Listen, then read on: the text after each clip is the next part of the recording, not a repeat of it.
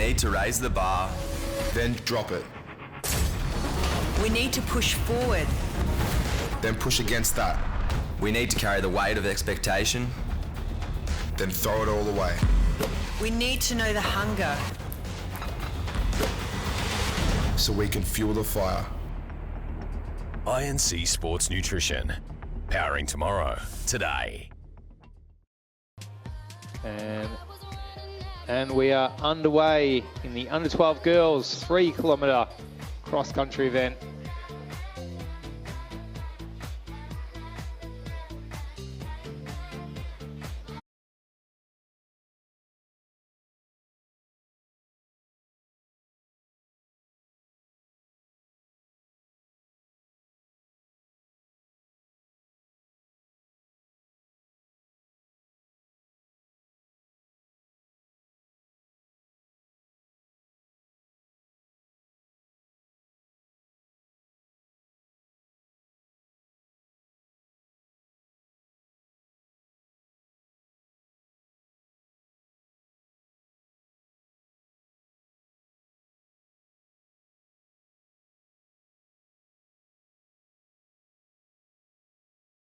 Dropped it.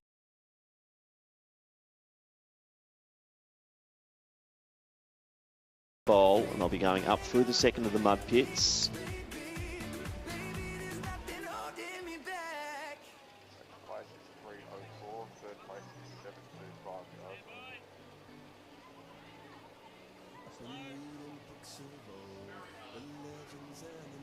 So looks like Mia Parker in there. Also, Han is in the mix at the moment.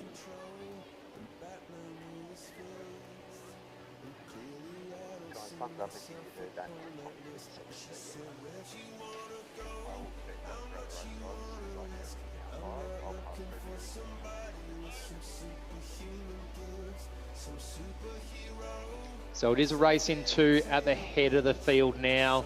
They've probably bridged about a 10 to 15, maybe even 20 metre gap on third, who is about 10 metres ahead of fourth. So still a long way to go in a cross-country race. Probably a bit over 1.5 kilometres to go. They are yet to enter the equestrian centre.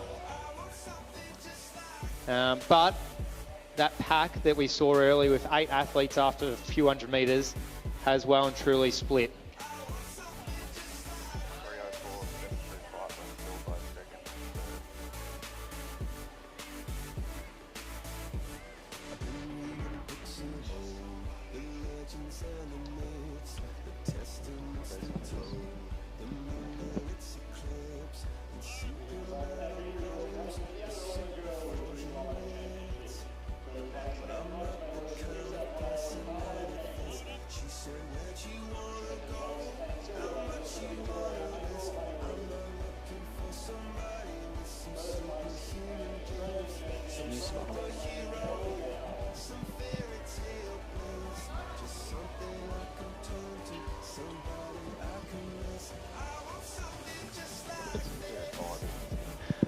So Jessica Han is leading the way there, the New South Wales young lady. So she's one of our pre-race favourites. So Han leading.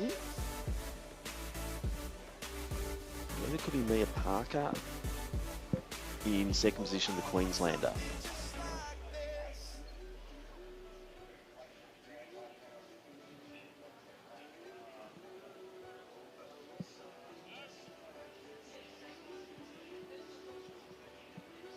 So it's still a battle of 2 out the head of the field. They've bridged quite a gap now, 40, 50 metres on third and fourth places.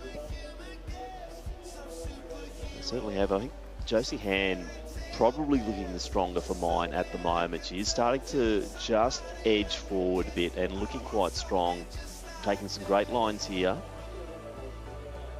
I think it is Parker in second position. We're still trying to get a spot and a good read on that number as they head into the top part of the course. So they'll be looping around, a little bit of a dip there to get through. Now they're going around the final top bend, so it is Han, just has a bit of a peek around. She'll see that that gap is starting to extend. course doesn't look any less muddy out there, Tim. So Parker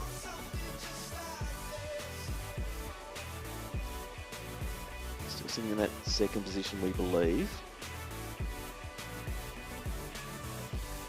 And now we're seeing the gap starting to form, and it is Josie Hand just starting to stretch it out now. As she starts to get the homing signals. One more major obstacle, and that is the hump in the course, and that's where she's up and over now. You can see great vision there from the buggy. She just pulls in the form, shortens the stride, and then stretches out again as she goes down the other side, and now she is launching for home. So Hahn was our winner last year in the under 11 girls 2-kilometre event. She's looking to go back to back. And Good news for Parker, though, because she was in that horrible position of fourth last year in the under 11s. And it looks like if Mia Parker can hold it over this final 700 or 800 metres, she'll be on the podium this year. Which is very exciting, but there's still 1 kilometre to go of racing here for Hahn, Parker and the rest of the field. I tell you what, that gap has really gone big in the last 200 to 300 metres. I think the mound was where the difference was. You saw Hahn just get over and push forward, and I think Parker just struggled to get the legs going in after that little challenge to get up and over.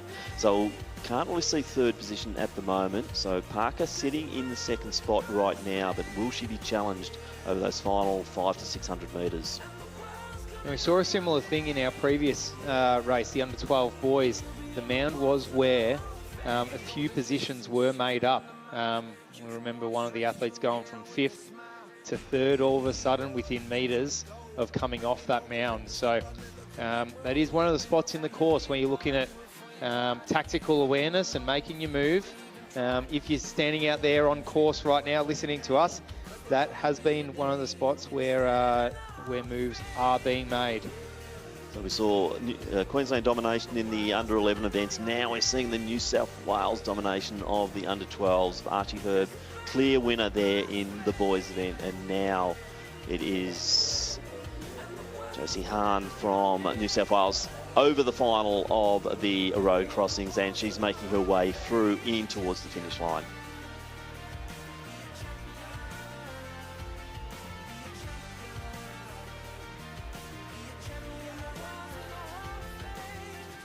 So you can see the spectators on course cheering Josie Hahn on. She charges towards that finish line. A few hundred metres to go.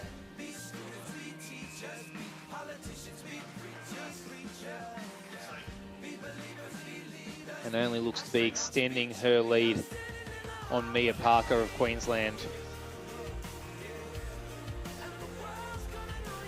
Looks like there's a few bearing down on Parker too, so this will be a long stretch once they're into the final area here in the central part of Victoria Park where we have our start and finish.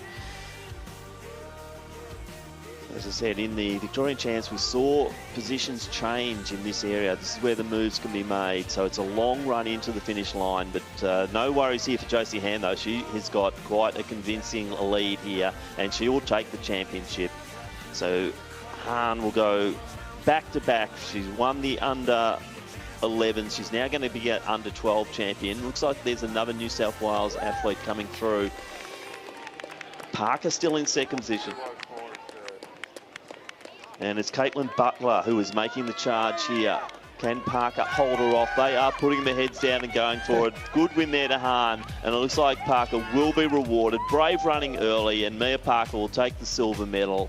And then it will be Caitlin Butler coming through for New South Wales, and she will be in that third position.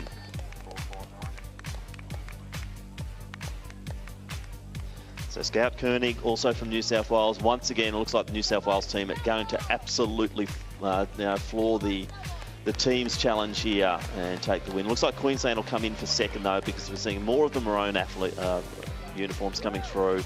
First of our Victorian also approaching the finish line. But a couple of names we didn't really expect up there in the top placings there, particularly Caitlin Butler. Didn't have a lot of form on her, but a good run for her to get onto the podium. And in the middle was the Queenslander in Mia Parker. And she has got herself onto the podium after just missing it last year in Tasmania. will be enjoying the podium here at Victoria Park in Ballarat. And we remind all athletes to try not to cover your bib as you're crossing the finish line. Just stop your watch after you cross the finish line if you're going to do it. Try not to cross your bib. Try not to cover your bib as you're crossing that finish line. Arms straight forward and back is a more efficient running technique anyway. So as we see more of our finishers coming through in the under-12s, let's turn our attention now to the under-13 boys. This program does just keep rolling on.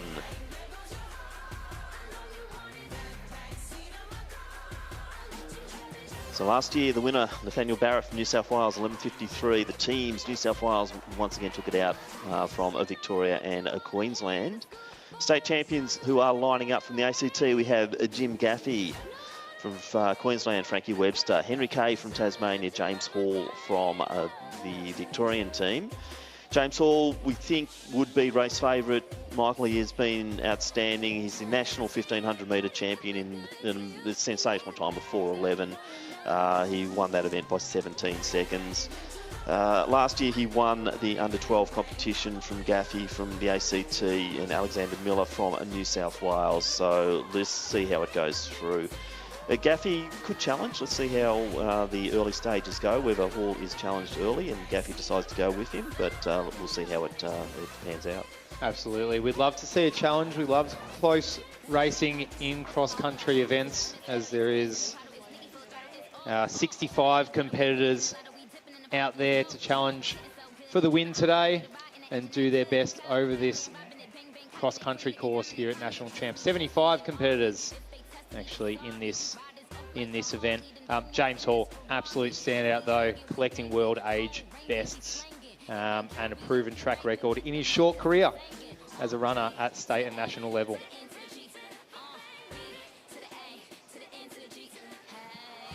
So we're in the starters' hands.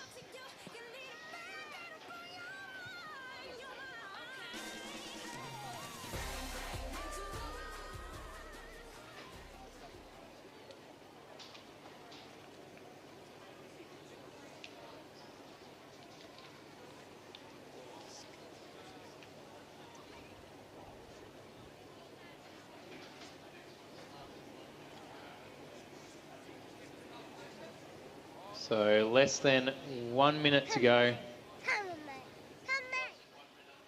As the boys eagerly awaiting that starter's gun.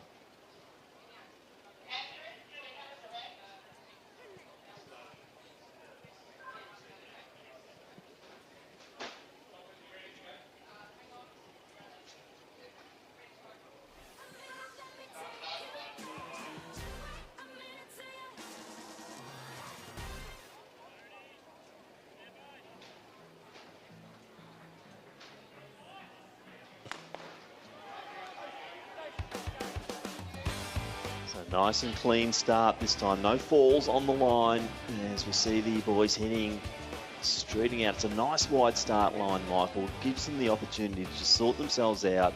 Not too much pushing and shoving, and now we're seeing them to start to move across and form that sort of central line. So out front, we'll wait till we get that front on shot, but we'd anticipate Hall. He does like to go out hard early.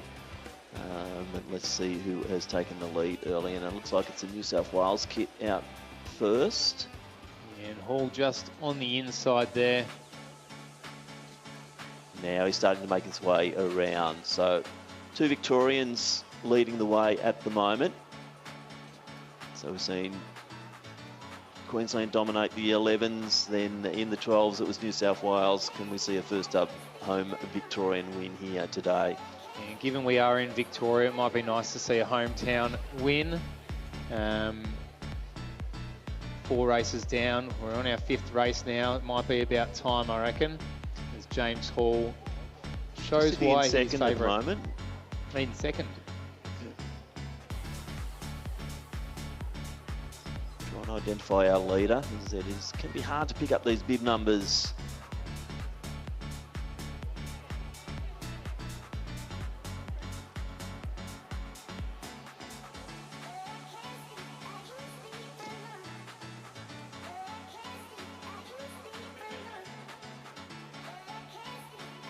So it is a Vic 1-2, we know that much.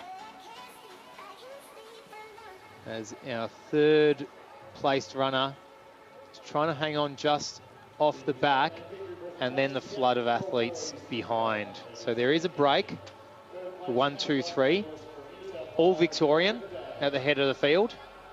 So we have had state-based dominance in our first 4 races, so either Queensland or New South Wales, as James Hall now makes his way to the head of the field, leading out his 2 Victorian teammates, as the rest of the field is strung out behind them.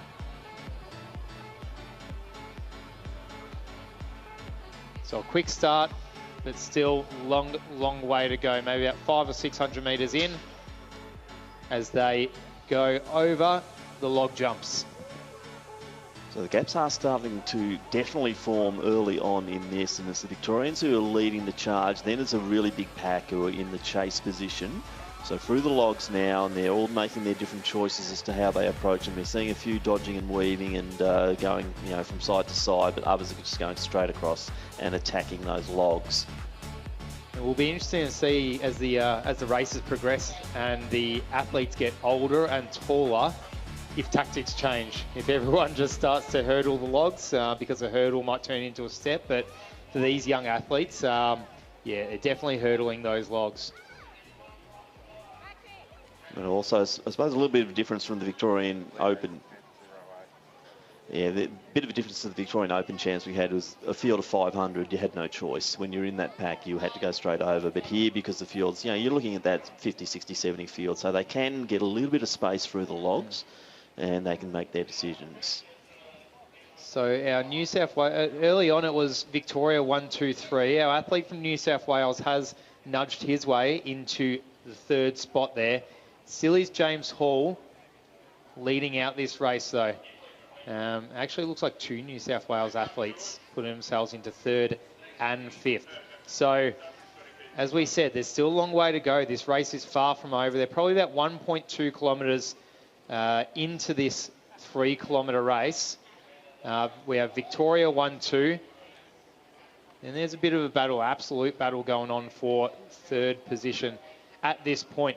Who knows? 1st and 2nd may still be up for grabs. It's a long way to go over a cross-country race.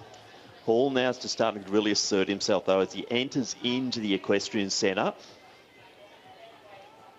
So that gap is just starting to extend out here, and you can see Hall's form are really strong as he takes a really good line, just hugging those the barriers there and the rope line.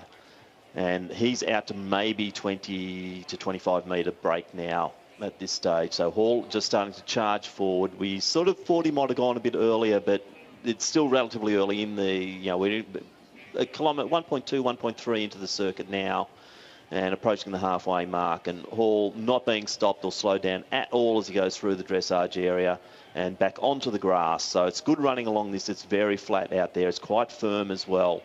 As you can see, there's no mud forming in this area whatsoever. So firm underfoot, and we know that Hall, being such a great track athlete, as I said, 4:11 for the 1,500 metres. He does have world's best at 3,000 metres and various other distances, but James Hall really putting on quite a show here.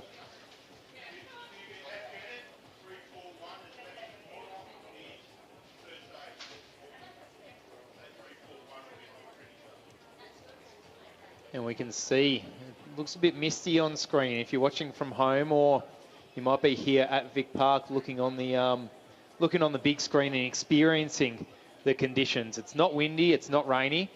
Nice and cool and crisp conditions for some distance running here.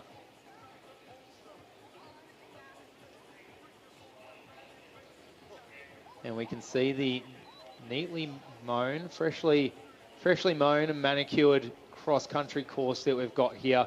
There are rough sections, but through the equestrian area, it is relatively flat, relatively firm. That one big obstacle is that mound, is that hill. It is quite steep and has found out a number of runners so far in our under 12 races that we had previously. So we'll see how it figures, particularly for our third, fourth, fifth placings, and if there will be any changes there. So Hall now into the final stretch. He'll be approaching that mound shortly. Up he goes. So we don't expect that to be much of an obstacle for Hall. He has got the strength as well. A very good performance by him at the cross-country championships at the All Schools in Victoria, where he won that event quite convincingly.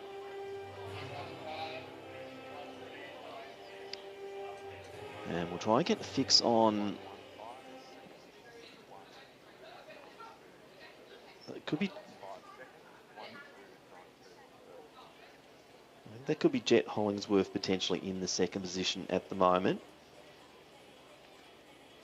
And Jack Terrell was sitting in third spot. Oh, sorry, it's Gaffey as we expected. Probably Gaffey sitting in second. So he's moved his way through. And then Terrell in next position.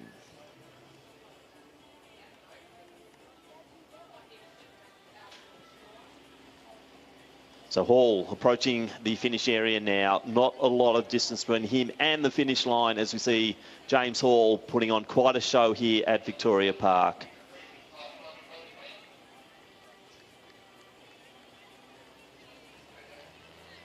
So 8:02 on the clock. Second to last road crossing there for Hall.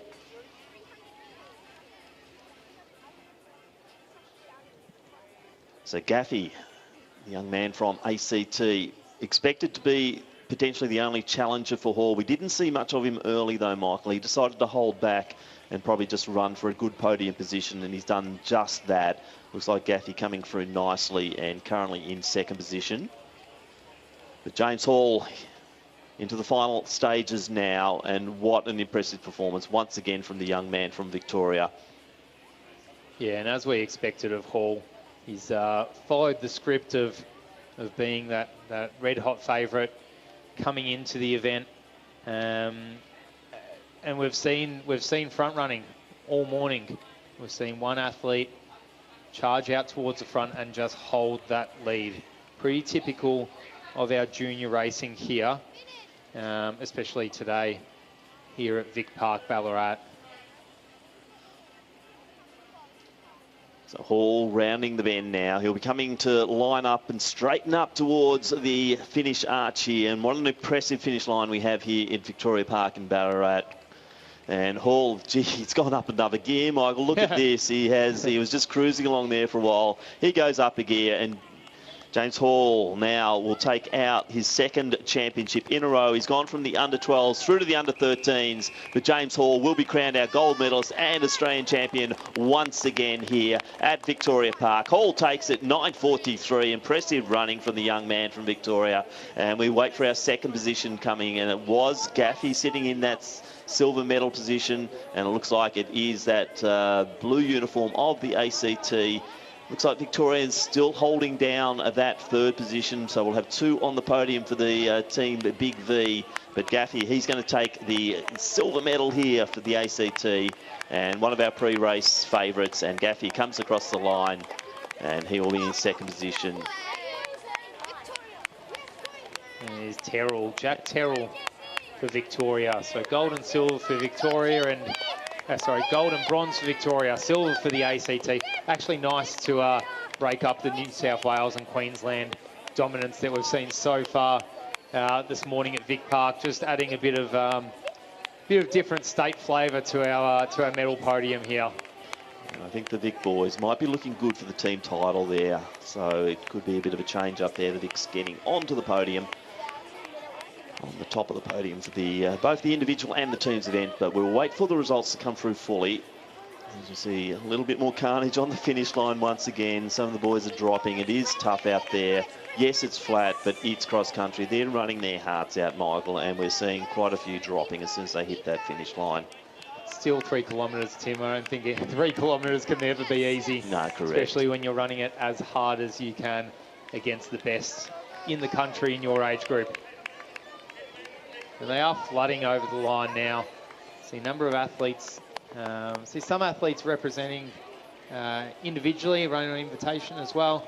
Number of athletes, the majority of athletes here to represent their state, coming from all corners of Australia, Western Australia, Tasmania, Queensland, all descending here in one of the spiritual homes of distance running in Australia here at Ballarat.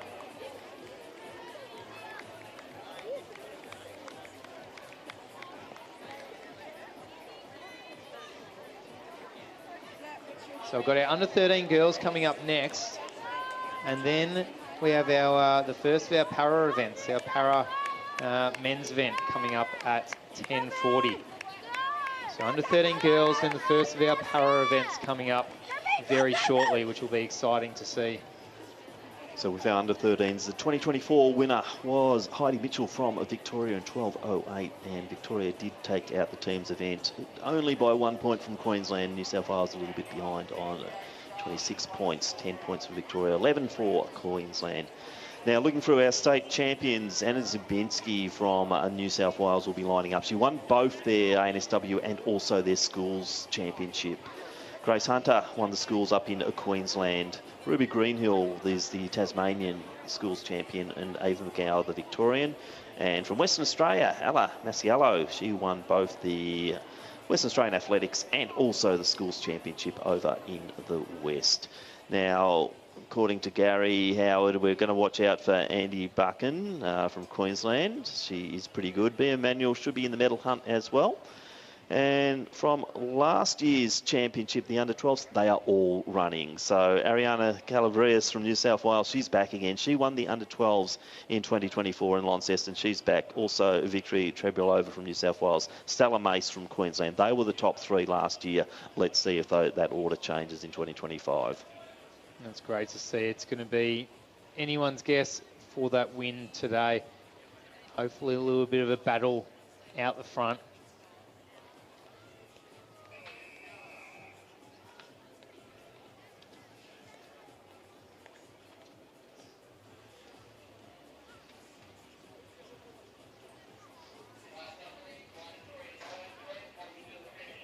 So a nice broad start line here. It's about 35 metres across.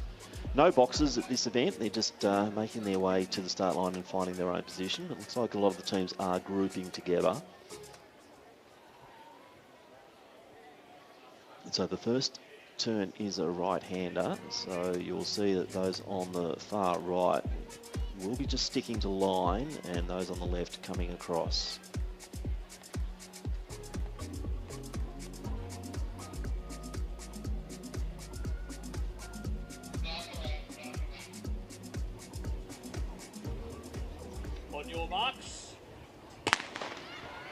Away they go. Another clean start, no falls, always a good thing.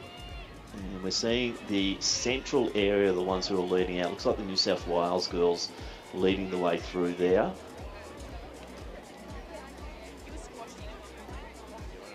And now starting to drift across to the right to make that turn.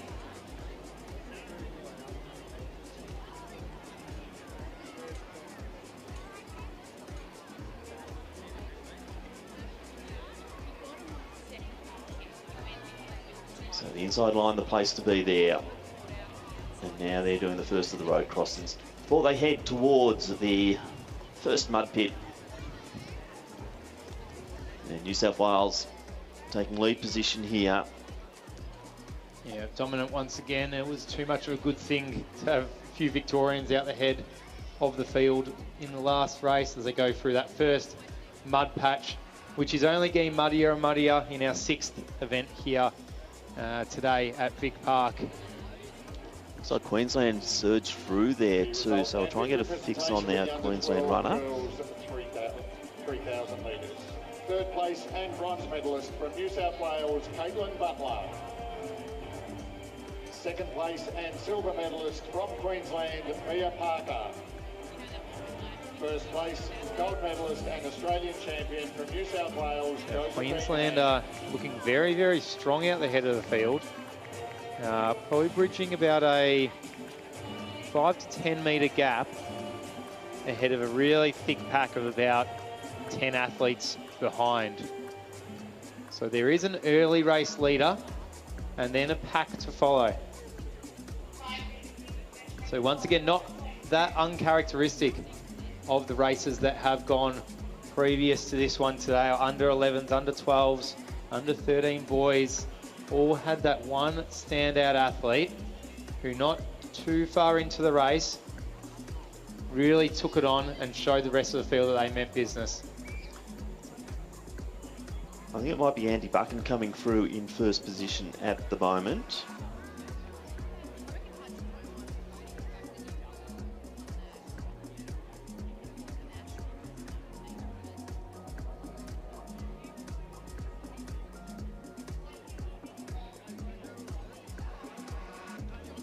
And approaching the log jumps now.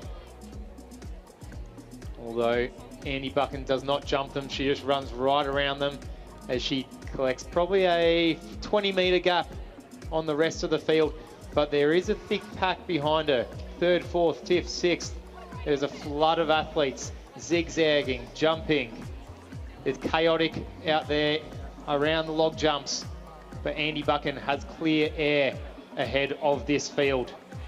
As she rounds the spectators, goes around the trees. As we've seen too, Michael, it's been a good strategy for those who break clear early and put the foot down. None of them been overrun at this stage, any of the front runners. So Paul was a slightly different tactic. He held back a little bit longer, but we've seen the other front runners like Al Down just go for it. Archie Hurd the same, and will it be the same here for Buchan? It's pretty much been first one out of the log section gets the win. That's been the trend so far. First one out of the logs gets the win. I don't think that trend will hold all day, but so far in the junior races, it has been true. So Andy Buchan through the logs first, and there we have it, about a 40-metre lead ahead of a pack of 4 who are basically running shoulder to shoulder across this narrow course.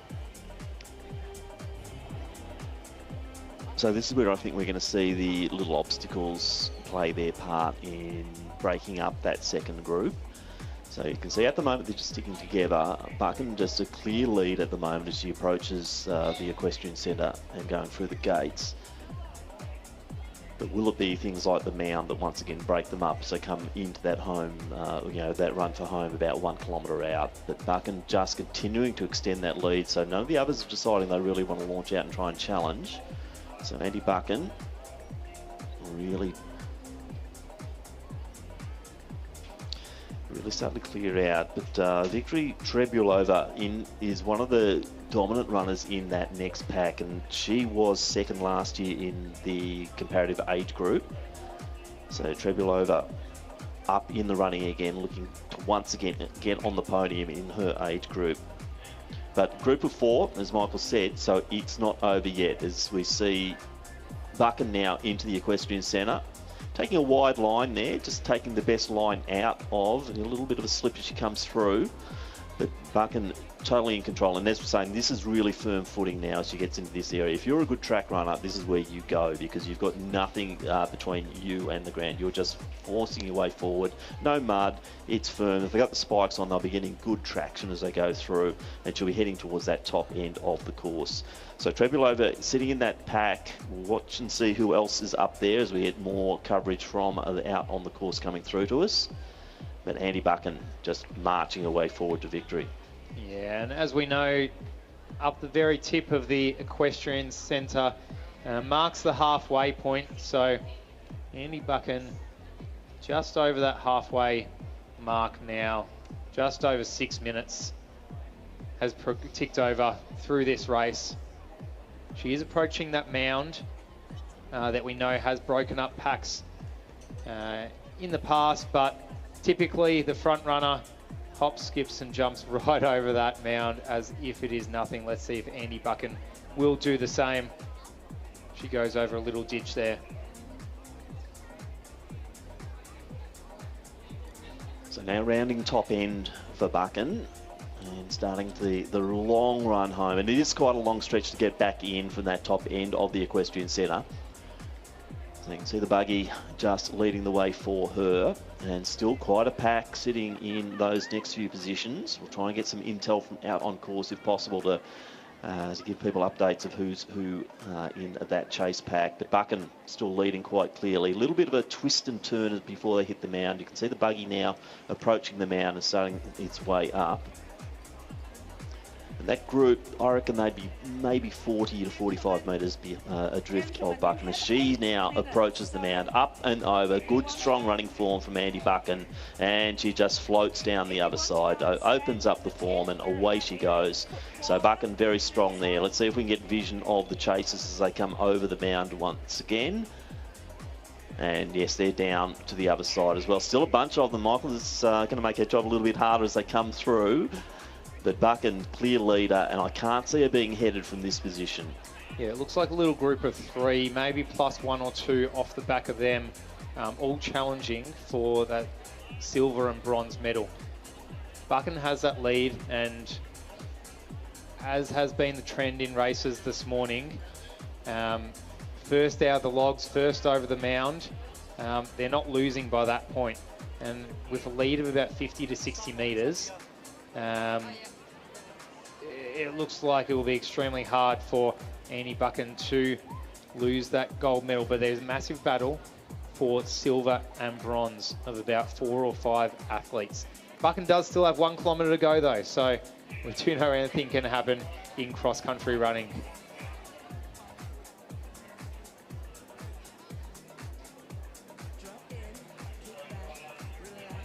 And we do see a flood of athletes. There's 66 athletes in this race, and we see them well and truly strung out across the course in their little packs, in their little groups. So it is Buchan, probably about a 40 to 50 metre lead. I did throw away the fact that the gold medal is all sewn up, but you do never know. Second, third and fourth. So 3 are going to battle it out for those 2 positions, I'm going to say. As Buchan starts to see more spectators on course, starts to collect the applause, goes over the road crossing. She's probably only about 500 metres away from that finish line now. Can't see Buchan being run down from this point. She is still looking strong, good form. Look at those arms really pumping and driving her forward. But gee, that's going to be a great battle for second, third and fourth. There's only 2 spots there left on the podium. 3 players in there at the moment battling for those spots. So we'll wait and see as they come into the finish who we've got. We know that Trebulova was amongst them. We haven't got a fix on who the other ones were, but we'll try and spot them as they come into the finish strip and give them their due credit for great racing out there. But Andy Buchan has just controlled this the whole way. She's looking strong as she comes around that final bend and approaches the finish line. Looks like a little bit of a break in that chase group, and it looks like a New South Wales uniform, so will we assume that's Trebulova? Looks like a Queenslander might be next to her.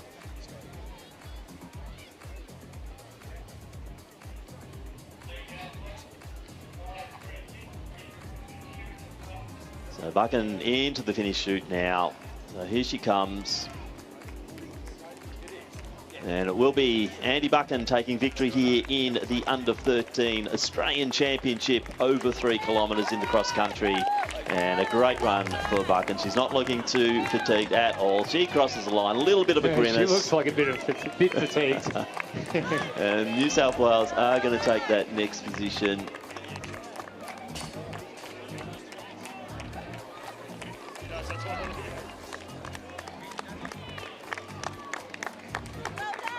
So Trebulova was in second position, same as the position as last time, and Ava McGowan, the Victorian, she'll take out the bronze. So we've got a mix of the different states there. So it was a win to Queensland, New South Wales in second, Victoria in third.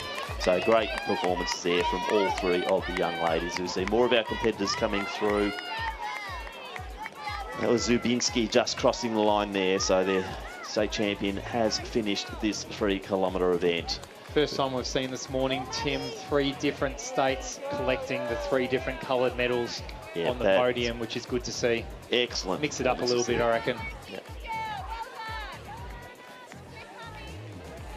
So great racing there in that grouping of chasers behind Buchan, but it was Trebulova who was second last year. Ava McGowan, a great race from her. She was 6th in the comparative race last year, so she's got herself onto the podium. So congratulations to the Victorian for making her way through.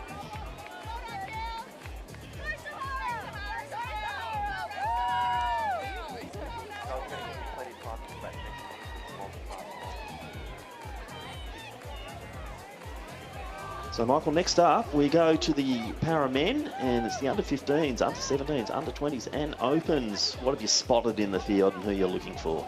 Yeah, so of course we've got Michael Roger, who we spotted warming up on course earlier when we were checking out the junior races. Michael Roger, I mean, is an icon of para athletics in this country. He has represented Australia 5 times at the Paralympics. So he is absolutely the red hot favourite here today. But across the age groups, we have in our under 15 division, Xavier Wilson. He won the under 13 event last year at the Oz Cross Country Championships. We have Lawrence Todd in our under 20s, who won the under 17 event last year. So a few stepping up the age group. And trying to collect a gold medal in their new category or in their new age group. Thomas McGoth as well. He's the under 15 3,000 metre record holder in the T20 classification. He'll be running in the under 17 event. So a few people to keep your eye on as well. A couple of other Australian representatives in the seniors. Aaron Houston and Kyle McIntosh have both represented Australia. Aaron Houston at Global Games and Kyle McIntosh at the Virtus World Cross Country Championships. So a few Australian representatives, a few Australian record holders, and a few returning champions here in the men's para cross country champs. Yeah, always entertaining racing as well. Now, obviously, the leaders aren't necessarily the winners too, as we know with the AWDs. They will be then classified according to their various classification areas that they're in. But some interesting characters here. You know, I love to watch Lawrence Todd. Such an excitable character, and Lawrence is always, he'll go out hard. There's no doubt. So, if anyone goes with Roger, it could be Todd. Also, you've got the likes of Jordan Rudd. You know, an absolutely iconic Victorian athlete we see so often. And Jordan, despite his disability, boy, he can run quick. I've seen him run some sensational 400 metres. Kyle McIntosh, also great to have Kyle here as well. You know. Been to the World Cross Country Champs in 2022. Once again, a fantastic T20 athlete. And in the starter's hands,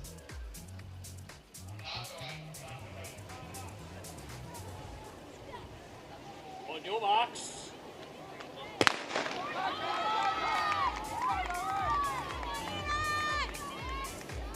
and athletes with a variety of classifications all running together here in this event for a number of T20 athletes. We have a couple of runners running with a guide, so T13, T12 athletes running with a guide here today. A couple in the T38, T37 divisions. So once again, as the athletes cross the line, they will be classified according to their multi-class category. Now, Dr. Jordan Rudd has a bit of dash, and he's the one just off to the side there. So Rudd leading, just sitting in second position. Looks like Rogue's just starting to edge forward now. So into the mud. A bit of a jump and a skip into it, but straight through. Only short sections, they're 10 to 15 metres long, but enough just to get rid of a little bit of the rhythm. Now we're seeing Rogue now start to get into his stride pattern. And another 3K event, so we'll see him go over the same course characteristics that the runners so far this morning have gone through. We've got the log jumps or the log dodge. We've got the equestrian centre mound. We've got the mud patches. All the characteristics in the course that these para athletes will be tackling over the 3K journey. As Roger, as expected, gets a break on the field by about 30 metres now.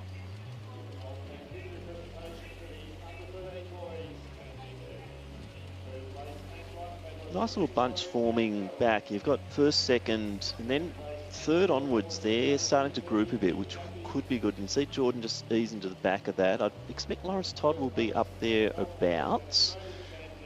Might be hard for us to get the spot on this, and it is a shortish event once again too, Michael, and we'll have the focus obviously from the buggies going to be on lead runner. We'll try and get some updates from out there if our officials are radioing through the bid numbers, but Roger, now look at the smoothness. You know, he's great from 1500 right through to marathon. This guy really is an exceptional athlete, and we're seeing Roger just really starting to clear it out now. Yeah, extremely proven track record from Roger, and as you mentioned, across all distances. Distance running encompasses from cross country, marathon running. He's got the speed, he's got the strength. As the athletes zigzag in and out of the logs here. Can't see any hurdles so far. We're all going for the zigzags, as the athletes are a bit more strung out, so they do have more choice. In the junior events, so many athletes running, so many bunched up, and some of them simply didn't have a choice whether they would zigzag or hurdle. They were probably forced into it, whereas we see the majority of these athletes a bit strung out and taking the zigzag line. Now this is going to be interesting for our guided runners too. The guides are going to have to make the call on whether they go wide and zigzag or if they approach any jumps. Now my assumption is they're going to zigzag their way through. So yeah, we're seeing them going to the outside and then leading their way through, and then they're guiding the runner around. And let's see, yeah, a bit of a jump there. That was good guiding. Good. So great job, very responsible role too for the guides, because they have their communication levels to the guided athlete have to be so high, and it's something you just can't pick up the tether and go for it. You really need to know what you're doing in these events. So really big effort here from those guides and their guided runners. But that was really great to see one of them saying, okay, we're going to take this jump, and up and over they went. And it's not like guiding on a track. I think that's your point. It's guiding on a cross-country race. Yep. And also a cross-country course that they haven't run on before. Obviously, there'd probably have to be a lot of knowledge of the course, checking it out beforehand, really knowing where the obstacles are, so they can really guide their athletes appropriately through the key features that were spoken about in this course. Roger has fresh air behind him now. The equestrian centre, so he's going to go through. So another little bit of our obstacles. It's quite a nice section there. You can see the barriers formed by the jumps as well. So it's a nice little part there through the course. And now he'll get clear running here. You can see the stride pattern really, he's in a good rhythm, good movement patterns. And Michael Roger really starting to street it out now.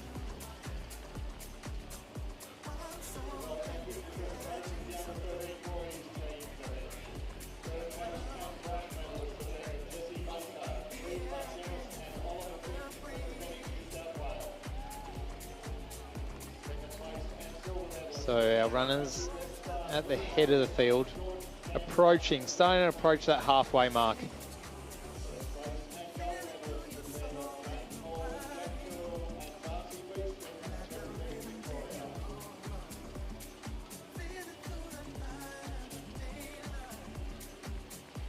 And Roger just glancing at the watch.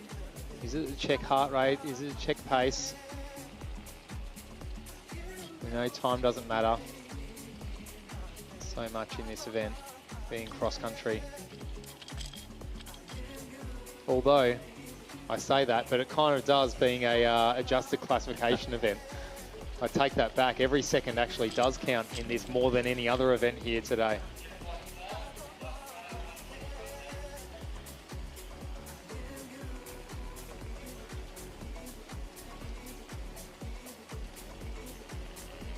So we see Michael Roger now just going over that mound in the equestrian centre. Quite a gap, probably of 100 to 150 metres behind him.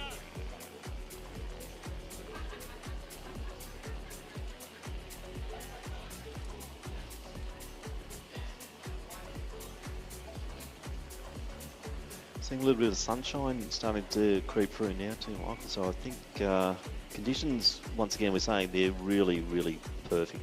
Bit of breeze, I think, starting to form. Very still early in the morning because it's quite foggy. But now we're seeing sunshine come through. A bit of a breeze. Expected to get up to maybe 15 kilometres an hour. So it's not going to really worry the runners too much. But we'll certainly start to get reports of that later as they go into the more exposed parts of the course. Far from challenging conditions that we've seen in cross-country events in past years in this country. We had Tasmania last year, which was a... People have been talking about that for years to come. Yeah, there's no doubt about it. Tough conditions in Tassie, but true challenging cross-country. Yeah. Let's not forget World Cross Country in Bathurst a few years ago, which was uncharacteristically, well, actually, given the time of year, it was really hot. That's what you expect. Perfect running conditions here at Ballarat today. And that's why we're seeing good racing. And as we lead forward towards those adult, the open events, we're looking to probably a little bit different to this, where we're seeing some breakaway leaders, where we'll see some strategic running over the 2x2K, 2x3K circuits. Roga now coming very close towards the finish area now, and yeah, once again, great to see Michael Roga competing here in cross-country event, shorter, at the lower end of his scale of distances, the 3K, but great for him to be sporting our AWD or Paramen here, and it's such an icon for the other competitors to have rogues around. So, this guy can cut it with the best when it comes to actual road racing as well. He will run as an elite runner in a lot of road races across Australia, and then obviously in the para space, he is just exemplary. Yeah, well, we mentioned earlier that that the open men and open women events are sandwiched in the middle of this program, so it allows our junior athletes who are racing in the afternoon to get here earlier and check it out, or it allows our junior race runners who have run this morning to stick around. However, in this race, we have all these athletes, these 30-odd para athletes who are running alongside this legend of Australian para athletics, 5-time Paralympian Michael Roga, and they get to compete in the same race with him. Pretty unreal. So Roga now approaching the finish line, and he crosses 9:03 thereabouts, I think, on the running clock there. So Michael Roga, congratulations. Great win in the para. We'll wait for the classifications, obviously, but Roga crossed the line first in the para event. Let's see who will be approaching next. Looks like a Victorian uniform coming through. A pair of extremely muddy shoes from Roga. They looked crisp and fresh at the start, but now mostly covered in mud there, as you'd expect. Looks like Asher Miller might be next, the Victorian, and then from New South Wales, a nice finish there. And it looks like that's Aaron Houston. So Houston challenging Miller. This is just for the bragging rights as much as anything. Miller gets going again. I'd give that to Miller off our angle. Miller and then Houston in next position. Once again, we will be waiting for the relative classification, and they're all in the different age groups as well. We did have this under 15s, 17s, 20s, and the open events here in the paras. So that was Cameron Marshall, who crossed the finish line next from Victoria. Cameron Marshall's sensational triathlete as well, Cameron. And Lawrence Todd just crossing the line. I love the glasses, Lawrence. He's looking spectacular as always. Kyle McIntosh, who we mentioned pre-race, was in the mix as well. I think he finished in 5th there. So all our Victorian and New South Wales athletes at this point coming through.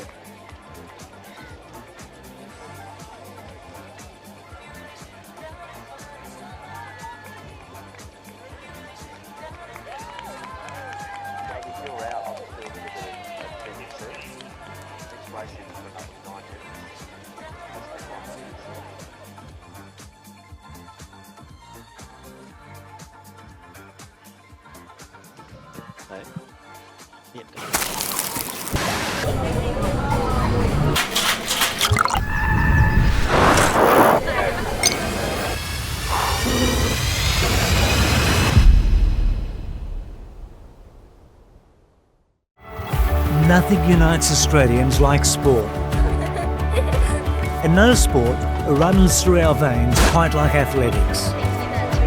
It's where it all begins, the essence of human movement. From the first step to the greatest heights. Athletics is for every Australian. Lace up. Join the community that moves Australia. So next up we do have the boys under 14 competition. Timetable is back on the screen, but under 14s, who are we going to look out for here, Michael? I think going through our, well, let's have a look at last year's winner. It's Philip Batonis from New South Wales, and the team's event, New South Wales, just narrowly over Victoria and then Queensland. Our state champions who are here today, Thomas Naden is the ACT champion and he'll be running. Zachary West from New South Wales also lining up. Henry Reeves from Queensland, he took both the state championship and the schools championship in that state. So did Patrick Zwar from South Australia. Oliver Horn is the Victorian champion and Xander Scholes took the schools champs in Western Australia. So Gary Howard reckons it's going to be a New South Wales sweep. Oh, he's biased, so we know that. But Nathaniel Barrett, he took the win last year in this comparative event when he was the under-13s. Faulkner was second from New South Wales. Jensen Wheeler from Victoria will be lining up. He came fourth last year. Jake Reed from Victoria, he was fifth. So we've got a good sprinkling of those who were in the top 10 last year. They're coming back again. But we'll be looking at the likes of Barrett. He also finished third in the National 1500 metre champs in 4:16. So Nate Barrett, he is looking pretty strong here. So we'll see how that rolls out. But for mine, Barrett, one to watch. But New South Wales once again looking pretty strong, and we'll just see how that pans out. Yeah, they're on the start line. As we said, we've got that wide start. One of the boys just popped off for a run through, so I don't know. Yeah, there we go.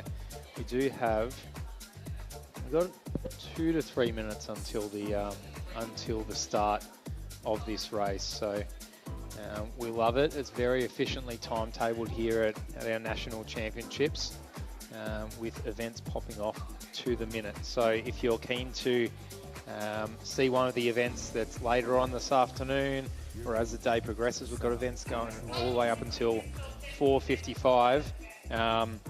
You can pretty much bet that we're going to be running on time throughout the Arvo.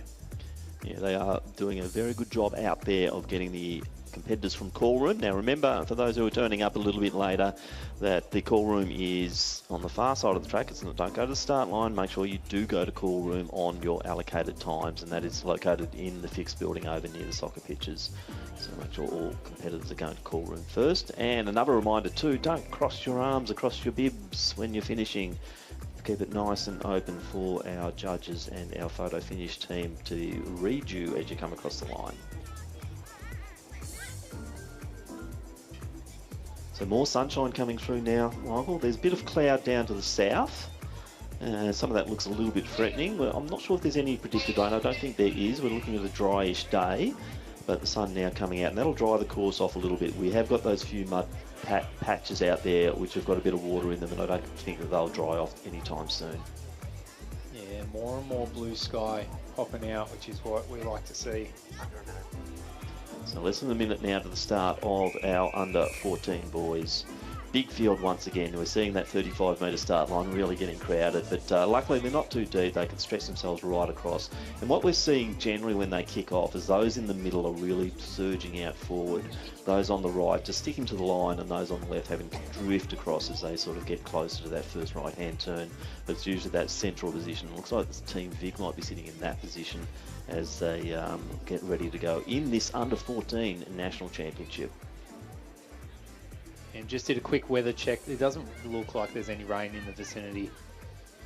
Few clouds hovering, but doesn't look like we're going to get any downpours anytime soon, which is good.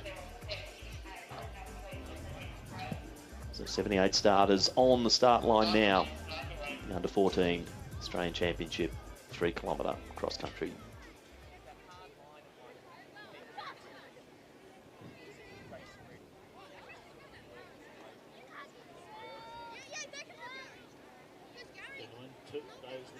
Toes behind the line, thank you.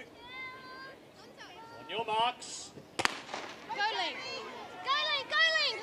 And they're underway, and we did have a couple of athletes just trip over at the back of the field, maybe a couple of Queenslanders there. trying to make up that distance now. Strong start. Looks like a couple of Victorians actually, maybe at the front at this point. Yeah, so the New South Wales boys well bunched together. It's like a little bit of a break. Could be also ACT potentially. Definitely a Victorian on the rails there and moving nicely in the under 14s. So fast start here, as we'd expect with this age group. The buggy doing its work just to keep in front. And not sure I would have expected this, but it looks like there's a little bit of a surge and a break early. Let's see how they start to come together. Victorian leading the way at the moment, so the big V. And we have said all along, first through the logs has won the race. That's been the trend up until now. Such a thick pack behind our early leader though. So we don't know if our athlete, Victoria, at the head of the field is gonna tire, or if they're gonna continue on with the trend of the morning.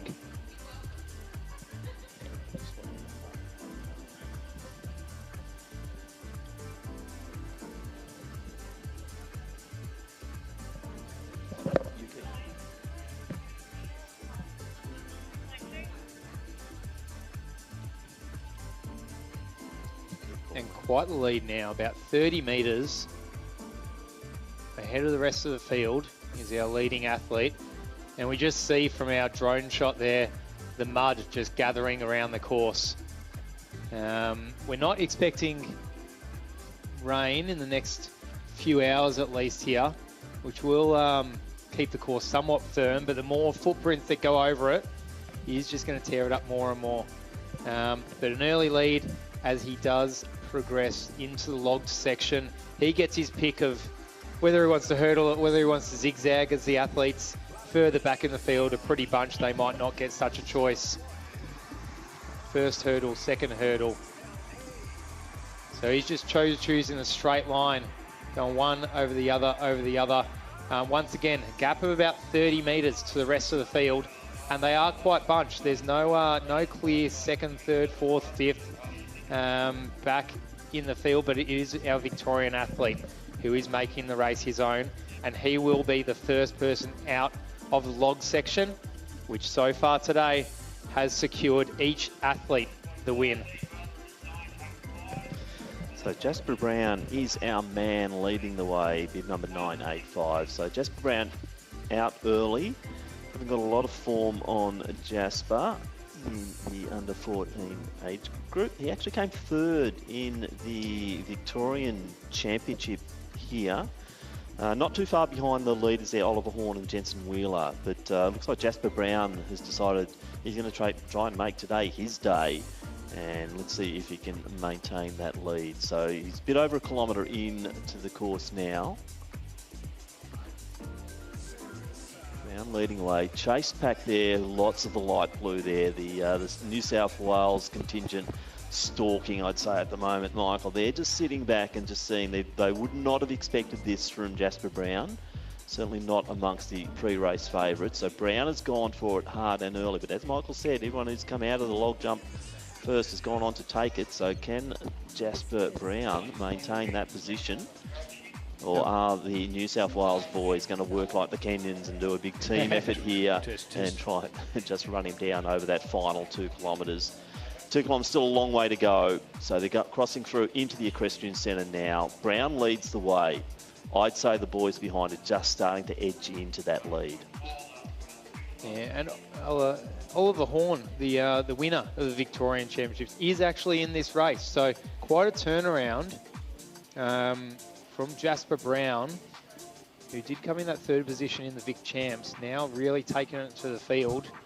And he's probably got a lead of 30 metres, I would say, ahead of the New South Wales boys, who are stalking. That light blue uniform certainly does stand out as he goes through the equestrian centre now in the sandy gravel section. Not easy to run on. However, this firmer grass on the other side is. Will be interesting to see now if he does hold that lead from just getting a sinking feeling in my gut that that gap is getting a little bit smaller and a little bit smaller. And maybe for the first time today, we might have a bit of a race on our hands. Now, I'd say that Barrett will be in that chase pack there, and they are obviously just banking on it that they didn't need to work too hard early, and they're working their way into the course. They weren't panicked by the bolter, and we're just seeing the boys from New South Wales now, as Michael said, just eating into that lead, and I think we'll have a change of lead fairly soon. Yeah, and we look for those pivotal points in the course. We are just over, or just about at the halfway mark, I would say, maybe just over the halfway mark. That hump has always shown a bit of change in positions, not so much out the front, more so in the minor spots, as the pack now gobbles up just for Brown. So Brown still holding on at the head of the field, but our New South Wales athletes are really taking it to him. Is Brown going to be able to sit in with them and hold on for a final kick, or is he just going to get swallowed up straight away? It will be interesting to see how everything is played out, particularly over this upcoming hump and in the long run into home. So Faulkner's now taken the lead for New South Wales. He was the silver medalist last year in the similar age group, and it is now New South Wales 1-2. Brown's just trying to hang in as they head up and over the mound. So on the inside of Faulkner, we'll try and spot who that is because they've now taken the lead. Let's see if it's Barrett. But Faulkner now surges forward again. I think Carter Bergen might be the runner alongside him there. So New South Wales looking dominant, and this is what we did expect, and this is what our sources were saying. Just watch out for this New South Wales contingent. They're deep, they're strong, they race each other regularly, and we're seeing the really good strategy and the tactics of New South Wales boys as they've just sat back early, and now the run for home is coming on with Faulkner leading the way. Silver last year, Michael, he'd love a gold. Absolutely, and it is an absolute race at the head of the field. It was mentioned that a number of boys from New South Wales could take out the win here. And it is a battle. We love it. This is what we love to see in cross country. We love the front runners, of course, but it makes exciting viewing to have a bit of a battle and some lead changes throughout the race. And there's a string of athletes. Although Faulkner is leading the way, there is 6 athletes at the head of the field as they cross the road, that first road crossing, heading into the finish, about 500-600 metres to go, who can take out any one of the 3 medals.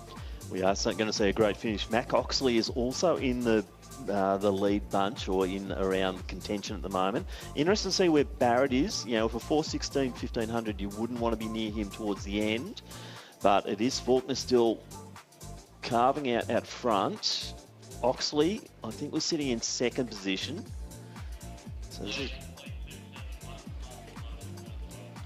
So they're coming into the main part here. This is going to be a close one. Faulkner up by 5 to 10 metres now, maybe 10, I'd say, Michael. He's looking like he's got a bit of a break here, but it is a long run in. Yeah, we see the athlete in 4th spot move their way into 3rd spot. We've seen a couple of changes of positions. The athletes are all so close. New South Wales contingent so dominant here in this under-14 event, but I'd say that Faulkner is really starting to stride it out here. I don't know if he'll get run down from this position. So can Faulkner take a gold here? Silver last year in Tasmania. Maybe the flatter, faster course here in Ballarat is suiting Matthew Faulkner. I don't know. The athlete in 2nd position now gets up, just strides behind, up on his shoulder, and passes with absolute gusto. He throws his hands in the air. Maybe he thought it was a finish already. Keep going, son. Keep charging towards the finish line. It is Barrett who's taken it. So as I said, one to watch out for Nate Barrett. He did win last year. It could be the same one too, actually, his last year in Launceston. Barrett will take the win. His teammate Faulkner will have to settle for 2nd place once again. So great running there from the 2 young men. But 1, 2, 3, 4, even possibly 5 there for the New South Wales team. And I think we'll just try and spot who is coming through. We've just seen the runner 181, which is Bergen's, come through. Jasper Brown, he has finished. So great running from Jasper. He did lead it early, got gobbled up by the New South Wales contingent, but great running there from Brown to finish it through for the Victorian team. That was an exciting race. Lead change in the final straight. That's what we love to see in cross country. Some hard front running early on from a Victorian athlete in Jasper Brown. Some patience by our New South Wales athletes. Yeah, so Barrett just planned that beautifully. Obviously, he banked himself against Faulkner. Faulkner doing so much of that lead in the second kilometre, but it was Barrett who came home in that final 400 metres to come over the top and take his second win and to take out the under 14 championship of Australia over 3 kilometres.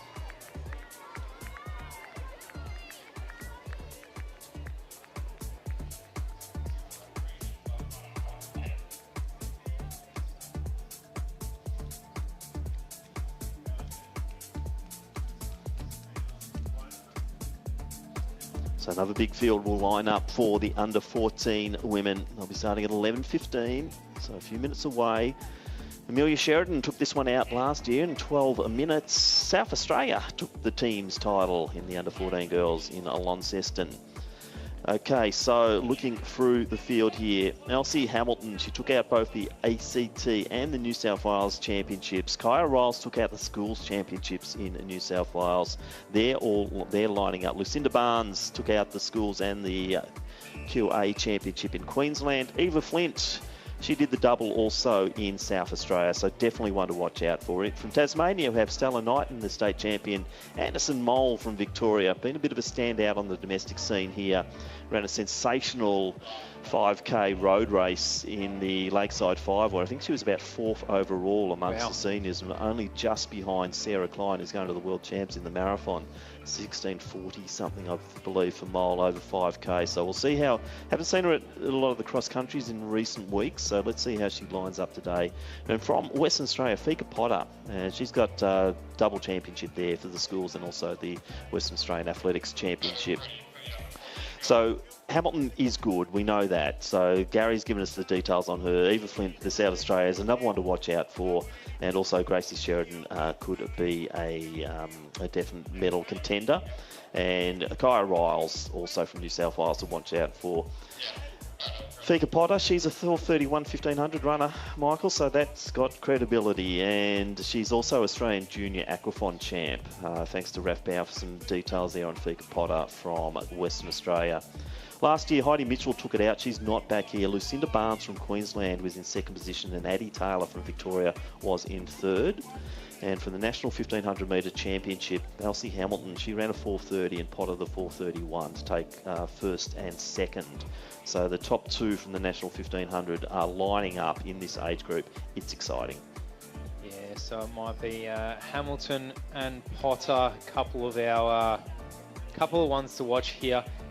And yeah, as I said, 9 out of the 10, 9 of the top 10 from last year's event returning here for the under 14 national championships. Hopefully it'll be a race a bit similar to the under 14 boys, bit of a lead change. Didn't know who was going to win up until the very end. Wonder if we'll see the dominance of New South Wales in this event as well. With less than a minute to go until the starters get us underway.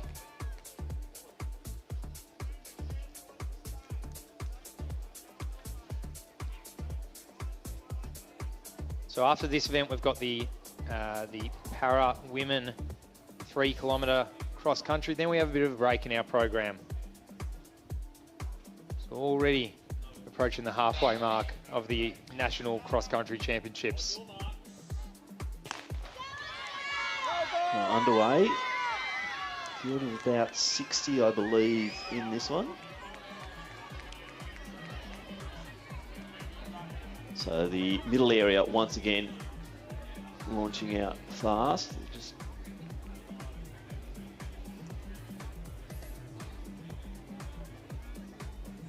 So it does look like there's a few charging out quicker than the rest.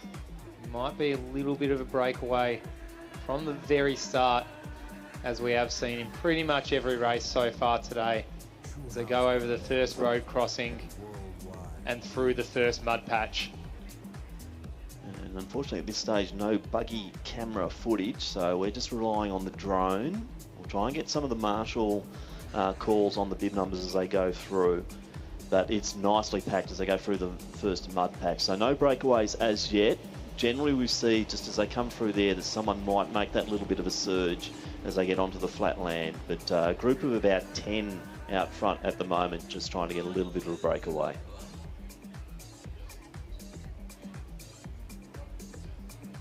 Yeah, it's a bit of pack running, as we'll see more and more as the distance progresses and as the age groups get older. Tactics will play into things a little bit more.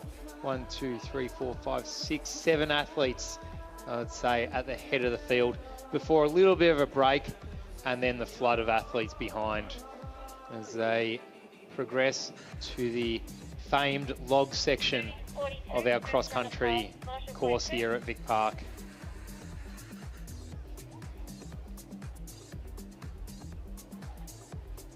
And we can see this course well and truly getting torn up now.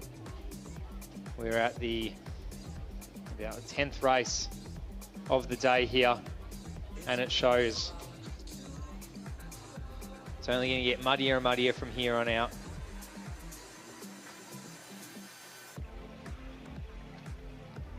.191, last runner, past Marshall Point 2. So we'll try and get a read on who these athletes are as soon as possible. But we do see a bit of a break at the head of the field. 1, 2 out in front, and they get their choice of if they want to hurdle, if they want to dodge those logs. 3, 4, 5, 6 to follow. And then probably the big, long train of under 14 girls.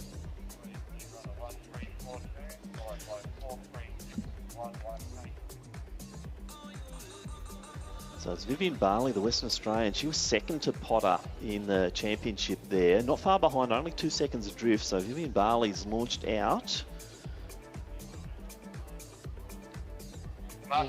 Kaya Riles also in the mix. And Elsie Hamilton. So at the moment, it is the Western Australia there in Barley.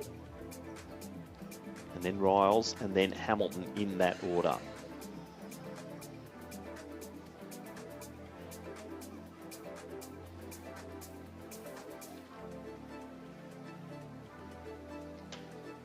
But we are seeing, as Michael said, there was a league group of 7 or so, and it's still early days. And as we saw from the previous under-14 event, a lot can happen. So Barley's launched out.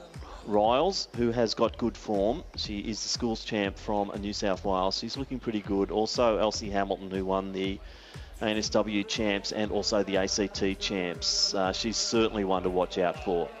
Yeah, races as we get deeper into the program are going to get less and less predictable as the athletes get a little bit older, probably a bit more similar in ability.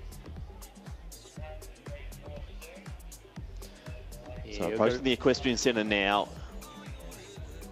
About 10 metre gap for Vivian Barley, but doesn't look to be extending it.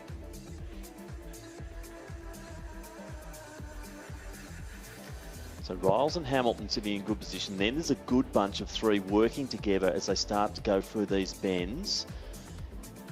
If anything, I think Riles is now starting to take a little bit of distance on Barley as they approach the dressage area. But I think, similar to the last race, Michael, I think this is certainly not over. This one, there's going to be a lot of change in that final kilometre as we see girls just hitting their straps up and over the mound and then the run in. And we're seeing Riles now just starting to eat into that lead. It's now down to about maybe 5 or 6 metres. Hamilton in next position, then she is also going to be challenged shortly. There's 2 or 3 runners who are just lining up and they are really starting to work. Beautiful part of the course here as we're seeing from the drone footage. They're on firm, fast, flat ground right now. And it is Barley still leading the way, but I think Riles is just starting to edge forward. Now we're seeing some moves too from 4 and 5. Yeah, I was about to say, even our athletes in 4th and 5th are right up on the shoulder of Hamilton, who has been in 3rd over the past 500 metres, now finds herself battling out for 3rd, almost in 4th now. Yeah, expect a few lead changes still to come, especially as we, in the next couple of 100 metres, go over that little mound and have that long run into the finish. We saw in our previous race in the under-14 boys that there was an overtake. There was a change of lead with about 100 metres to go. It is a long straight, and you can only sprint for so long, especially after running 2.8 kilometres. So we can see the ability of these girls seems to be extremely matched so far. There doesn't seem to be one standout amongst the 5 athletes who are at the head of this field. So Barley still leads it, but about to be challenged. Now, going by what I'm hearing on course, that could be Riles in that position. Very hard without the buggy footage at the moment, but we're trying to spot it from the drone. But they are starting to come together now, and they are approaching the up and over, and this will be the critical point. Who's got the strength?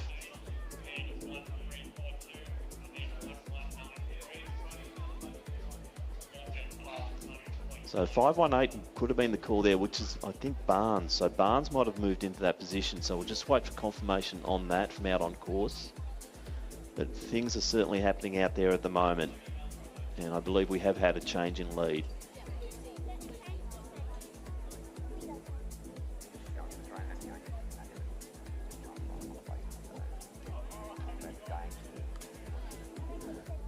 So we're 7.5 minutes through this race. Probably about 2 or 3 to go. Yeah, some of the creams coming to the top of this event as well. I think, Barnes, we have seen that little bit of a move through. We'll watch out for Hamilton as well. This could be quite an exciting finish, I believe. And we're just trying to get footage to come through on the screen at the moment. But it's still, conditions fantastic out there. We're seeing some good racing, and this one could be the most exciting finish so far. Yes, it was close in the last one, but now we're seeing the girls coming forward. And we see, we still see that pack of 5, or maybe down to 4 athletes now at the head of the field. They're going to battle it out for only 3 medals. Probably our 5th position, our 5th place runner just fallen off the back there. I believe Anderson Mole has moved into a position here as well. So 4 of them coming through together. So Mole the Victorian, Barnes the Queenslander.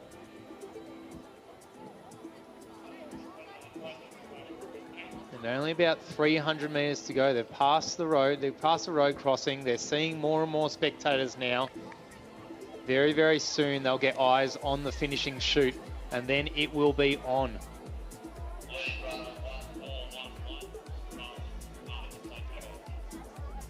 So Fika Potter leading at the moment, but I think Barnes might have just gone through again. So it's been a seesaw competition out here, but the Queenslanders now leading the Western Australian. Mole not too far behind, I believe. But they're getting very close here. This could be a barnstorming finish, and it looks like the Queenslander, I believe it's Barnes, but we'll try and get confirmation on that. And Potter goes again. So the Western Australian, could we see the first WA victory here? That'll have Raf Bauer going. He gave us good form on this one. And could it be Fika Potter? So Potter, 4:31 for 1500. And she is starting to really wind it up here. I think this could be the winning move, Michael. Yeah, Potter, she hasn't featured in our commentary to date. She was sitting back a little bit.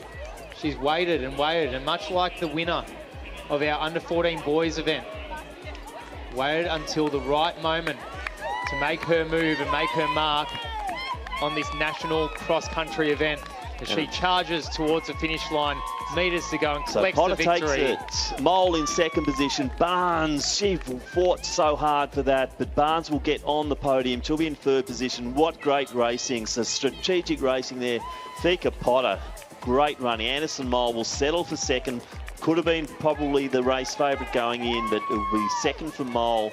Potter, what a great race, but Barnes, how gutsy was Barnes in that performance. Was kept surging, kept working the girls, making them work for it, but in the end it was the strength of Fika Potter from Western Australia, and they've scored their first win here today. Unreal. More of that, please. That is cross-country racing. That's what we'd love to see. And a few different states battling it out. Victoria, Western Australia, Queensland.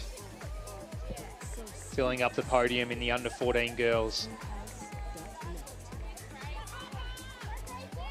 So this is going to be very tight for the teams events. Just wait for the results to come through there, but I think the Western Australians have done really well. Fika Potter now being congratulated. Also, it was good to see Vivian Barley really shake it up early, but the WA contingent, they'll be wrapped with that, and great running there from the girls from WA. Fika Potter, what a champion. See the wind just starting to pick up on course a little bit, and the flags fluttering in the distance there of the finishing straight. There's a little bit of cloud cover. Our blue sky is disappearing ever so slightly. Still nice, cool, crisp conditions. But as we say, you know, people saying this is a fairly easy course. Look at the carnage at the finish line here. I'm not sure if we can see it on screen, but there are girls. I know we haven't said it's easy. Yeah, so it looks like some big efforts out there. Some great results in the under-14 girls, but I wouldn't say a boil-over winner there for Fika, but she certainly came in with good form, but first up win for her here in the cross-country championship. So far, Michael, we've seen a good spread of different states winning the events through the teams and also the individuals. First up win there for Western Australia, they'll be happy with that. They've got a good contingent over here, but mainly as we go into the older age groups, we're going to see more of them. But the Queensland, Victoria, New South Wales, those squads looking fantastic, aren't they? Numbers are fantastic today. Yeah, and always been dominant in cross-country running over the years. But yeah, good to see a couple of Western Australians, someone from ACT on the podium earlier as well. And it's probably told the tale of classic cross-country running as the age groups progress. We often see an absolute standout, an absolute star in some of the younger age groups who just put it all out on the line from gun to tape. And now as the athletes getting older, there's a bit more game sense involved, which makes for very exciting viewing and very exciting racing. And as we go to the longer distances, we're going to see more of that. We're going to see the strategies coming through. People sort of banking on what they know their skill set is. And if you are a bolter and you can hold it, go for it. And let's see if they can be chased down. Otherwise, you know, we saw that in the under-14 boys with the New South Wales guys just working with each other to chase down the leader. And that paid off successfully for them. I think New South Wales totally dominating that under-14 competition in the men's. But wasn't it so good in that women's? Once again, we had 3 different states being represented on the podium with West Australia, Victoria, and also Queensland. So start list now going up for our next event. So it will be the women's para event. So this is our last event before the break. So women's 3K para cross-country championships of Australia. So smaller field here today. There's 12 athletes running. We'll go through a few of the standouts as the athletes start, because we are less than 30 seconds away from the gun. But straight out, we have Annabelle Coleman, who is a Australian record holder from 800 metres up to 5,000 metres, and a Australian representative at the 2024 Paralympics and World Para Championships. She will be absolutely the one to lead the way here. On your marks. So underway now. So we'll watch for Coleman. Will probably just take it right from the start. So Annabelle's not afraid of pushing pace early. So other athletes to take note of, Georgia Pounding as well. She actually finished first in the 2024 event. So last year's gold medalist, Georgia Pounding, a T20 athlete. also, as well as Annabelle Coleman. We've got a couple of other of our place getters. Emily Eichberger finished second in 2024. Kirsty Newcomb finished fourth in 2024, and Clara Campillos fifth in last year's event. So a few of our place getters in last year's event are back to battle it out today.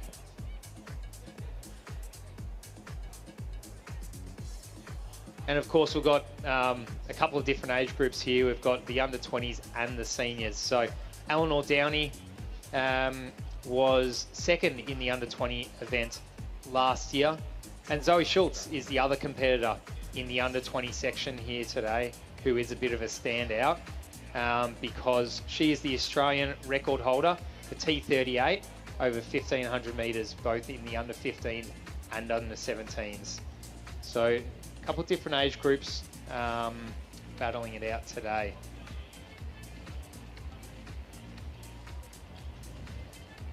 Annabelle Coleman, such a breakout performance at the Paralympics in Paris, where she performed so well over 1,500 metres, absolutely smashed a PB, and that's the way to do it in that final, and that really set her. But the thing with Annabelle, she is so competitive in the able-bodied as well. She's a top competitor in the XCR series for her Old Zavarians club. And Coleman is just such a good athlete and such a good role model for the other para-athletes right through the age groups. Yeah, absolutely. We had the showcase event at Run the Tan this year with all our para-athletes competing.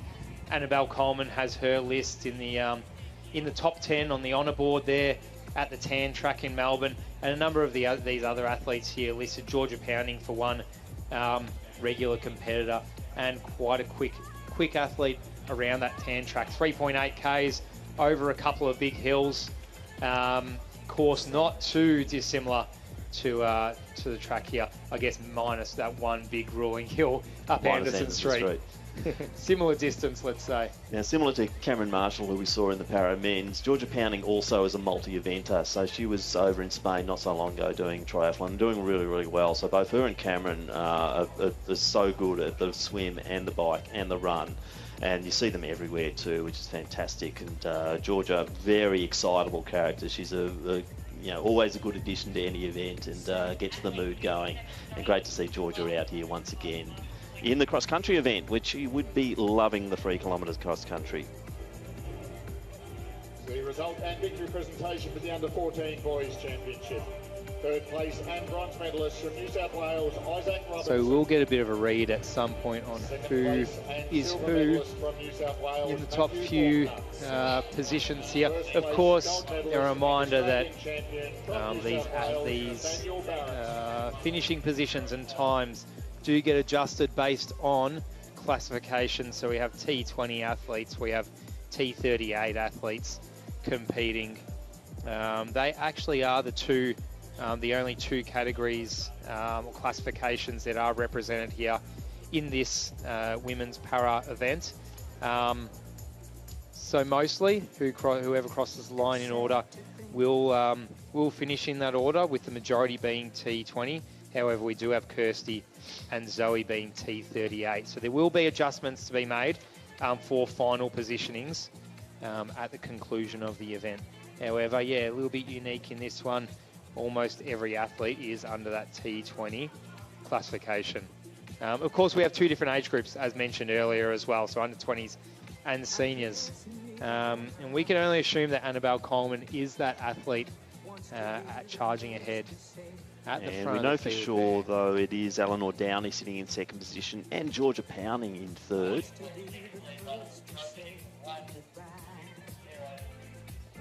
Yeah, so it is Coleman leading. We just had confirmation on that. So it's, at this stage, it is Coleman and then Downey and Pounding in that order. But obviously, we then go to different age groups and different classifications.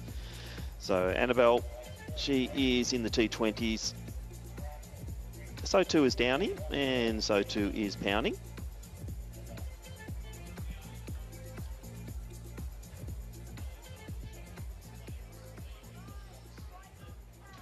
So Coleman now approaching, she's into the equestrian centre now.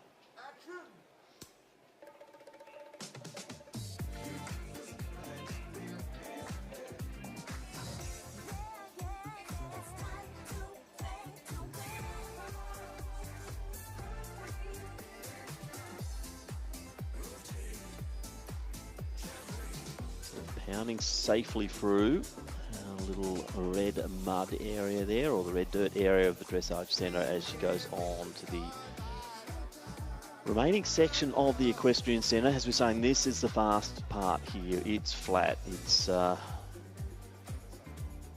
very firm underfoot. So with the wind now coming up, we're going to see the course dry out even more. A little bit of sunshine poking through the clouds. Still cool conditions. Air temperature, I would say not much more than, say, 10 degrees at the moment. It's feeling quite chilly up here, but it is making for great race conditions. And as we've seen those previous few races,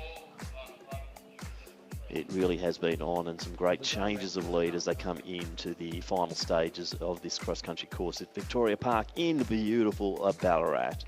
So a big thank you to the City of Ballarat for their support of this event. The team at the city, including Bernie Blood, has been quite responsible for grooming this course, setting up the log jumps and helping the Australian Athletics technical team set up a beautiful course here today at Victoria Park. So credit to the City of Ballarat for the assistance that they've delivered to us in delivering this fantastic event.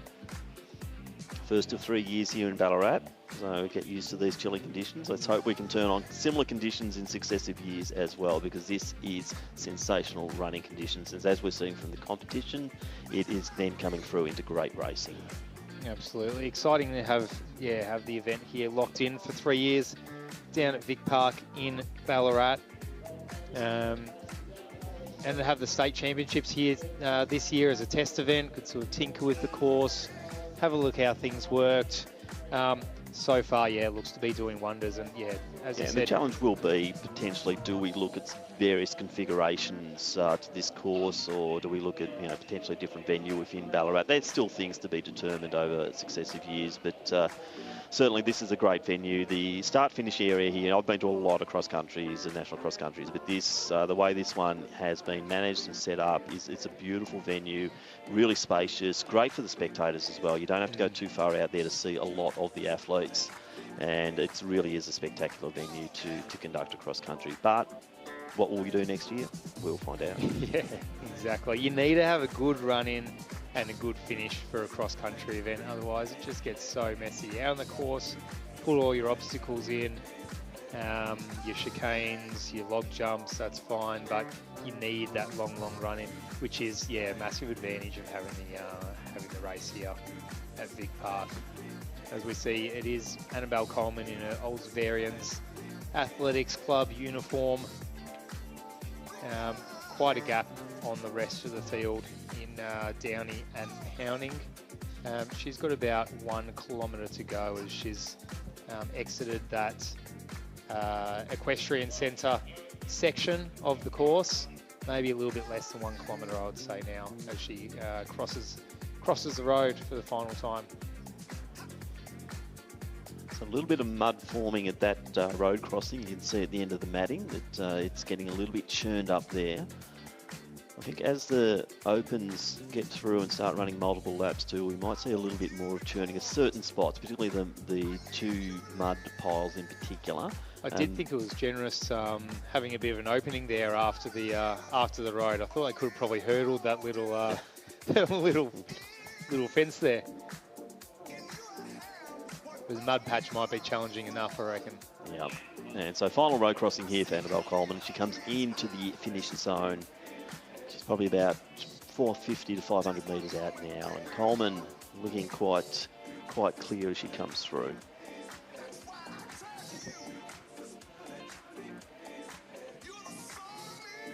So good running form. We've seen her compete so well too, right through to even track 10,000 metre events. Annabelle is good at those, and she loves the road races. Well, she basically loves any racing, Annabelle, and she's not afraid of racing anything from probably 800 metres up. With, as we saw, the 1,500 metres, that surprised the hell out of me when she went from about a 4:38 thereabouts to a 4:31, I think it was in Paris. Huge. A sensational performance there. I think she surprised herself with that one too. Coached by Anthony De Castella, I believe, and she is looking absolutely sensational as she comes through once again. Even she could line up in the 10K opens and be a competitive runner. Do well. Too, and we know that. And to PB by so much on the world stage as well. Yep, that's how you do it. Loves a big event. And she's showing it here today by taking out the win in the open para 3 kilometre event. So let's get behind Annabelle Coleman. What a run out front, wearing the Oldsavarians uniform, the red and black. And Annabelle Coleman will come through to be the first finisher here in our combined para 3 kilometre event for women. Well done, Annabelle. Great running. We'll now be watching for our other competitors come through. Big smile on Annabelle's face. That's what we expect when she does a run like that. But big performance. A little bit of mud down the back of Annabelle too, you can see on the legs. So it is, I'd say that's from the early stages there. But certainly not dry conditions out here. Yeah, a few shoes being put in through washing machines. Maybe after this event, or a scrubbing brush at a minimum. Is it Georgia Pounding, I think, coming through next? So that's definitely the gate of Georgia Pounding, I'd say, coming through.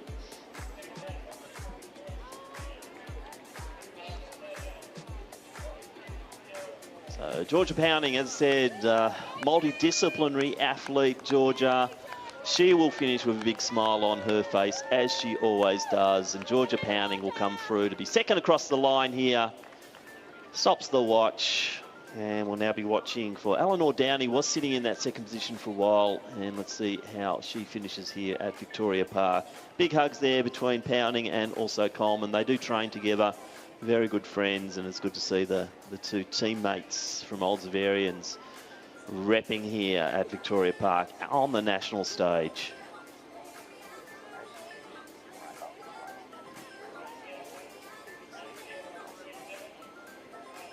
So Eleanor Downey, she'll be the next one, the third finisher here. So 1, 2, 3 here for the Victorians. And Downey also in the T20 class. She'll be the next one to finish in this combined para event. We will be having a slight break in a program. And we'll be returning to the action with the Open Men's 10 kilometre event, and that will be commencing at 12:40 p.m. So some big news there. Ed Marks out of the event, the pre-race favourite. Unfortunately, a little bit of shin soreness and will not be taking part. He's no stress fractures or anything like that, but just being a little bit cautious. So Marks out, which opens it right up, and we'll do a bit of a pre-race brief before we get to the men's Open at 10K. But for now, that's it. We'll then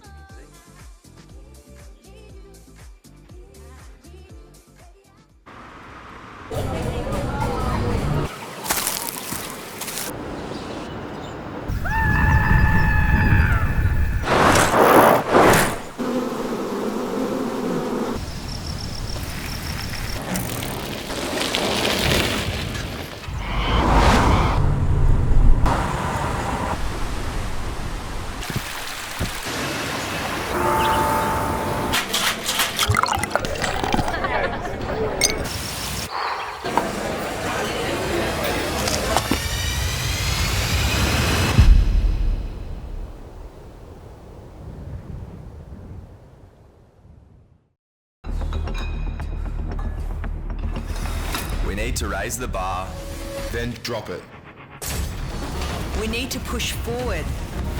then push against that, we need to carry the weight of expectation. then throw it all away. We need to know the hunger. So we can fuel the fire. INC Sports Nutrition. Powering tomorrow, today.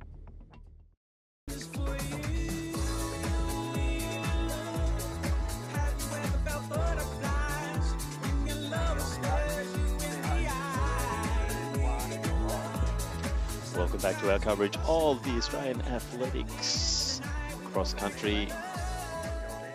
So Cross Country Champs 2025, Michael. We're now going into the two senior events, the Open Men first and then the Open Females. So as we said earlier, a little bit of a shame that Ed Marks out. He was the race favourite, but then opens up the door to the likes of Facioni, also Buckle, Hints from New South Wales. There's a multiple, guys that are now going to challenge for this championship, and it will be very interesting to see how this one is run through. I think with Marks out, the dynamics change, and it's going to be interesting to see how they approach the race. Yeah, exactly. Ed, very much known for his front running and has dominated the local XCR season here in Victoria this year. So yeah, it was an early race favourite. Does very much open things up. It's legitimately going to be hard to pick. Zach Facioni is, I guess, a former athlete. He has competed at college and many years of cross-country experience over in the US and run a pretty strong 5K only a couple of months ago. So maybe he's one to look out for. Unsure of current form on this day. But yeah, it's going to make for a great race here at the Aussie Championships. Now, conditions still good here. It's still a little bit of a sprinkle of rain came through earlier, but it's now blue skies here. A bit of a cold breeze. The breeze has come up because excessively during the day as well, but not really a factor. So we're going to see the time table coming up. So next up will be that open men's 10K, then straight into the women's open 10K. So lots of history, lots of stories to be told in these. With the men's, this will be the 78th running of the Australian Men's Cross Country Championship. First won in 1908 by Charles Suffren, who was from Ballarat. So Suffren, a very famous runner in his day back in the early 1900s. He's also a great rower, obviously with Lake Wendouree here in his own backyard. Suffren was a great rower.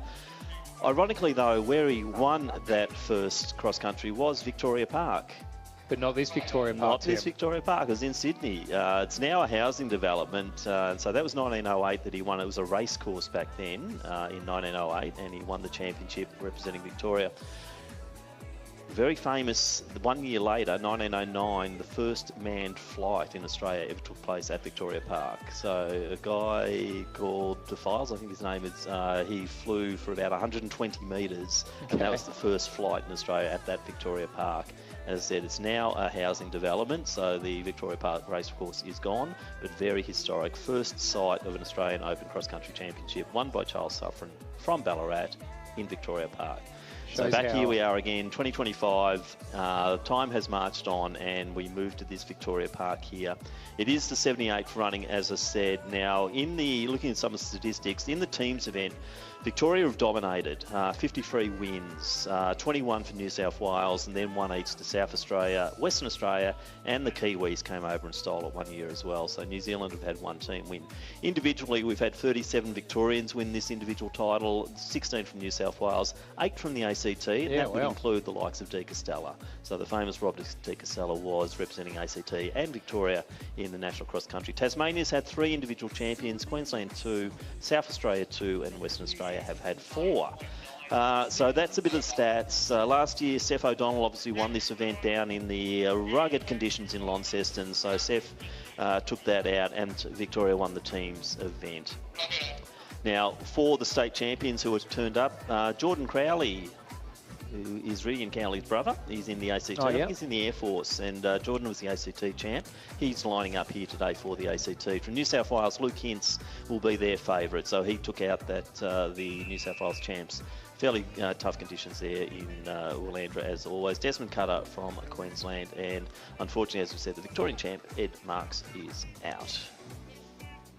So there are a number of Victorians who we have mentioned who are probably going to vie for the win here, so they may add to the individual winners list, and as a group may even take out that team's championship today. Certainly lots of opportunities to get some good racing in here in the Victorian XCR season, and we know it's quite competitive down here in Victoria. So we'll see what the next 30 or so minutes will be made of. All right, now before we start this Australian Championship for men, we'd just like to take a moment to acknowledge the contribution to our sport from the late Bill McLennan, who passed away on 28th of July, aged 85 here in Ballarat. An icon of Ballarat athletics, Bill gave nearly 50 years to athletics, including as an official at the 2000 Olympic Games. So, great contributor to our sport, great Ballarat personality, Vale Bill McLennan.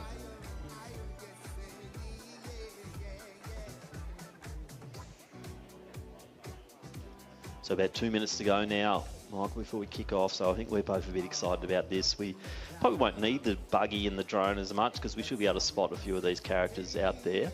I think, Facioni is one for me to watch out for. And then we'll just see Buckle's the one who could stir it up a little bit. Yeah, and it's a combination of laps, 10 kilometres. So we've got two 2K loops and 2 of the 3K loops. So that little hill and the equestrian add-on won't figure in the first 4 kilometres of this race. So 2 2Kers and then 2 3Kers will be the format for this 10K men's cross-country championship. Now, due to the nature of the format, I'm expecting pack running early, and then we'll see what eventuates.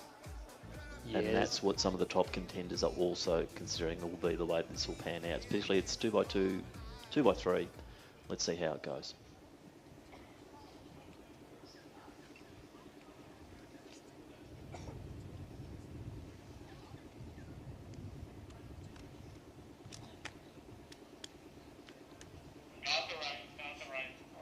So, under the starter's orders, about to get away.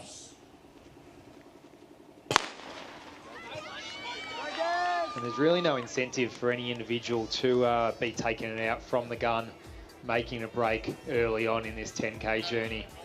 It's at least in the early couple of 2K laps at a minimum. Best to stick together and see how the race plays out. There's plenty of spaces in this course for moves to be made though. Could be through mud patches, it could be over logs, could be over that little pinch of a hill that we see through the equestrian centre, which the men will get into in the second 2 laps. I'd say Aidan Velton. We didn't mention Aidan, we should have. Aidan Velton, definitely, he came second to Marks in the Victorian Championships here, and Velton is certainly one to watch out for. He's had a stellar season this year, certainly setting some big marks, and I think Velton looks like he's the one who wants to take up the running, and he's certainly making them work a little bit hard in the early stages here as a group of 3 start to just get a slight break on the rest of the pack, but that is still very, very early days, obviously.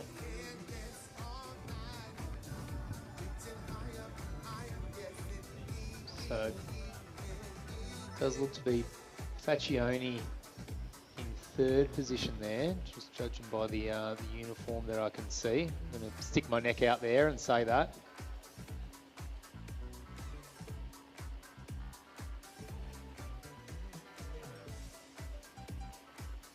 Yeah, so there could be Buckle actually leading the way at the moment. So Matty Buckle, Victorian 5,000 metre champion, where he took some massive scalps. Came in as a bit of an unknown quantity in that event and certainly ripped that race apart. Matty Buckle, we talking to him pre-event, was saying, well, obviously Marks was the man to watch and he was going to try and do anything he could to break him. Doesn't have to do that now, doesn't have to think about Ed Marks. So what he's doing himself now is Buckle's just charging forward. Velton won't be too far behind. Also watch out for Mazeki Hintz from Victoria as well. He won the 15K road champs up here in Lake Wendouree not too long ago, a couple of weeks ago. So watch out for those guys. Looks like, we've got a few of the other uniforms coming through as well. Watch out for Desmond Cutter's one to watch out for from Queensland. I'll be interested to see where Hintz is positioning himself at the moment. But Facioni, obviously one to watch as well. But Buckle deciding that he wants to just force the pace early and just make them work a little bit hard. And I think that's the way that Matty Buckle works. He doesn't hang around, he doesn't hold back, he just goes for it.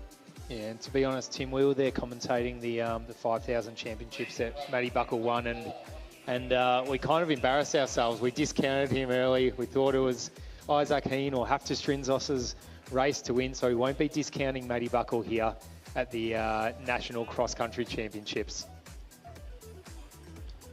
We can see now, though, they're all starting to come together from the drone footage. We don't expect any big moves early on, unlike some of the junior races, and it'll just be a matter of who wants to control pace, sit them settled in, and start to look at what the moves might be later. So going through a bit of a dark patch there, and then they emerge into the light. And I reckon that's Lockie Herd now leading the way. So having a little bit of a change. So Lockie Herd, great over the 1,500, 5,000. Good to see him in the big blue uniform and the white V. And Lockie Herd just really just tracking along nicely there. I think Velton may be wearing the Glenn Huntley kit today potentially. And we'll watch out for the blue boomerang there on the light blue uniform. He might get him confused with the New South Wales runners as a result of that. But Lockie Herd, that beautiful cadence. So they're going to loop around here. We're going back to what was run in the early part of the day, that 2K circuit that the under 11s were running. And Lockie Herd leading the way. Buckle just behind him. Then we're seeing Tom Bowers also in the mix early. So first call up here, I think, for the Vic team, I think, in the open categories. He got a medal in the 15K road champs here a couple of weeks ago. So Tommy Bowers certainly transitioning from the junior through to the senior ranks beautifully. And Bowers is a bit of a figure in that pack early. He's wearing the APS uniform. So although there is a pretty thick pack at the head of the field, maybe about 15 to 20 athletes, we do see, as is the case in these open championships, a whole range of abilities and the athletes getting strung across the screen, across this course that we can see from our drone footage here. Well, I think this is the biggest actual competing numbers in this open men's event since, I would say, maybe Geelong back in about 2008. Quite traditionally, you might see 20, 30, 40 competitors, but the start list is up to what, about, yes, mid-70s, which is fantastic. So we're seeing a big start list here, which has encouraged some of our club-level runners to come here this weekend and compete. As we know, Victoria does have a very established XCR season where they do like to get out and race regularly, and a few of those have come up and thought, well, the Nationals are here in Ballarat, why not jump in and have a race, which is really it adds to the atmosphere once again. So let's see how they all perform at the rear of the field as well. But out front, Lockie Herd looking comfortable. He's just cruising along there. Velton's on the rails there in the Glenn Huntley uniform, buckled to the outside. Good to see everyone doing their turn, taking the lead, doing their job at the head of the field. It almost probably is just an extension, just another round of XCR for a number of the athletes out there, or this is how some of them might be treating it. Liam Cashin is in the picture as well. He's in the Victorian singlet, the strong Western athletics runner there. Cashin, very strong over the steeplechase as well, so I wonder if he was hurdling those log jumps, so he'd be quite comfortable with. And he's quite a thick pack out there. So a number of these athletes would have run this test event here at Ballarat only a few weeks ago as well, so they would have already had a bit of a run over the course. They would have already worked out tactically some places where they might be able to break away from the pack. Maybe I did hear from a couple of people that they probably went a little bit too early when they were heading into that home straight. So probably a bit advantageous for the Victorians, for those who did come up and run the test event here at Ballarat, as they're probably about 1.5, nearing the end of that first 2K loop. Yeah, they go on to the second loop now, so they're through the 2K mark, and no real change out front. We'll just try and spot a few of the players as they go through the mud pit, and you can see a lot of mud spraying as they go through. It's getting wetter and wetter through there, and it looks like Herd's still leading the way.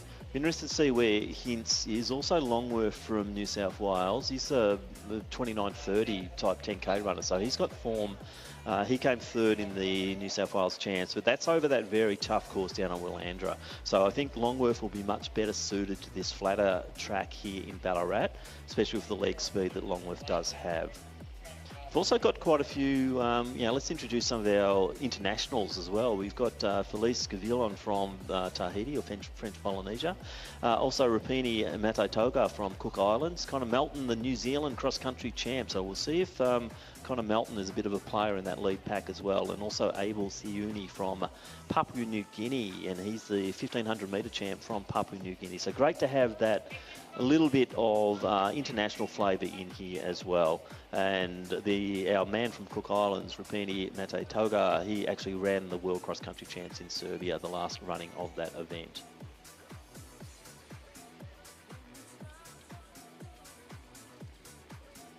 So the pack probably does solidify. Buckles made another move there. That was interesting, wasn't he? Just sort of cut through there and then edged his way, or virtually elbowed his way through to the front position. So Buckle leading from Velton. Then it is Herd in Herd third. in next position. And we said playing the tangents will be very important in this course today, with lots of twists and turns and sharp corners. Now we're seeing their choices they're making over the logs as well. You'd see Buckle was dodging and weaving a bit, whereas Velton virtually took the straight line, and Velton is now edged right alongside Buckle as a result. Yeah, multiple sections where tactics will come into play.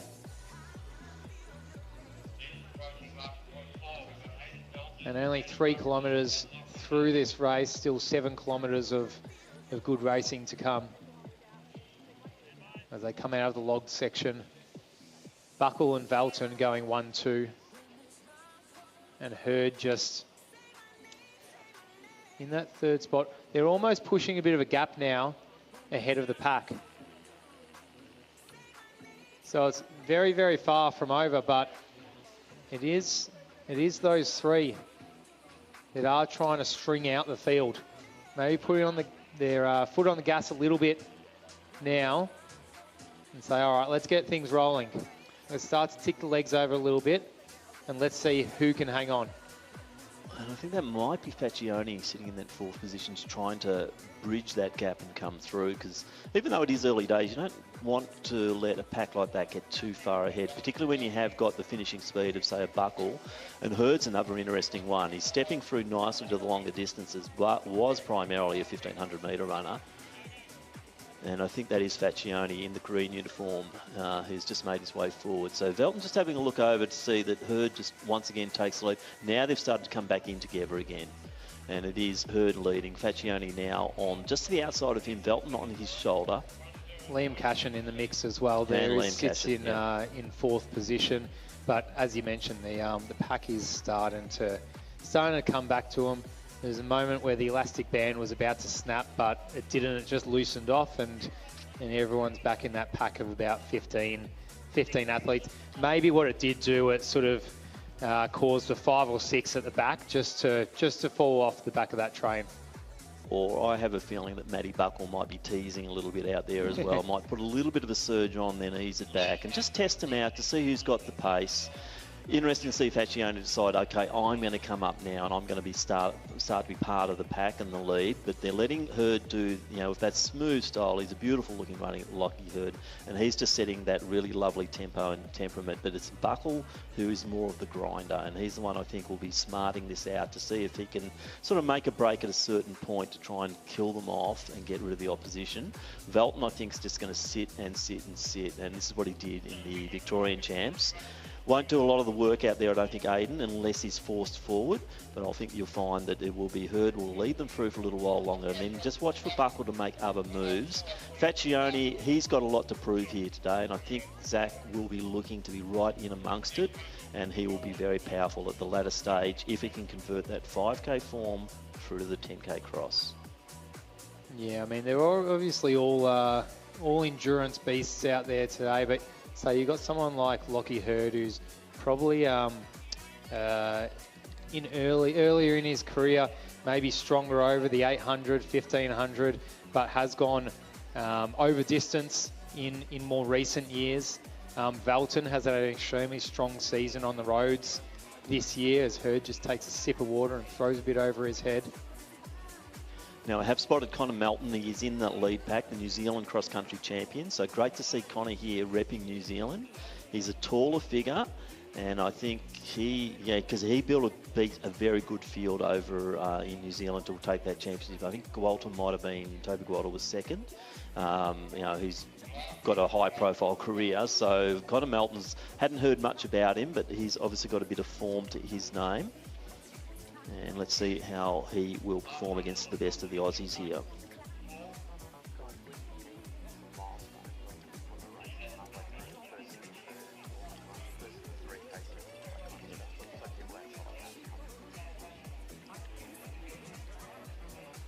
So we're now well and truly into the first of the 3K circuits. believe, or sorry, we're getting to that point. Yep, so into the 3K circuit. So they've done 2 by 2. They're 4 kilometres in. So now they're moving into the first of the 3K circuits where they're going to go into the equestrian centre. That's where we might see some moves, as we've seen before, things like the mound or going through the dressage centre. That can be where moves are taken. But Lockie Hurd at the moment still leading the way, and they are 13.5 minutes through, and they are well over 4 kilometres into this course. So approaching the halfway mark.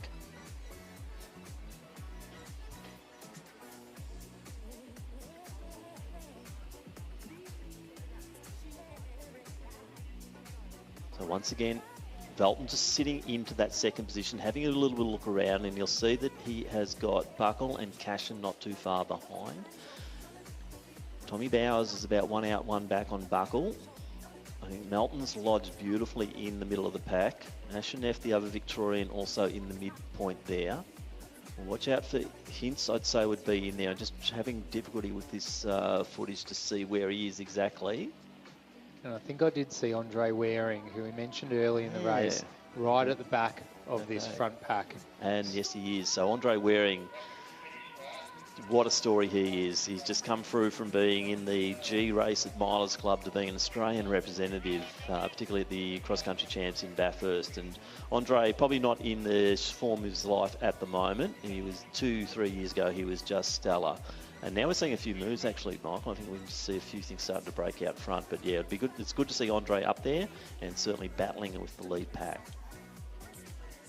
Yeah, so things just starting to stretch out a little bit, and might be a couple of athletes such as Andre just hanging on to the back of the pack, maybe just starting to fall off as we approach the halfway mark, the 5K mark of this 10K Australian Championship cross-country event. Yeah, so they'll be there about now, I'd say, because we haven't got markers out there, obviously, being a cross-country course, but they would be around that 5K mark now. So about halfway through. Big pack's still out front, but we are seeing a few little breaks towards the lead.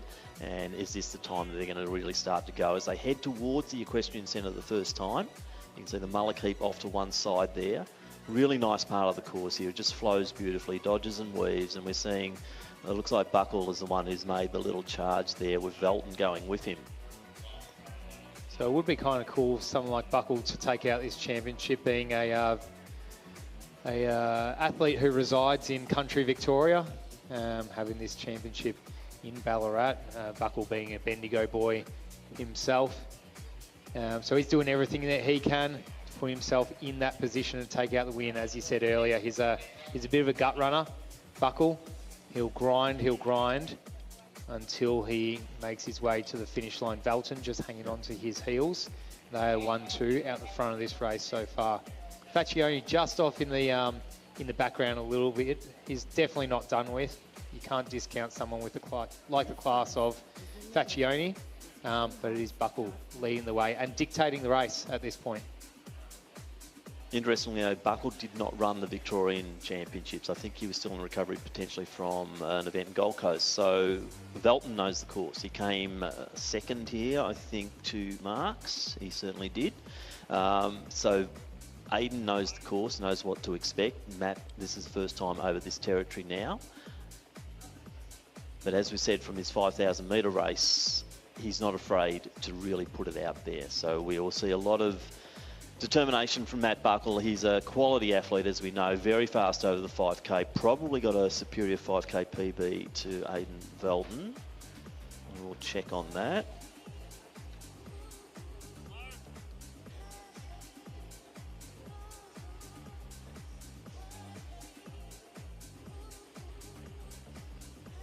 Yeah, so we're talking 13.49 to 13.55 over 5K, but this is cross country. That means nothing basically. It just shows the top end speed that they do have, but also the fact they're very competitive over those distances. So we're seeing the good 5K runners coming through as we go into the second half of this race. So first time now up the top end of the course for our leaders. Buckle and Velton. A little bit of a gap. I think Facioni might have been sitting in that position, or possibly Hurd. Ashenef, also from Victoria, is still a factor out there as well. Yeah, Zach is Facioni definitely in third position at the moment. And we see the Gashanev. mud sprung up on their legs. It's all the mud traps that they've run through so far. As we said, the course is not easy. It might be fast at points, but it's a challenging cross-country course. And it probably plays into the hands of people like Buckle, who are able to grind it out.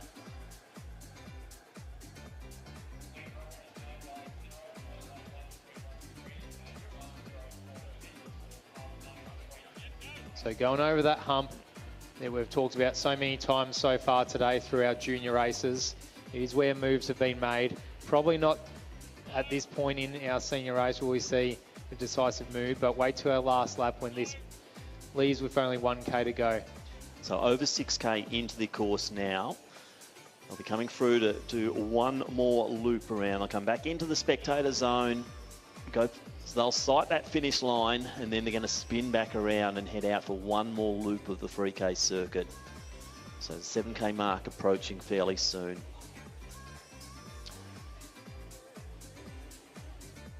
So Gadefe, Ashenev, he also goes under the name Adugnorg. That's his World Athletics name. We know him in Victoria as Gadefe Ashenev. And he was third in the trial, our Victorian champs behind Marks and Velton. So he's sitting up there nicely at the moment too. So Facioni has joined the party up front. There was a little bit of a gap between Velton and Facioni, but now it's closed to only about a metre or two. So Buckle leading the way still. Velton kind of just sitting one to the side and one back on his shoulder. Although, now looking at the other footage that we've got, it's actually Facioni who is in front. Facioni, Velton, and Buckle, 1, 2, 3. So all of a sudden, without me even realising, he's just gone to the front. And now it's Facioni dictating the race. And once again, Velton has covered the move. So this is what Aiden will do. He's very smart. He's just not going to do as much work as he has to. He's going to let the others work it through, but he's not going to let them get away. So Aiden will dig deep just to stick onto the back of Zach. Now the challenge is for Matt Buckle. You know, this could be his race if he can just stay there. So Buckle's got to do the work now just to stay in that group. But I think Facioni has really put the foot down to try and break early. But gee, doesn't Matt Buckle look comfortable though? And he always does. So even on the tough terrain, Buckle is looking quite strong. Velton though, running the smart race here. It's going to be a very, very interesting last lap, which we're about to approach. So a bit over 3 kilometres to go as the boys are just coming through this transition loop for the final time. About 3 kilometres to go. This is where we've got the spectators out there. Let's get behind these young men as they battle it out for an Australian Championship. The 78th running of this championship here at Victoria Park in Ballarat. We have Facioni, Velton and Buckle all together as they hear the bell lap, if there is the virtual bell going through, to get one lap to go. 3 kilometres left in this very exciting Australian National Championship. We are going to see a race of the ages here because we've got 3 men locked together as they go into the final lap. Now this is exciting. Although Buckle now has moved from first to third, he does by no means look like he is out of this. Facioni has moved from third to first and looks like he is flying, and Velton has just sat on the heels of whoever the leader is at that particular moment in time all race. They are looking as comfortable as each other. They're going stride for stride with a bit under 3 kilometres to go. So it's a matter who is going to strategise this out, who's got both the mental and the physical ability to break this apart, and when will they try to do that. For mine, I think Facioni, he really wants to charge. He wants to try to drop them. He wants to try to break them. Velton is not going to be broken this early though, so we might see something happen later in the course, but at this stage Aiden Velton is he's got the capability to go with Facioni, but Facioni with that 5k speed is driving forward, and it is at Buckle who's now starting to just show the signs of fatigue. And this is a race that we were looking for. When we heard that Ed Marks was not racing, who was the early favourite going into the weekend, we knew we would have a race on our hands. And names like Facioni, Velton and Buckle presented as potential options. We didn't know who would be the one to take it out, and we're seeing the absolute battle that we hoped for. Now, Facioni comes in with a 13.24 5K. Now, remember with Felton, he's a 13.50 man. That now counts. Now that we're on to some of the faster parts of the course, that leg speed, and as you can see from that footage, Buckle is just starting to drift back. Has a look around the shoulder. He's still pretty safe on that podium spot, but it's now Velton and Facioni who are going to fight this out. Facioni has the speed. Velton, he just runs a smart race, and you can see he'll pick his lines as they go through each of these chicanes. He'll pick his line as he goes over the logs. He'll do the right thing all the time, always makes the right calls. And it's really up to Facioni now to just try and break that tether.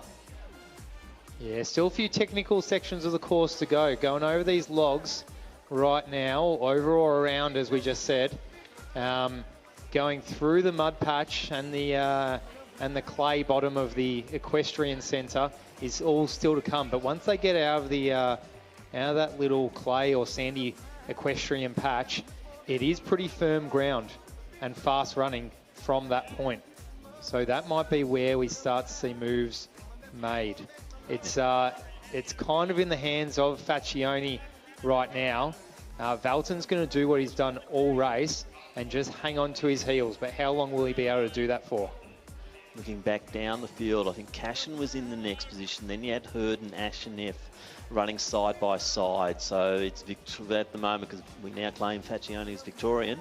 He's now resident here. So 1, 2, 3, 4, 5, 6, I think, all the Vics out front at the moment. Not all of them representing Team Vic, though. Facioni not in the actual squad. But Velton certainly is, and he's leading the way for Team Vic with Buckle in that third position, but second for Team Vics. So Facioni, as you can see, just tries to keep just dropping Velton, but Velton's just sitting there really, really comfortably, wearing the colours of Glenn Huntley.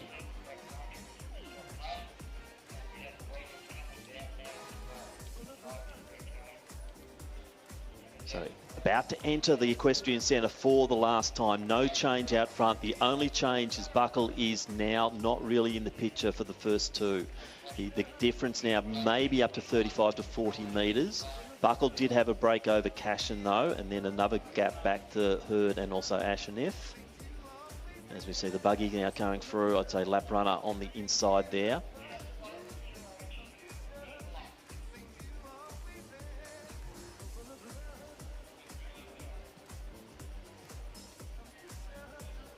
So that's Matej Koga from Cook Islands just being lapped there, and as I said, he did do the World Cross Country in Serbia. So it looks like first break here though, Michael. Yeah, and we said the last of the technical sections is this little part here, and this is the part where Facioni has used to get that break on his competitor in Velton. From here, it's just firm ground and fast running to come. Sure, there's a little hump that we expect in a few hundred metres, but Facioni has gone early with about 1.5 kilometres of running to go. So Velton's now just got to hold form here. Buckle a little way behind him, but you'd never underestimate the finishing speed of Matty Buckle. But Facioni, gee, he looks good though. You can just see the drive with the arms, the determination, that cadence coming through with those arms pumping so beautifully as he approaches top end of the course, and he'll be literally running for home now as he does the big bend up here and then goes over the mound and back into the main part of Victoria Park. So Facioni looking strong. The break now out to probably about 10 to 15 metres. This looks like a winning break for mine. And you can see the experience of somebody who's run a number of competitive cross-country races over nice groomed courses over in the US. Being part of that NCAA system and running multiple years of challenging cross-country events with extremely deep fields is the perfect preparation that Facioni has needed to come out and take out this 10K Australian Championship. He's extending his lead about 20 to 30 metres on Velton. Velton's job, as you mentioned, Tim, is just to hang on to second at this point. So So a win here for Zach Facioni would add his name to such a famous list of Australian cross-country champions, starting with Charles Suffren in 1908. But you've got the likes of Monteghetti, De Costello, Andy Buchanan, Stewie McSwain, Liam Adams. It's really a who's who of Australian athletics have taken this out. Even the likes, I think, of Clark and those types back in the 50s. It's a historic event here, the 78th running, and Zach Facioni wants to put his name on the history books here. But Aidan Belton probably not done with yet. That gap not really, if anything, there might be a little bit of a creep forward there from Aidan Belton, looking at the overhead shot there from the drone. So he's not broken yet, Belton, but he's got a bit of work to do. It's going to be hard to run that down over that final 600 or 700 metres that they have left in this event. So they're through into the 9th kilometre now. Clock ticking towards the 29-minute mark, and it will be Zach Facioni who comes into the main part of Victoria Park first. Aidan Belton sitting in 2nd position. From what we saw earlier, it was Matty Buckle sitting in 3rd, and then Cashin in next position. Big run from both of these guys, no matter what the finishing order is. Belton, extremely gutsy run, put himself in a position early. Facioni, very smart running as well, didn't figure in the leading 2 or 3 until about the halfway mark. About 400 metres to go, crosses the car park section.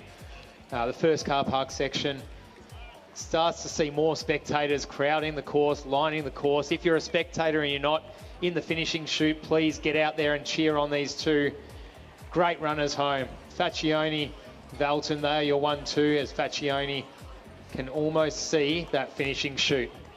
So rounding the final bend here for Zach Facioni. Will claim he's Victorian, but he's originally from New South Wales, part of the on-running team, and Zach Facioni starting to really wind it up. He's got the win here. Great running from Aidan Belton, though. He's done everything he possibly could to win this championship, but in the end, Facioni just has that leg speed over this fast course here at Ballarat, and Facioni are now rounding the bend. He'll be seeing that finish line. He'll be seeing his place in history today here in Ballarat at Victoria Park, and he will join that long list of Australian champions. So let's get behind Zach Facioni as he approaches the finish line. Aidan Belton not too far behind. Great running from the duo of Victorians, but it will be Facioni coming through, and he will take victory here today in the 78th running of the Australian Cross Country Championship here at Victoria Park in Ballarat. Well done, Zach Facioni.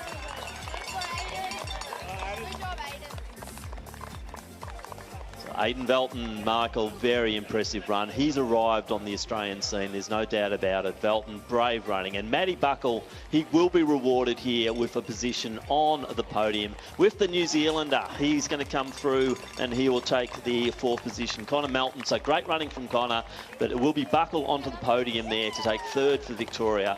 And also then the New Zealander Melton coming through. Lockie Hurd in next position, then Ashenif, and then it will be a Cashin in next position.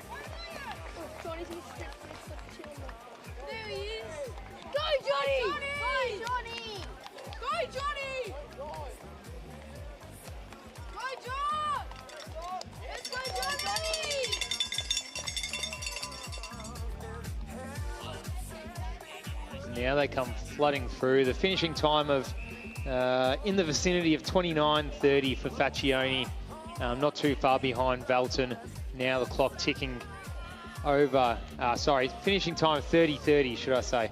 Now the clock ticking over 31:30 for the finishers as they charge towards the finishing line. A flood of athletes coming in. Multiple Victorian singlets, multiple club singlets, as we said, a number of invite athletes from the Victorian scene running today. New South Wales, Queensland, people from everywhere. One of your teammates there, Brandon Muscat, coming through. Michael Kernahan, who's going on to the World Mountain and Trail Running Champs in September over in Spain. Benny Ludbrook, one of Victoria, or one of Ballarat's own, representing local the boy. Eureka Club.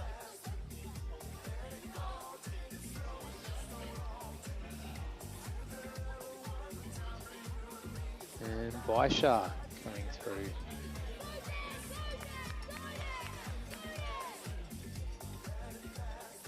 Great to see these athletes running hard all the way through to the line, making every position, every second count.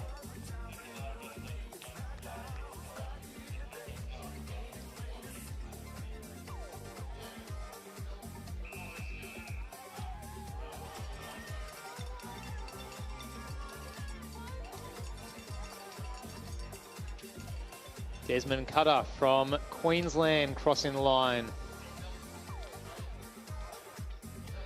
Jordan Crowley from ACT. So there are two state champions in order there with Cutter and also Crowley representing Queensland and the ACT. So in summary, great strategic racing as we expected. Buckle doing a lot of work to try and break things through. Lockie Hurd having his turn out front, just running smooth and keeping the rhythm and the progress going. But then you could see Facioni decide to make his move. Velton just tried to cover. In the end, couldn't match that final move. About probably, 1.5k, 2k out. And then it was Zach Facioni who just ran away with the victory to take his first Australian Open cross-country championship. Absolutely. But Velton, as you mentioned, he has arrived on the Australian running scene. Some of his results this season just adds to, or this result here is just a pinnacle on a strong season for Aidan Velton. And Zach Facioni taking out the prestigious win here, Australian cross-country champion, Zach Facioni. So we're not too far away now from the start of our Women's Open Cross-Country Championship. And I believe I just heard a bit of a whistle, so we might say they're just about ready to go.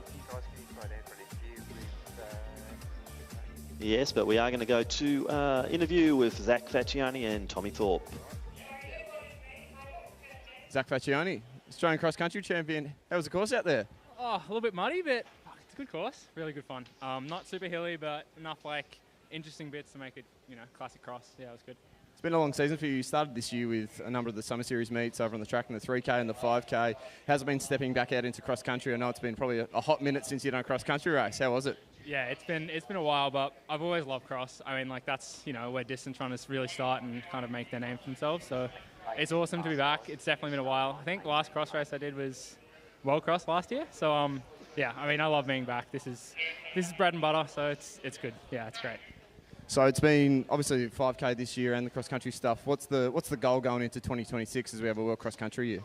Yeah, I mean, we'll definitely go for that team again. It'd be awesome to make it two World Crosses in a row. So I guess that's, coming up in December. And then after that, I've got a lot of work to do on my 5. The standard in the world just keeps getting better and better. So I've just really got to try and step up to that next level and see what I can do in the national and hopefully world stage one day. Absolutely. Congratulations for your 2025 Open Men's Australian Cross Country Champion, Zach Facioni.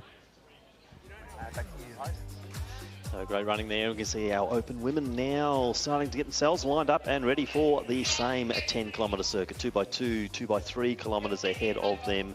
Leanne Pompiani took this event out last year in Tasmania, and also the New South Wales took the teams. Leanne competing in the Sydney Marathon next weekend, so not here. This is the 64th running of this event. We've had 29 individual champs from Victoria. Anna Thompson has the most number of wins at 4. New South Wales have 14 winners, ACT 4, Tasmania 3, Queensland 5, 4 for South Australia and 3 for Western Australia. In the teams event, Victoria 36 wins, New South Wales 17, ACT 2 and South Australia 2, also Queensland 2 over that period of time. Bronte Oates, probably the story City to Surf winner, and goes in as favourite. But one to watch out for will be Ruby Smee from Tasmania, and also Jenny Blundell from New South Wales. Emily, who else we got? We have got a stellar field. New South Wales, for mine, looking like the team's winners once again. They'll take 2 in a row. I can't see the Victorians quite challenging them.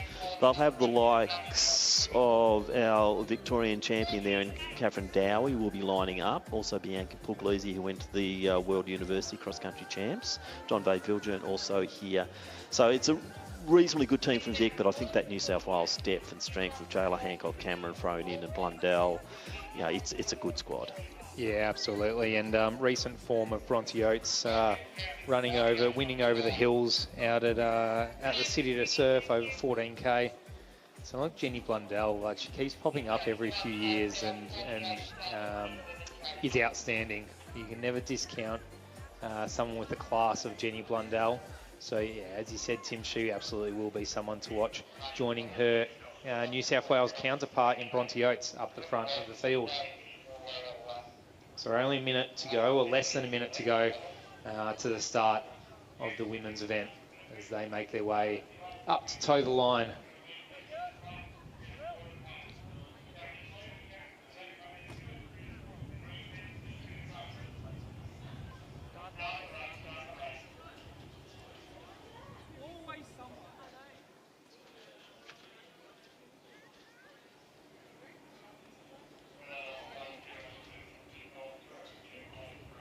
On your marks.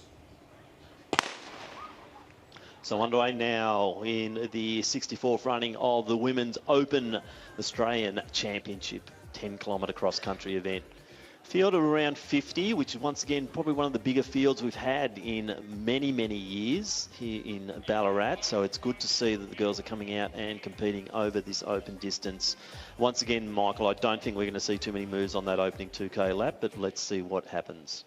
Yeah, once again, no incentive for front running here today, but you never know. Flatter course doesn't make it easy, just makes it flat. Will be interesting to see how they navigate the obstacles. So Bronte Oates has gone early, and she has got Smee going with her. So Ruby's decided she's not going to let Bronte go.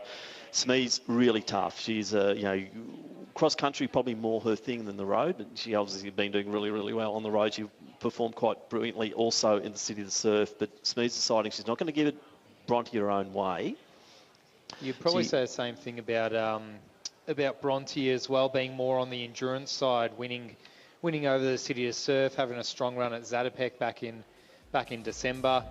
Two athletes battling it out whose strength is this real longer endurance cross-country running rather than their turn of speed later on. So maybe they will try and grind it out together in the early stages and not let the people who have a set of wheels on them come over the top of them later in the race. Someone like Jenny Blundell or Jayla Hancock-Cameron, for example.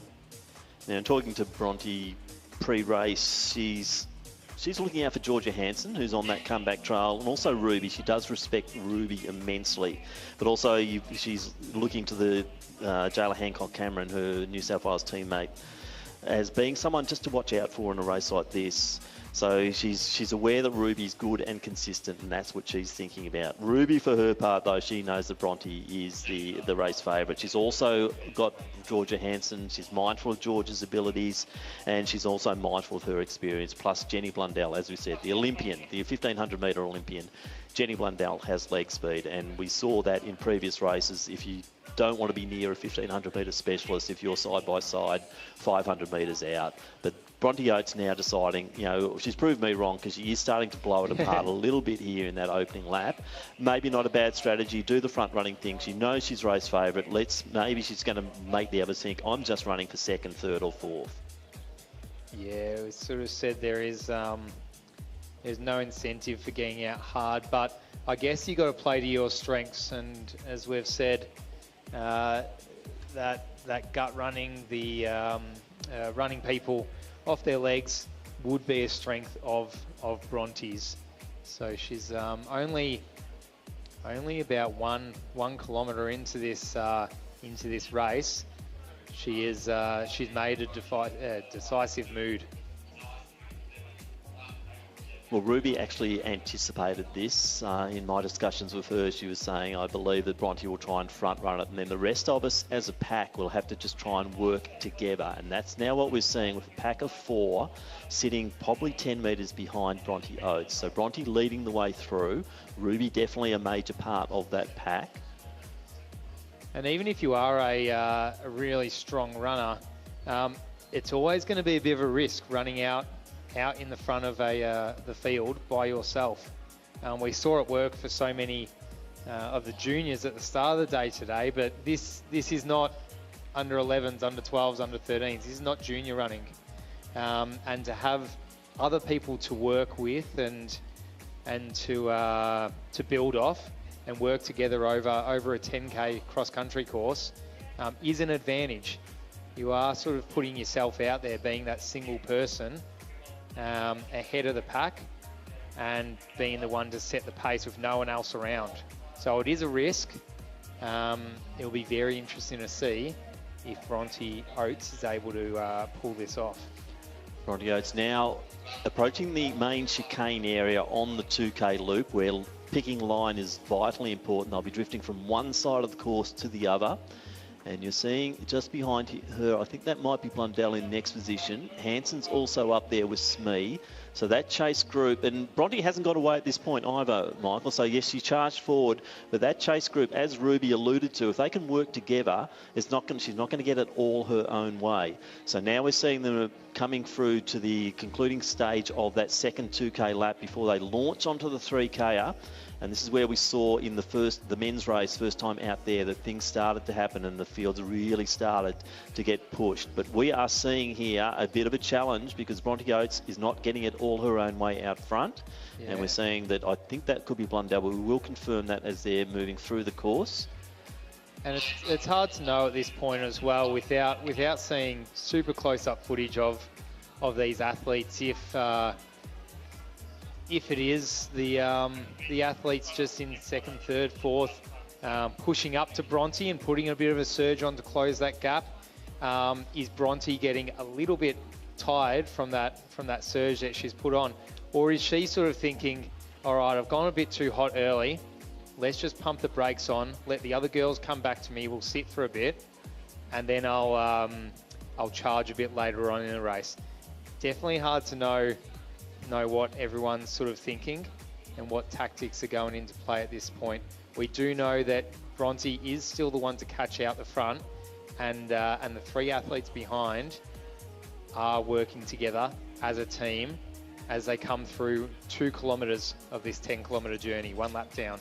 And she's not afraid of the 10K. She's run so well over the 14K at City of the Surf. She came 5th in the university games over 10,000 metre on the track. So Georgia Hansen is one of those athletes in that second pack there that we can see. Ruby Smee as well. Just trying to get on and read on who that third person is in that second pack.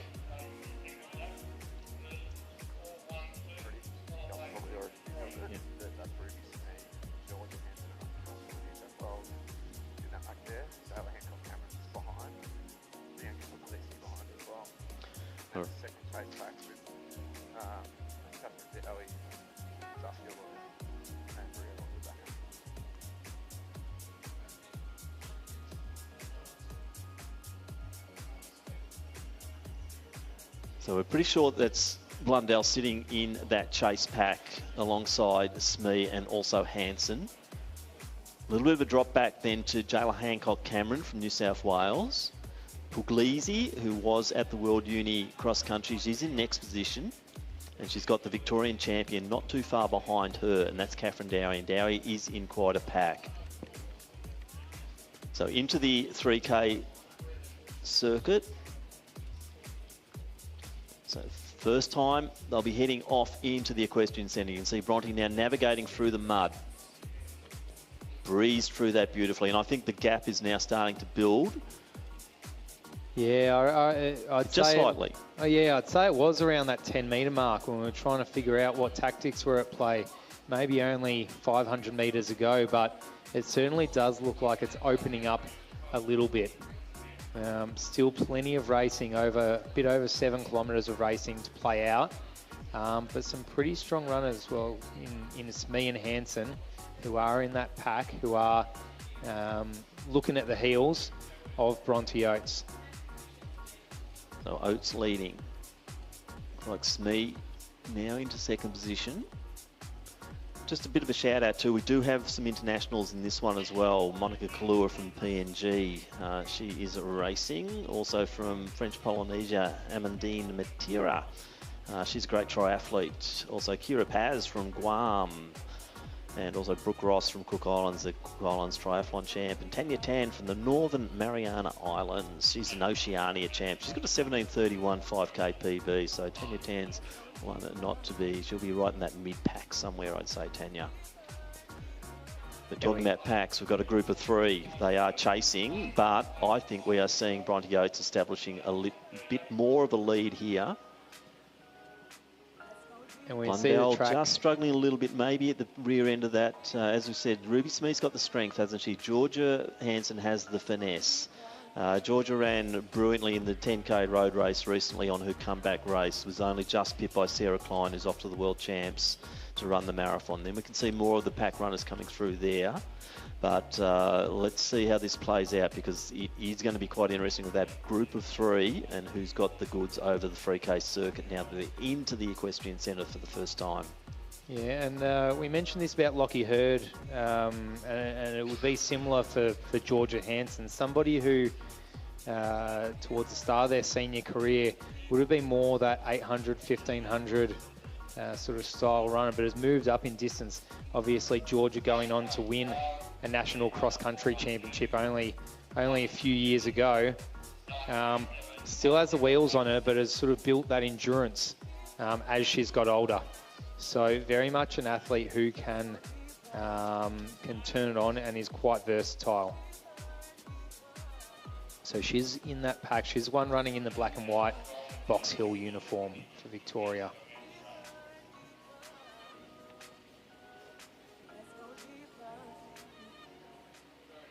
So we're a bit over 3 kilometres down now in this race for our leaders, as they go through the log jumps and start to make their way towards, I was about to say towards the Equestrian Centre, but they have a turn off before that because we're not up to that loop yet, Tim. Not quite. So up and over again for Bronte as she approaches the Equestrian Centre for the first time. So through the gate, and then she'll do that little left-hand turn, make her way through into the dressage centre.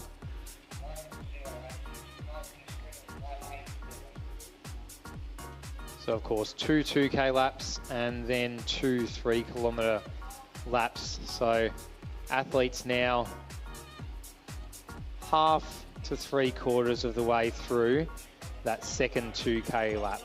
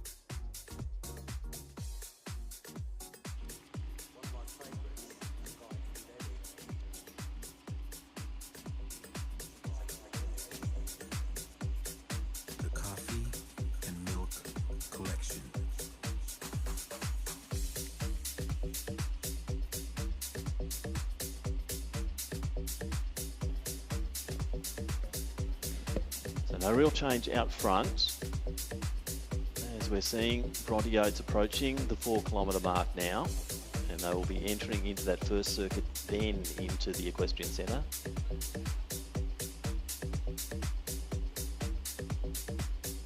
So 2x2, 2x3, once again the format here. So 13 minutes on the clock. No real change out front, Michael. I think we're well, actually, we are seeing a little bit of a move into second position. We'll try and cover who that might be.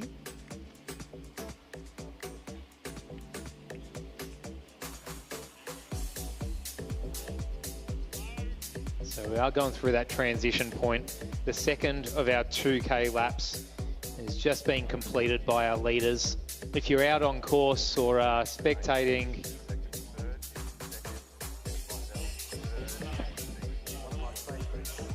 so Georgia Hansen now closing that gap. So Hansen was sitting back early. Blundell sitting in third position. So Hansen making quite a move. Smee now in fourth. Fifth position, Jayla Hancock-Cameron. So Kate Spencer, the New South Wales runner. Haven't mentioned her all day, but another fantastic runner from New South Wales. Then Puglisi, Saskia Lloyd, Brielle Urbacher, the Queenslander. She's in that top 10. So Hansen is starting to draw in. So So as they go through the 4 kilometre mark and approach the 5K, the halfway point, we are seeing Georgia Hansen starting to make a little bit of a move on Bronte Oates. It still looks impressive out front, but we are hearing from out on course that Hansen's just starting to bridge that gap. And you know what? We're not even at the 5K mark of a 10K cross-country event, Tim. So plenty of running still to go. Oates is looking extremely strong out the front of the field though. Her technique looks solid. She doesn't look to be faltering. But Hansen has broke away from her running mates in Blundell and Smee. She's looking to take on this race and bridge the gap. She's not going to break away from the other two without trying to really put in a move and catch up to Oates. And I'd say if she does, she's going to make a move and go right past. Now, interestingly, Hansen is the only former winner of this event taking part today, and she won at the very treacherous Oakbank course in South Australia, the mud pit that is Oakbank. Yeah. So she likes the heavy running, but also a really good 5K runner too. So she's got credential over the 5K, and as you said, over 10K against Sarah Klein not too long ago in her first race back after injury, and she was looking really good over that distance. So this could be quite interesting, but look, it still looks like a fairly good gap, and that for Bronte is not a bad thing as we approach that 5K mark, halfway point. It's good that she's got the lead, and Georgia does have to work that extra bit harder. As we said, there was a bit of a surge forward, but we're still seeing that the gap is quite reasonable. As Bronte just does look over her shoulder to see where the rest of the field is at. She does still have that gap, but she is still checking as you would in this in a 10K cross-country race. She's put herself out in the lead from the very early stages that she goes over the log jumps. Now Georgia Hansen just coming up into that section. But Bronte Oates, she's put herself out there. And now the likes of Hansen and Blundell are saying, all right, only 5Ks to go. Now's the time to really, if I'm going to do it, it's got to be now. So the other runners coming through on screen now: Smee, Spencer, Puglisi, Lloyd, Urbacher. All very well credentialed athletes. Top 4 looking big gap between Smee and the next. And I think as we go through the halfway point, or we're now beyond that, I'd say that there probably won't be too much change for that top 4. It's just a matter of the order.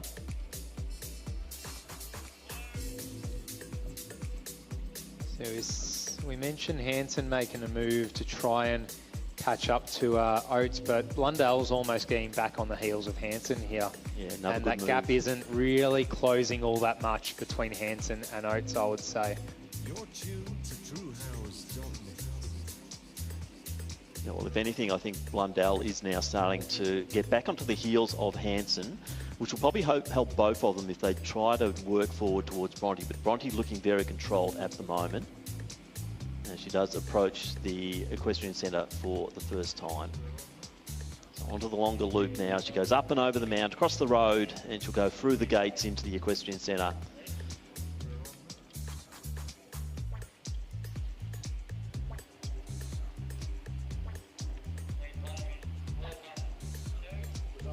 So been a fantastic year for Bronte Oates so far this year. Sort of rose to prominence a little bit, I think, at the Melbourne Marathon 10K last year. Came into the stadium there ahead of some pretty good runners, including Melissa Duncan, and was a bit of an unknown at that point in time. But obviously this year's gone on to newer heights, and she's got establishing some great PBs. Winning City of the Surf is also, it's just a major, Huge, flip up for anyone's prestigious career to win the biggest timed race in Australia. So it has been Bronte Oates' year, and can she crown that with an Australian National Cross Country Championship? Yeah, be once again cap off a strong season. I mean, Aidan Valton coming second in the men's, although he didn't get a win, has capped off a really strong season, and this would be a similar thing for Bronte Oates. Winning would cap off a strong 12 months for her. And we see Blundell is now running right with Hansen, so they are going to try and help each other out, or maybe Jenny Blundell will just run straight past Georgia Hansen and keep progressing towards Bronte Oates. They're about 5.5 kilometres through this 10K event. They're basically at the very tip of the course, at the back end of the equestrian centre, just nearing that single mound that we've got on course.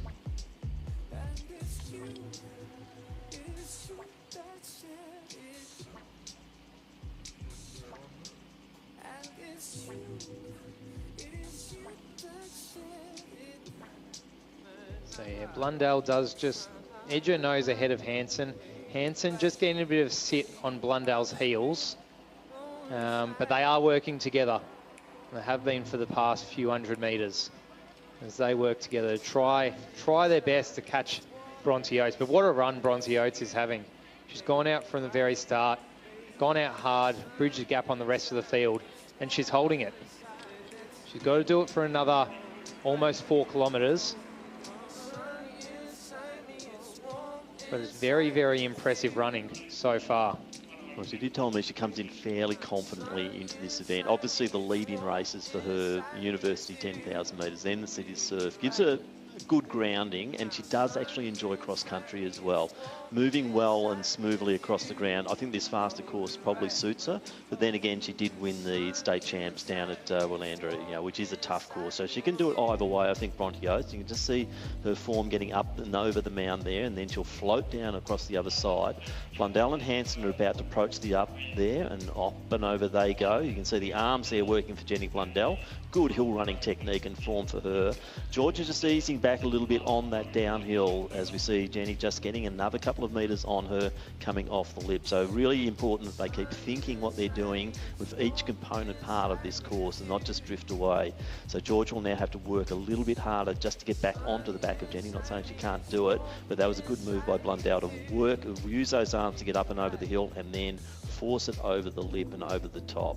But we're seeing Bronte Oates just doing her own thing out front at the moment. Blundell now out by about 1 metre, 1 to 2 metres over Hansen. Haven't seen Ruby Smee of late, but she was sitting comfortably in that 4th position. But as we know, 4th's not a very happy position for anybody. One off the podium. But Ruby Smee, tough competitor, and she will have a good last lap in her, I know for sure. She has been running well. She is very strong. She's got good credentials over the 5K, 10K, and as we saw, ran a fairly decent race in City to Surf. She wasn't totally happy with her performance there, but Ruby is running very, very well this season.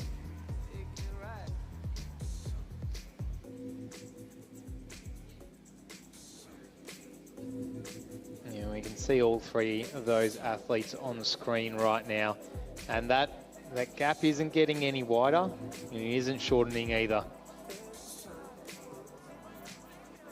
It's what I call a comfortable gap for Bronte. She knows that in order for them to make that up, she has to either fall apart totally or they've got to do a massive surge. Now, I know Blundell does have the 1,500 metre form, but it's a bit different here trying to produce that speed at the end of 10 kilometres. So Blundell's just got to keep carving away, and then all they've got to hope for now, Georgia and Jenny, is that Bronte starts to ease back. But I can't see that happening at this point in time. Jenny just has a little look around the shoulder. Just see Georgia's still there, so she's just keeping that 1 metre distance. So Georgia, will she try and make another move? Look, they're running 2nd and 3rd here. Will they really be going for it to get, do the change of position? Let's see. I think that would pan out over the last lap. It wouldn't happen soon. Yeah, and they're just coming into that final lap now. A little bit over 3 kilometres to go for our leaders. Bronte Oates running so strong at the head of this field. Looking extremely comfortable in that position out the front of the field by herself, just like she did in the City to Surf run. She won by quite a margin up in Sydney only a couple of weeks ago.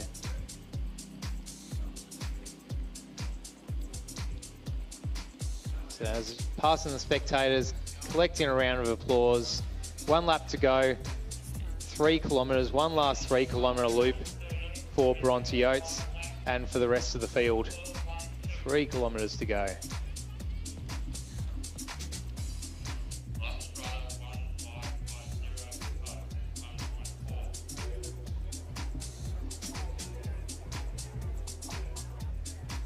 So 3K out now, Bronte Oates I think the lead is now starting to extend. I think she's going to go into this as a bit of a glory lap now for Bronte, because the other two working together, but they have got quite a bit of territory to make up in order to go up to and then in front of Bronte Oates. So less than 3 kilometres now to go for the New South Welsh woman in Bronte Oates. As we're saying, exemplary season she's had through 2024 into 2025.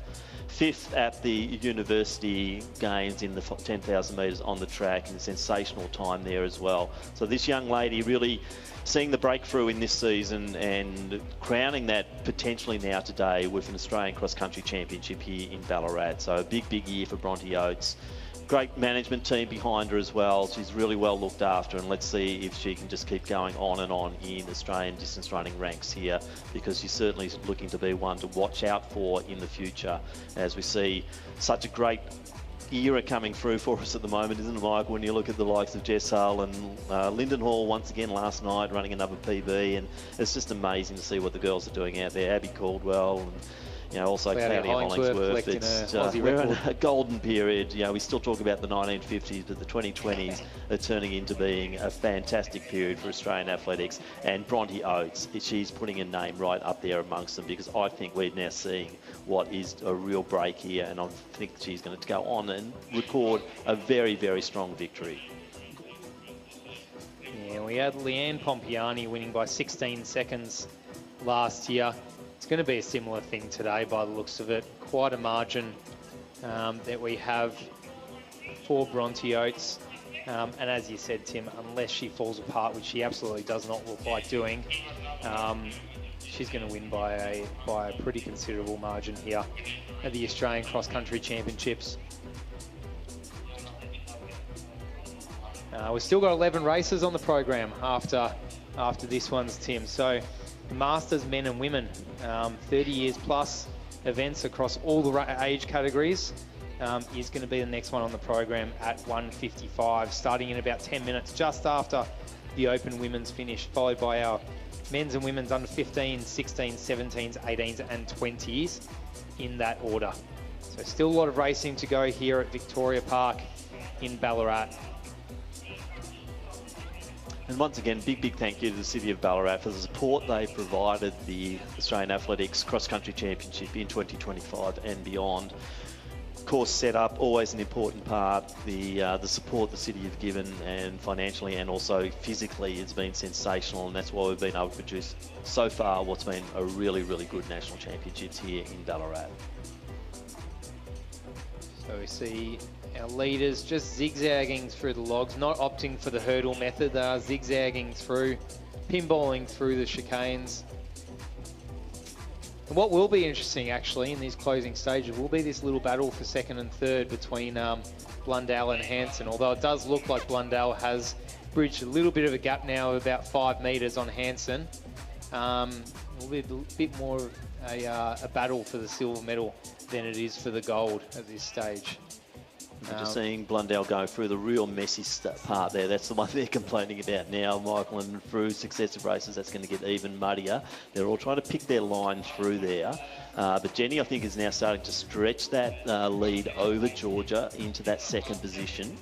As we see Bronte now clearing through, and she'll be heading back into the equestrian centre shortly to complete. She's probably about 2 and a bit K out now, I would say. So 28 minutes on the clock.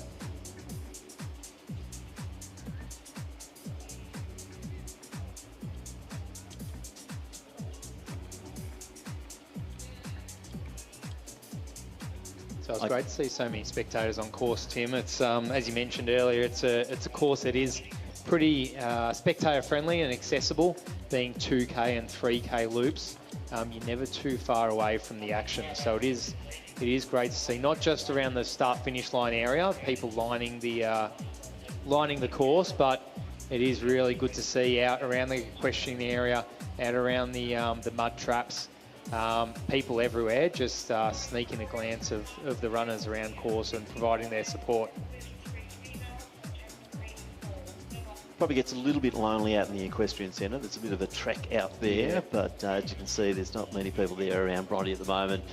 But just having that scattering of people there, giving you a bit of a cheer and a bit of a bit of praise for the effort you're putting in as we see Bronte now just coming through into the dressage area again for the last time. So 29 minutes on the clock.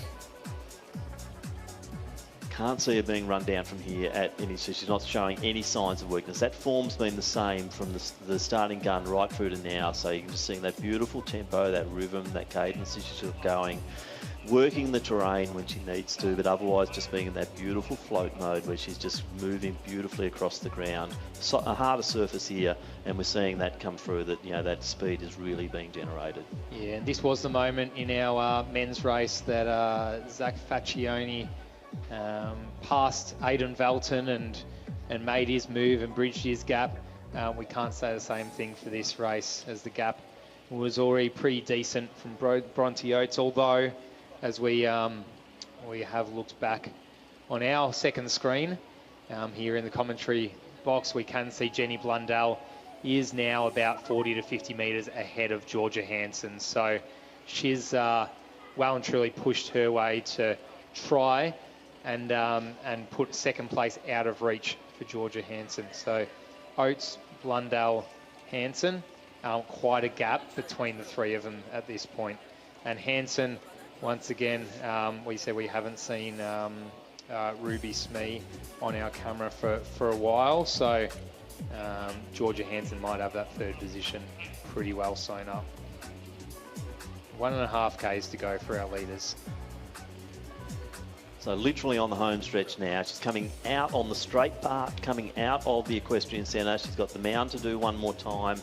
As we saw on the first effort, she was up and over quite easily. So just twisting and weaving a little bit here before she rounds the bend, goes up and over the mound, and then she really does have to just launch for the home straight here in Victoria Park. So up and over she goes. As we can see, just good running form once again from Bronte Oates. Not going to slow her. She's just under the city to serve. A little man like that's not going to worry her after Heartbreak Hill. So floating down the other side is Bronte Oates, and she will now be well within vision very shortly of the finish here in Victoria Park. So that'll be an adrenaline surge for her. That'll get her going again. We see Blundell, once again, love her form up the hills, really digs in, leans forward, gets the arms pumping. That generates that pace to get up and over the hill. And Blundell coming off the top of that hill and really launching forward, and it looks like she's safely now in that silver medal position here. Jenny Blundell, dual Olympian, 2016, 2020, I think she was at the Olympics, and great to have her here in cross country. It just shows you the value of cross country to a track runner as well. That this is about strength. This is their off season. This is where they're really developing their strength to go through to another track season, and hopefully we'll see Jenny once again gracing our tracks over the domestic season in Australia. Yeah, you see, people say the World Cross Country Championship is one of the hardest races to win because it is the meeting of your track runners, of your 1500, 5K, 10K guys. You throw some marathoners into the mix.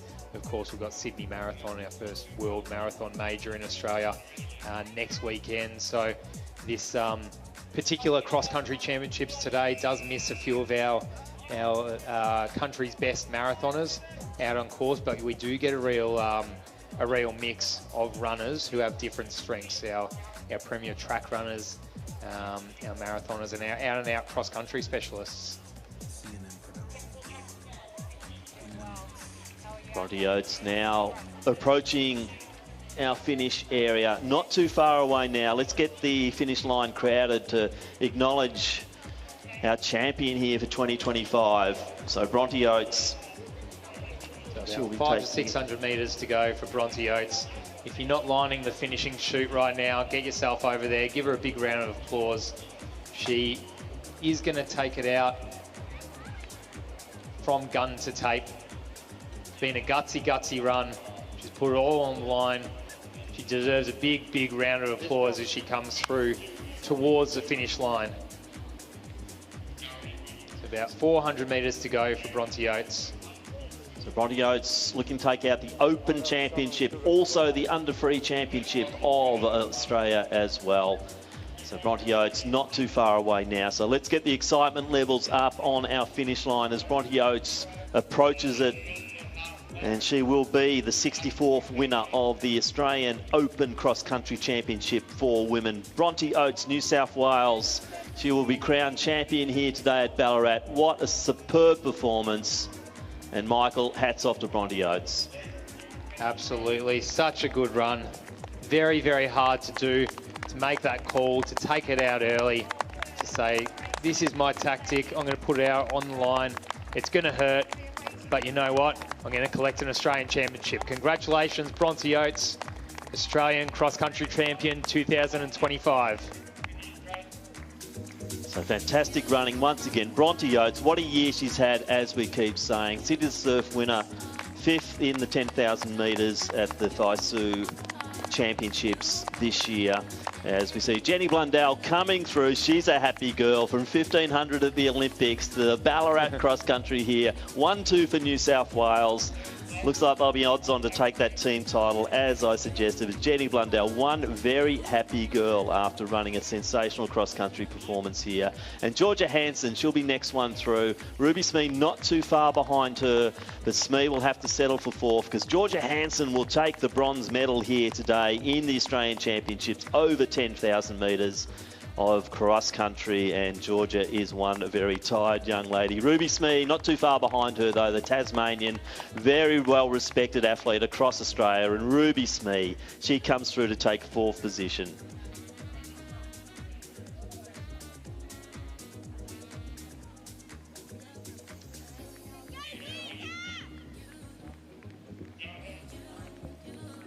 So extremely hard fought running from gun to tape for these athletes as they start now to flood towards the finish line one by one. So Puglisi through in next position. So that was 5th, a good performance for her, just ahead of Saskia Lloyd from Victoria. Well, interest now will be in the teams events because we've had a couple of the Vics come through. Kate Spencer next for New South Wales. So that was good for the New South Wales team score. So Kate wearing the red uniform, the club uniform. So Spencer now through as well. We'll just watch the next few come through. This will be very important for that team's competition. And hey, Jayla coming through. I think that'll seal it for the New South Wales girls with Jayla coming across the line now.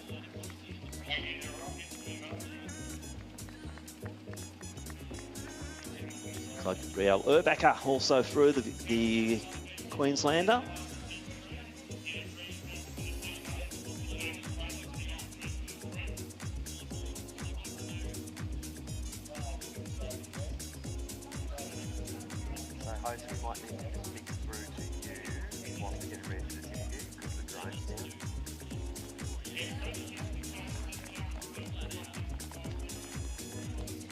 And Rachel McGuinness crossing the line for Victoria there to make the scoring team, I believe. Far behind her, Donde Viljoen. Also, that's Meg Oakley, sorry, Alice Oakley-Kerr. So the Masters races will be coming up next. A real mix of age groups and both genders running together over the 4K circuit. So it'll be 2x2 for our Masters, and they'll be taking off at 1:55 p.m. thereafter, so not too far away. We had a slightly delayed start there for our women. We will be going to interview soon with Bronte Oates as well. See Catherine Dowie coming through there. Also Steph Kelly has finished. Liana Liakatos is also in.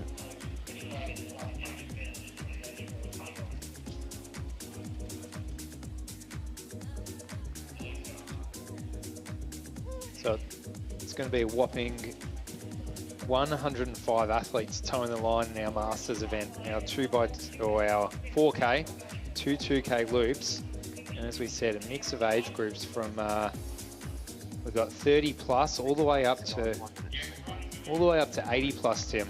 So men and women 30 plus all the way up to 80 plus. 105 athletes towing the line. So obviously different categories.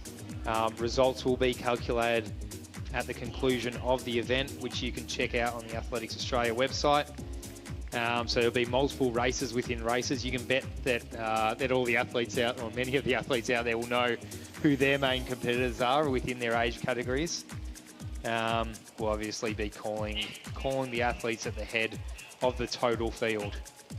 and trying to point out anyone else in between of note.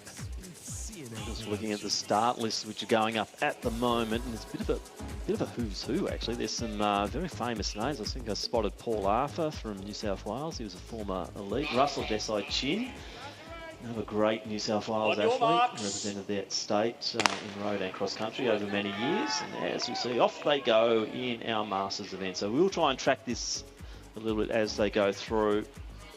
A few of about 100 taking part here in this event. So we have Anasmi. Any relation, do you reckon, Tim? Yes, I'd say so, from Tasmania. So, yeah, a couple of bolters out front, so our Masters, quite a mix of age groups through here. We obviously won't be able to cover all age groups, but we will endeavour to give as much front line coverage as possible.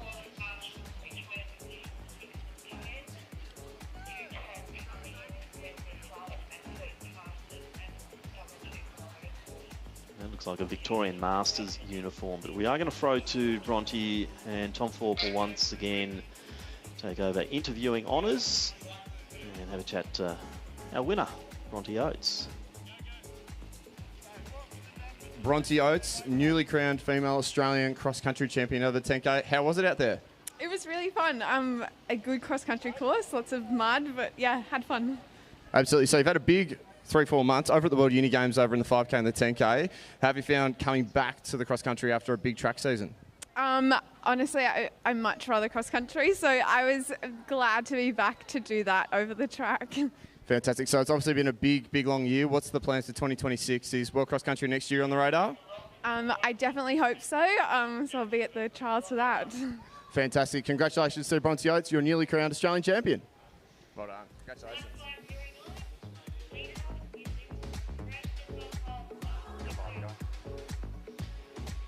So a little bit of a bolter once again in the Masters event. Looked like it was a Victorian Masters athletics uniform. We'll try and get a fix on numbers as they come through as well.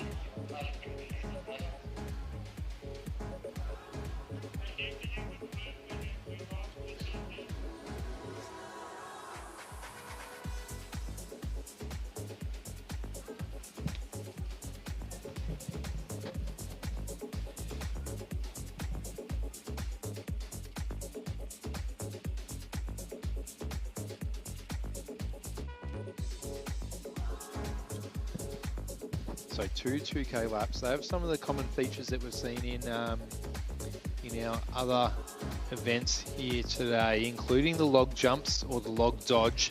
We'll see which options some of these Masters athletes will take on. They miss the hills over the equestrian area, being the 2K laps. So they've got the mud patches, they've got the logs, and they've got to do it twice. 2K laps, 4K in total for our Masters athletes, of course, ranging from men's over 30s, women's over 30s, all the way up to men's and women's over 80s. So a range of athletes competing here today, with Shane Grund at the moment, men over 40s category, is our early leader, and he does so by about 50 metres on the rest of the field. So the athlete from Victoria, Shane Grund, wearing the Victorian Masters singlet.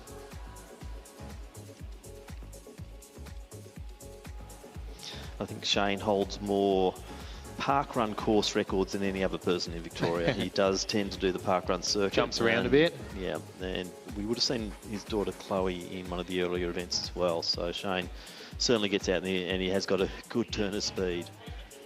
It'd be interesting to see how many mother, father, son, daughter duos there would be of juniors competing today, alongside their parents who are competing in the Masters event. Well, it's a great opportunity, isn't it? And it shows the cradle to grave nature of our sport. That's the nature of cross country. It is very much a family sport, and everyone can participate, from 3 generations we've had in some of the AV teams, where you've got 3 generations of the same family out on course at the same time, which is a wonderful part of the sport. Grund will really carve this up. The 4K, he'll hardly take a breath out there, Shane Grund, because he is running probably low 15s. If not, I think he's broken 15 a few times as well. So he's, for 5K that is. So Grund really does have some form coming into this.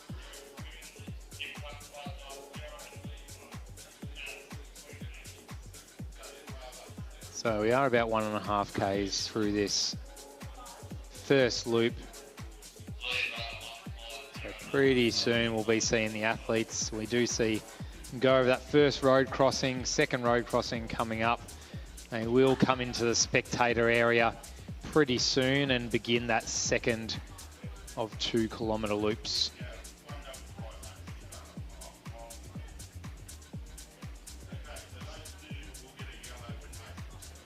So of course, to check out the results and the age group gradings, check out the Athletics Australia website at the conclusion of the event. As we mentioned, men's, women's, going in 5-year age categories, all the way up from 30 years old up to 80 years old. So multiple categories represented by the 105 athletes who are towing the line here in the men's and women's Masters Australian Cross Country Championships.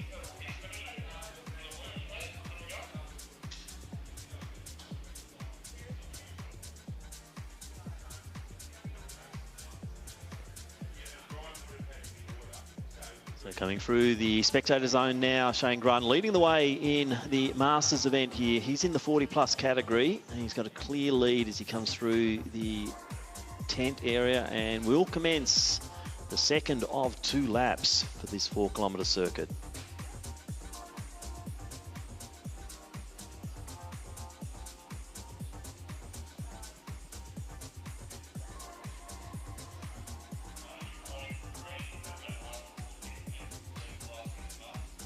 So following the conclusion of this Masters event, we still have 10 races still on the program. Under 15 women up next at 2:20 p.m, followed by the men. We have under 16 women and men, under 17, under 18 and under 20 men to finish with at 4:55 p.m. So still plenty of racing, still plenty of footsteps to go through those mud tracks and to tear up the grass here at Vic Park and make it muddier than it already is.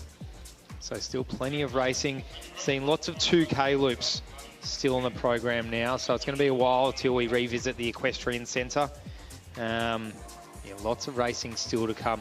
As Shane Grund maintaining a lead of about 50 metres from his competitor in second.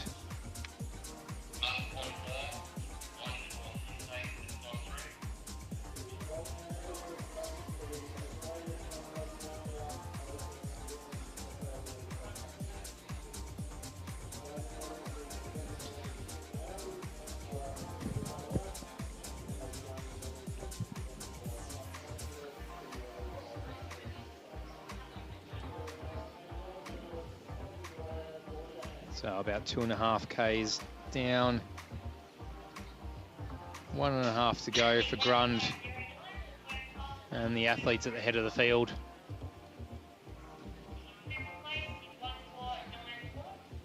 Yeah, we really can see the ground getting really churned up there, especially alongside the ropes, alongside the borders of the course. Athletes will start to have to pick their line to maybe avoid the mud in spite of the extra distance.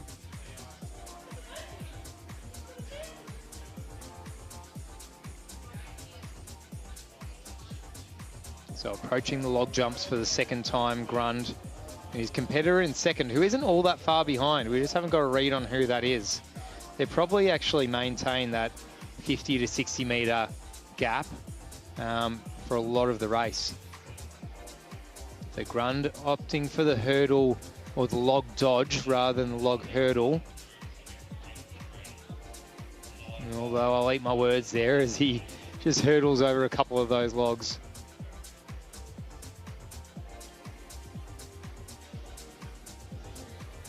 So a bit over 1 kilometre to go for Grund now.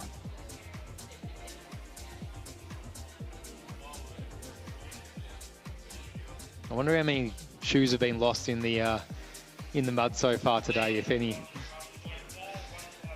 We've just witnessed the presentation ceremony there for the Open females, and they should have actually launched into the music of Happy Birthday to You. Congratulations, Bronte Oates. It is her birthday today as well. So what a big day for Bronte, taking the birthday, taking the honours here at the National Cross Country. And thanks to Benny Saint for that little bit of inside info.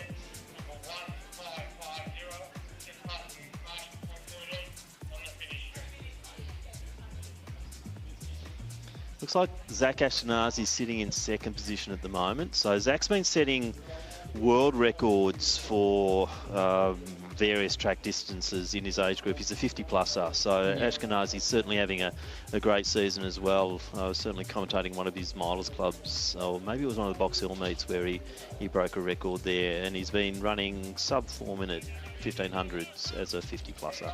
Which is insane. Insane. He was a former Australian silver medalist at the Open 1500, so he does have form. Absolutely. Back in the 1990s, I'd say that would have been, late 90s, early 2000s. So Zach Ashkenazi sitting in second position behind our man Shane Grund as he approaches that final strip coming into the Victoria Park finish zone. So Grund first, Ashkenazi second. They're both in different age groups.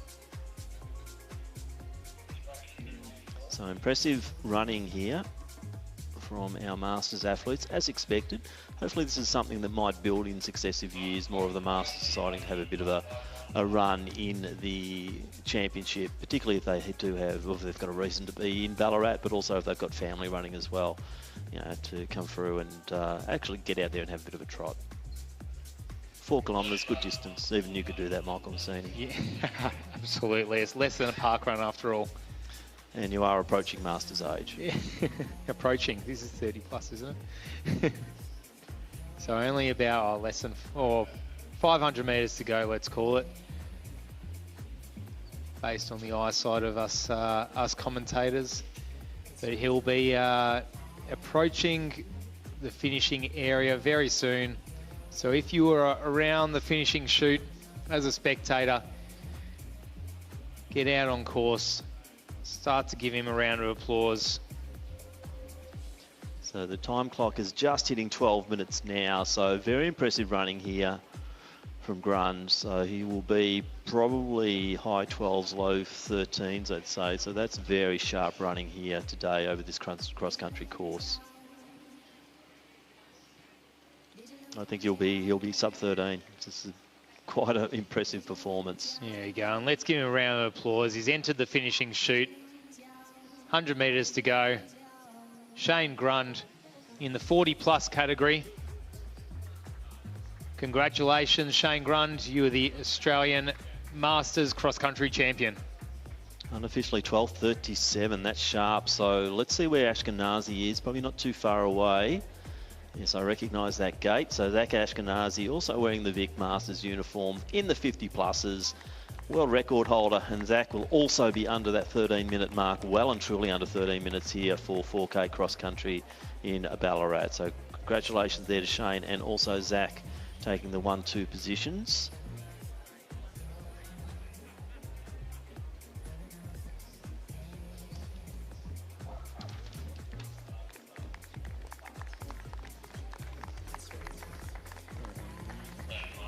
And Michael Nitschke finishing in third position there. Of course, everyone in different age groups. Michael Nitschke in the 35-plus age group. And Russell Desai Chin. So, as I said, some famous names. Nitschke and Russell Chin coming through there. So, great running in the Masters event. So, Nitschke from South Australia and also Russell Desai Chin representing New South Wales. And Charles Gunn coming through next. He's in the 40-plus age group.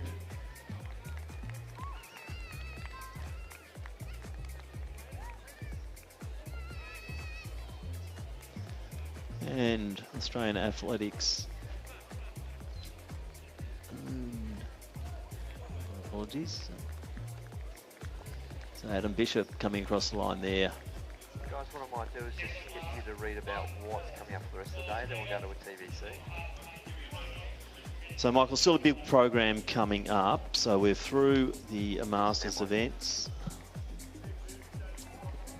Yeah, we've still got the under-15s women, which is coming up next. They'll be in 8 minutes, so at 2:20 p.m. with the under-15 women's 4K Australian Cross Country Championship, followed by the under-15 men, under-16s, under-17s, under-18s.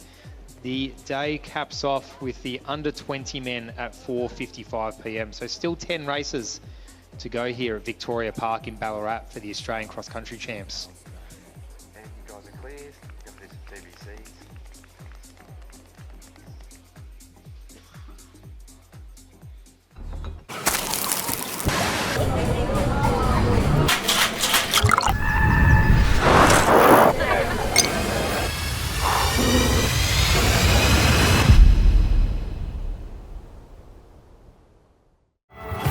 Nothing unites Australians like sport. And no sport runs through our veins quite like athletics. It's where it all begins, the essence of human movement. From the first step to the greatest heights, athletics is for every Australian. Lace up. Join the community that moves Australia.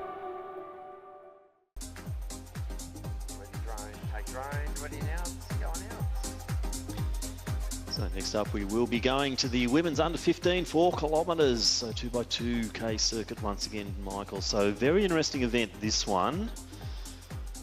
I'm hearing the South Australians could be the dominant team here, so let's see how that pans out. So last year this was taken out by Eliza Lawton from New South Wales in 15:45. New South Wales won the teams once again from Victoria and Western Australia. State champions who are lining up from the ACT, you've got Lara Packwood from New South Wales, Olivia Kalavokis, and also Alexis Tague, who took out the schools champs in New South Wales. Indiana Stinton took out the QA titles in Queensland, and Gemma de Villiers took out their schools titles. From South Australia, Amelia Sheridan, she's one to watch. She took out the schools and also the Athletics South Australia Championship. So, what are we looking at? Millie Sheridan? Yeah, 4 times Australian titles, national 1500 and 3K records. She's been quite dominant. She won this comparative event in the under-14s last year, moving up to the under-15s. Also moving up is her teammate from South Australia, Ivy Strawhorn.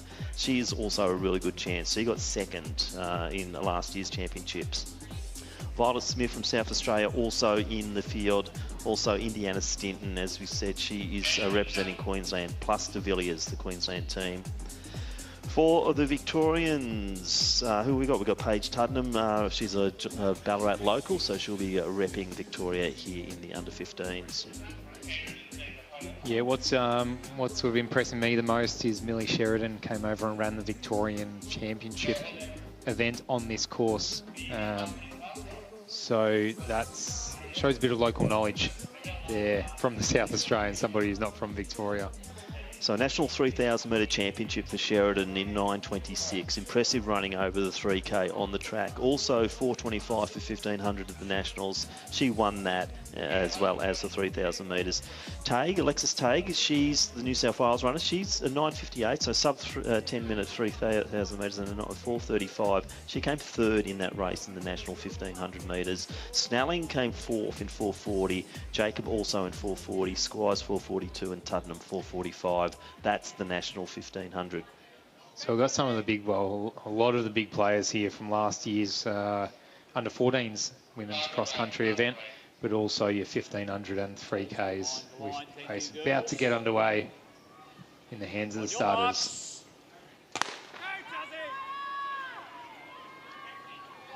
So we'll look to see the red singlets of the South Australians potentially at the head of the field.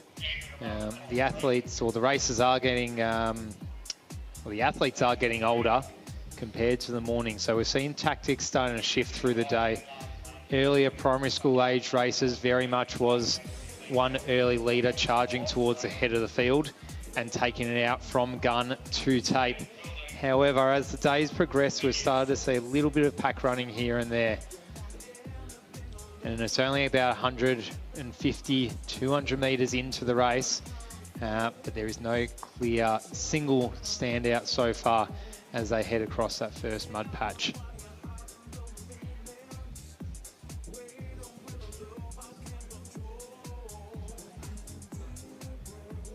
So two 2-kilometre loops for this 4K women's under 15 event. And it does look like a break of 2 to 3 at the head of the field. Not by heaps. But there are a few of these athletes, potentially a couple of our South Australian athletes in red, making an early break. So I think we'll take a punt and say that Sheridan is one of those. Sure. I don't think we'll be too far off the mark, but definitely two of the South Australians out early and really pushing that pace, which is good to see. So they're making the others work hard. And we start to see them cross some, I'm going to say some more natural rather than artificial mud patches now. That's the mud that's being created by the torn up grass, by the spikes that have been run laps and laps and laps over it today. We've of course got our massive artificial mud patches, but we can see the green turning into brown as the course snakes around here at Victoria Park, with our 2 South Australians with a 10-metre break ahead of the rest of the field. Definitely try to assert themselves over this field early, the South Australians. I'd love to take obviously the individual honours, but also that team title back to South Australia. So these two girls working beautifully right now. As Gary Howard said, could be a trifecta for the South Australians. But let's see how that pans out, because there's certainly 1-2 at the moment as they're getting up and over the obstacles there on the logs. Whoops, and a little fall there. So must be getting a little bit slippery out there, Michael. And obviously the spikes would be a good thing to have on right now too, because there is a little bit of a traction issue out there as we saw from that fall. Yeah, and just eyeballing the athletes now as they go through this logged section, many of the athletes are kind of forced to hurdle the logs, and depending on how good a hurdler you are, you might be hurdling, you might be tapping or jumping off the log as you go over. And as you said, Tim, either the mud in between or the logs themselves getting a bit slippery at this point in the day. And that fall has probably just caused a gap of about 10 metres between the 2 South Australian athletes. So unfortunately, a small little mistake could be costly. Only about a kilometre or so into this 4-kilometre event. And that 10 metres has turned into 20, potentially 30 metres all of a sudden. So it is Sheridan leading the way. The South Australian, as we said, now broken the other South Australian due to that fall. So they're not running together, they're not working together now. Sheridan is just pushing it forward, and she is working strongly. 4 minutes into the course now. She'll be doing the turn to come back into the start-finish area, but it is Amelia Sheridan who is starting to stretch this field out. And there is this athlete in second place, our second South Australian athlete, who we're trying to get a read on. Their name is really that bridge between the main field and Sheridan out in front. Sheridan, about 40 or so metres. Our second athlete, our South Australian athlete, another 40 or so metres, and then a flood of athletes, literally a long train with about 100 carriages to follow. So I think that might be Telly Williams sitting in second position. So Sheridan leading, looks like Williams in second position. So Williams now in a position by herself because the chasing pack is a considerable distance behind.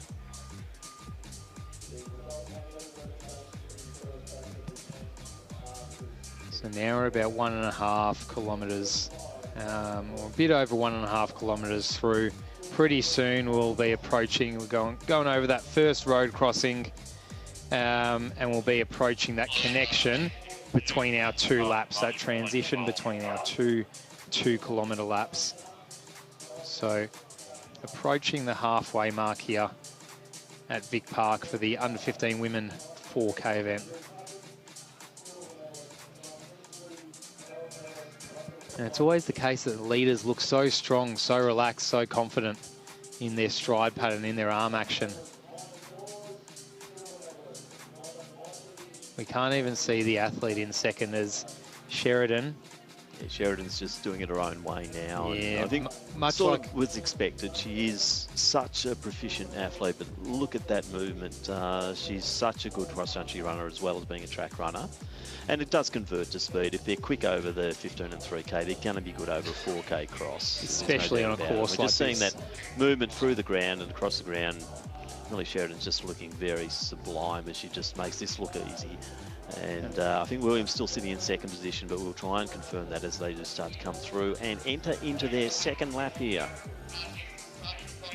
Yeah, so we can see Sheridan passing the team tents, passing all the spectators, and looping around into that second 2-kilometre lap. She's now about 100 metres clear on the rest of the field. So forming quite a big gap. Second place has a little bit of fresh air, maybe about 20 metres on another 3 athletes behind her. So it's one Sheridan, about 100 metres or so. And then there's probably 4 athletes who will be battling it out for silver and bronze over this next 2 kilometres.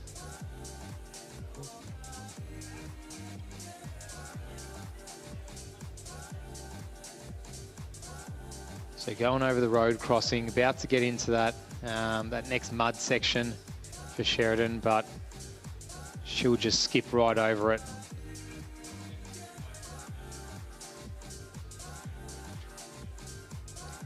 So good to see they've created a diversion path for the buggy around the mud, but Yeah. no diversion path for Amelia Sheridan as she goes straight through. And as Michael said, she skips through. That she made that look very, very easy. So Amelia Sheridan really, really looking good out there. And it's just about, you can put your glasses down on this one now, I think, unless there's something traumatic happens. But Sheridan looking really, really good here in this under 15 event.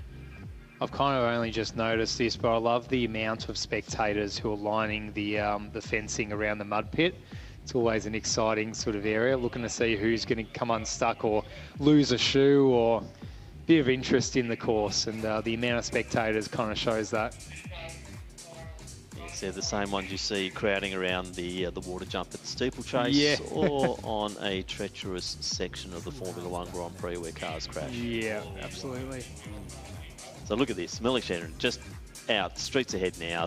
It is daylight, so it's just through a procession now for her on this second lap. As she follows the buggy around.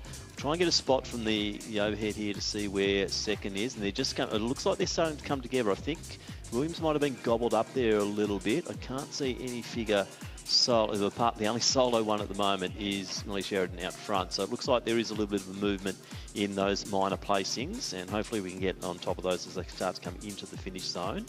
But Sheridan now well ahead.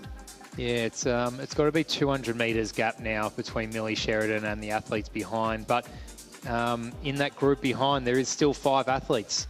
So 5 athletes battling it out for, we're going to say, silver and bronze medals. But also online will be those teams championships as well. I know Absolutely. the South Australians would love to take one out here.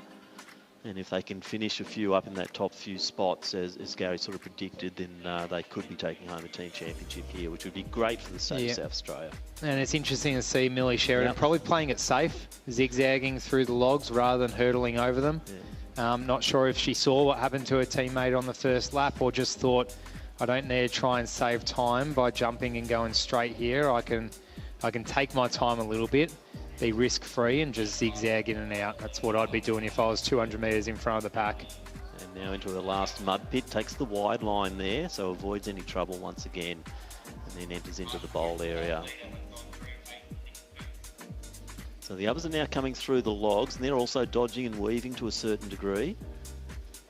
And that final one is compulsory. Everyone has to go over that one before they launch around the corner into the mud pit. But it looks like there's one has just broken away a little bit, and then there's 2 just chasing, and another 2 not far behind. So about 5 athletes vying for that second and third position onto the podium. So this could be quite an interesting finish in this under 15 women's event.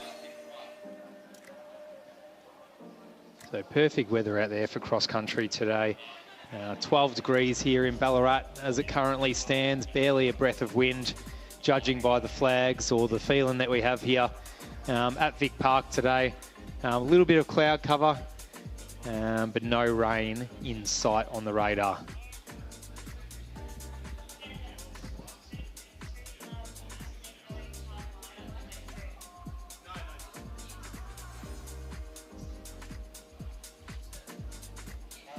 So around 500 metres to go for Millie Sheridan, our race leader. 500 metres to go. Pretty soon she'll be approaching the finishing chute. So if you're in the area, you want to give Millie a cheer, make sure you make your way towards that finishing chute. She's got about 400 to 500 metres left of running to go.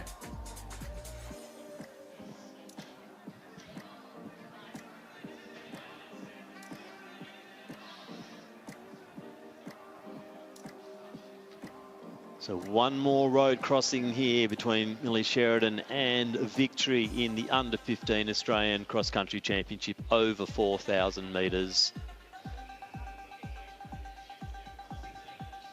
Great vision here as she follows the buggy through. You can see the crowd building, coming across to support Millie Sheridan as she has an emphatic win here in the under 15er event. We'd love to give you an update on the place getters, but there's not much coming through to us at the moment. I'll have to wait for the visual as they start to come into the finish stretch to try and supply some information on our place getters here.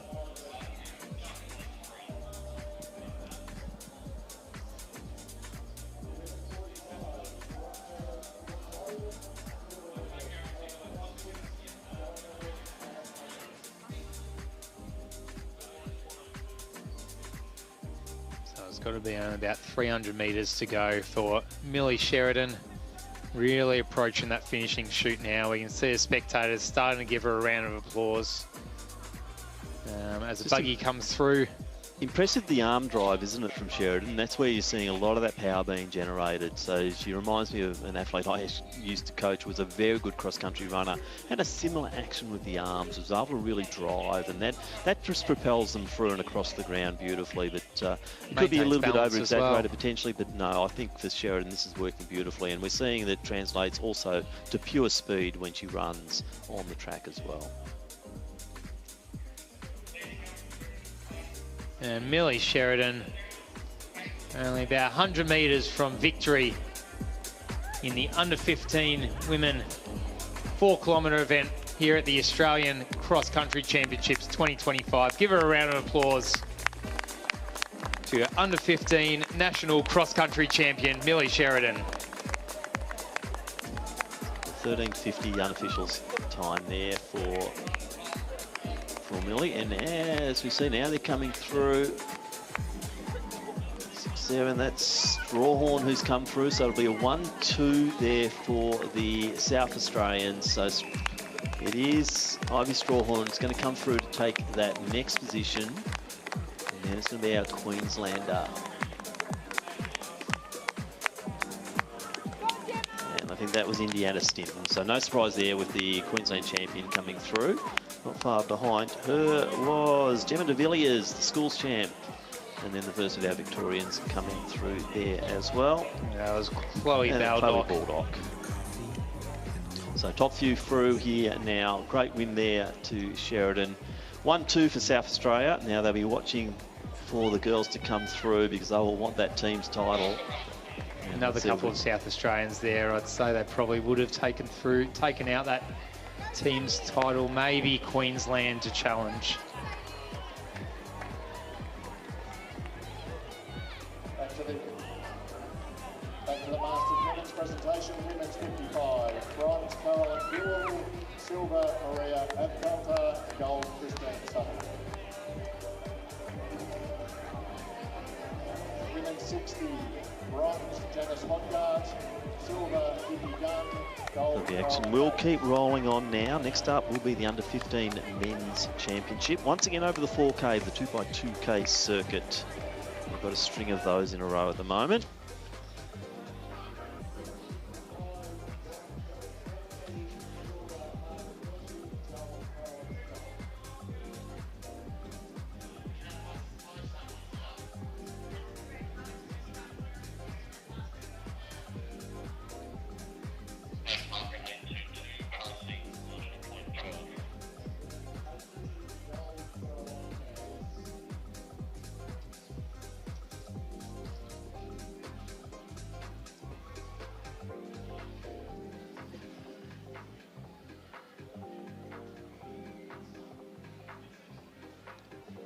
So meanwhile, a bit of presentation going on for our Masters. So there's quite a few categories for them to roll through there.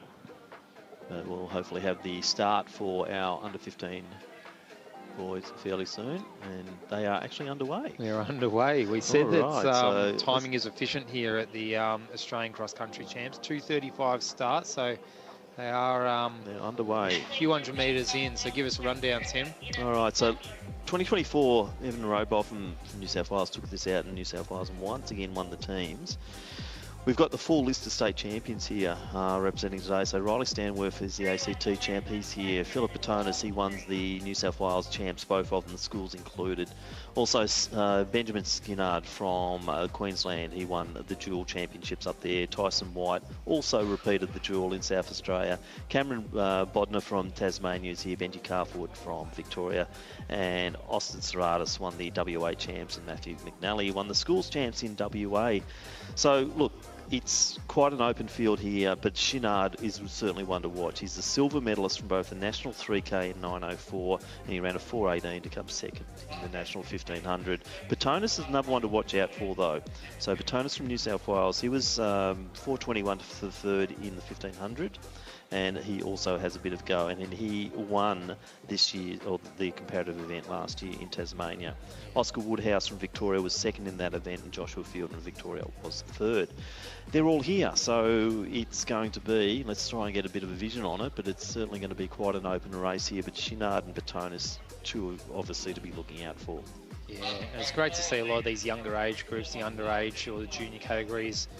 Athletes are coming back year after year after year.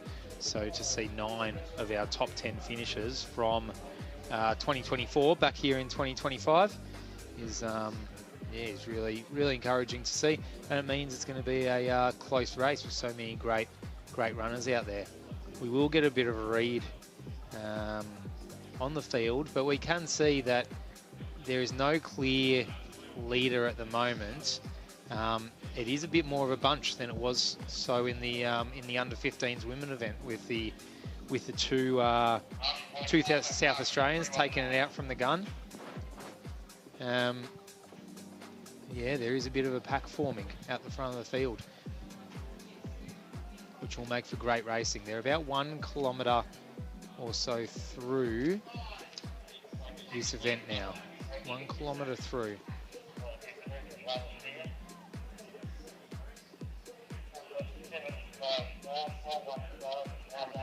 You're looking after under-15, which started without us in the start.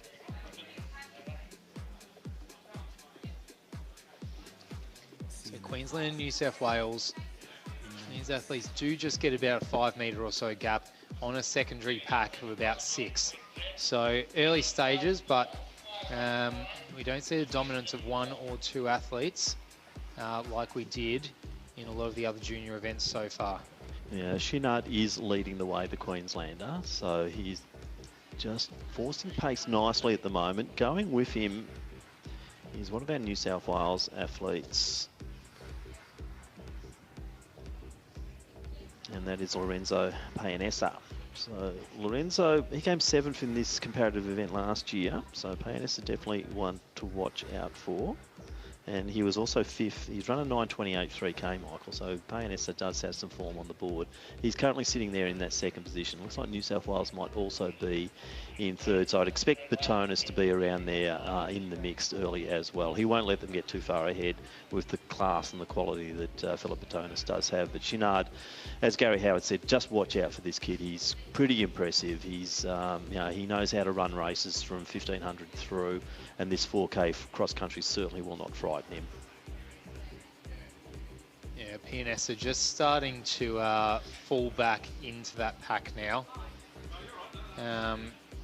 which leaves Shinard out by himself. Not a massive gap,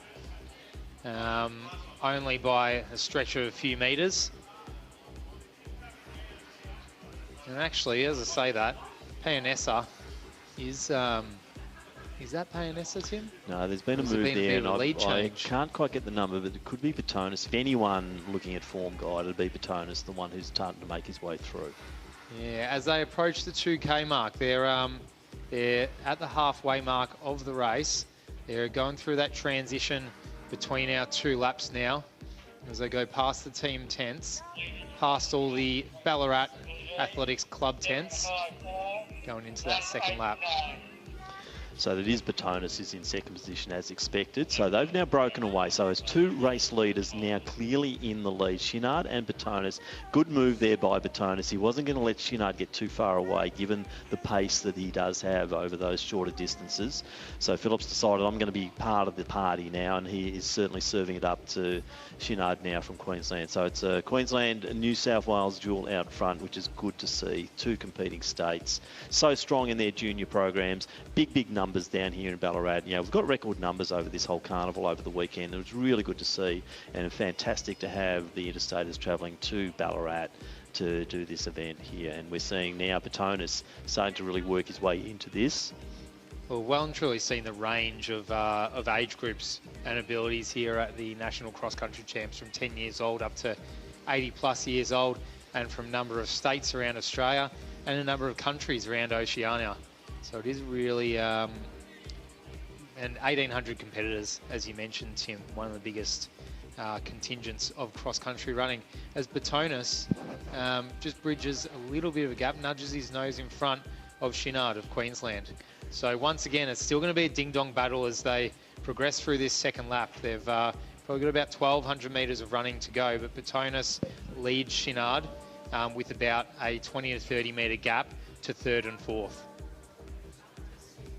Maybe a little bit surprising this early, but is he just trying to assert himself? So Chinard looks so good and had such a nice little break early, but now Batonis has just shown it that bit of strength, and maybe he's just trying to say, okay, this is my race, this is the one I'm going to take, and I'm going to show it early. I'm not going to leave it for the last minute sprint.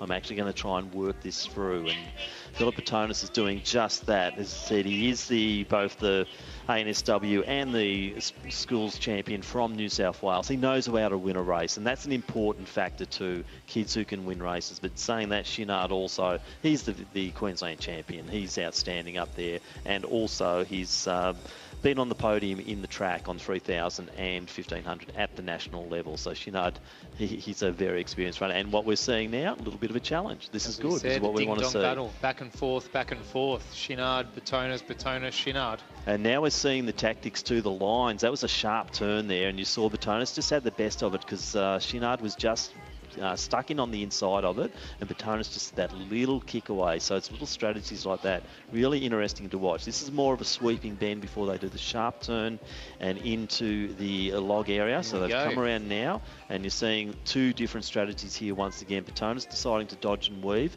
Chinard taking straight line, but now following Batonis. Fascinating racing. Absolutely. It's almost like watching an F1 race at this point, Tim. As we don't know who the athlete in 3rd is, but I'd almost say that they're bridging a gap. I think they are, actually. I think we're going to have a party of 3 here, which will be super exciting. So let's see. Batonis goes again, though, just coming around that bend and now into the next mud patch. So which line do they take? They're all trying to go very wide. No one's going through the middle here. Means they've got to do the sharp turn around. But yes, 3rd into potentially 2nd very shortly here. I'd like to get the vision on that. Batonis almost had a little bit of a trip over then. Managed to keep his feet, but this course is getting more and more slippery. As much as you might try to avoid the mud, at some sections it's just unavoidable. Batonis, and our runner in 3rd place is getting up on the shoulder of Chinard and just dragging him up onto the heels of Batonis. So it is going to be a race in 3. Well, it is right now. I was about to say very soon, but it absolutely is as we speak. And you see our Victorian athlete trying to get a read on the number, but Batonis is almost saying, all right, come and run with me then. You just look beside him. So that's our Victorian athlete. We'll get a name Benji Castle's soon. the Victorian champ, so if anything, I'd be picking Benji. He had quite a good win. They have left Sheridan down.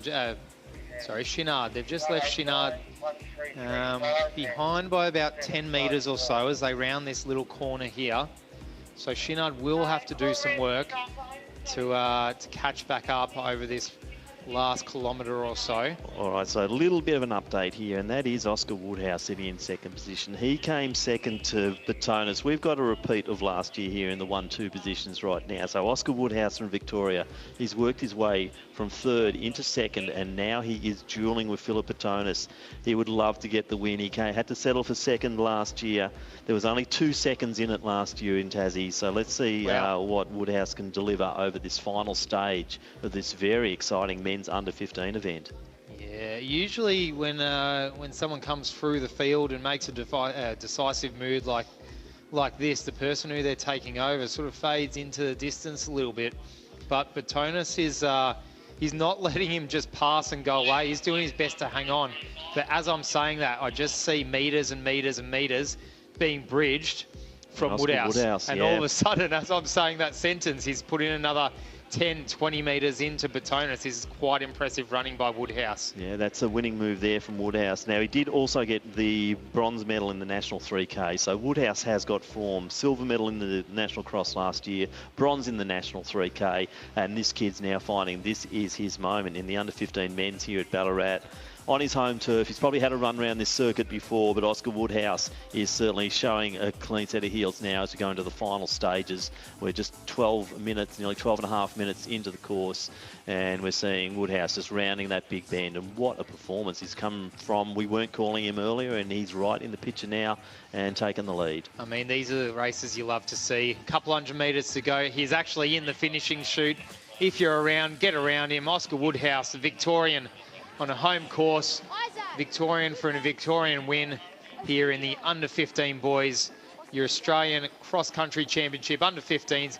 Oscar Woodhouse doing it in style. Has a look over the shoulder. He knows he's got this comfortable. He can celebrate, slow down, celebrate the finish line. Oscar Woodhouse, what a performance, taking out his championship here. Philip Batonis, not to be outdone. Great racing, consistent performer across the Australian scene here. And also Benjamin Chinard. Another fantastic performance there.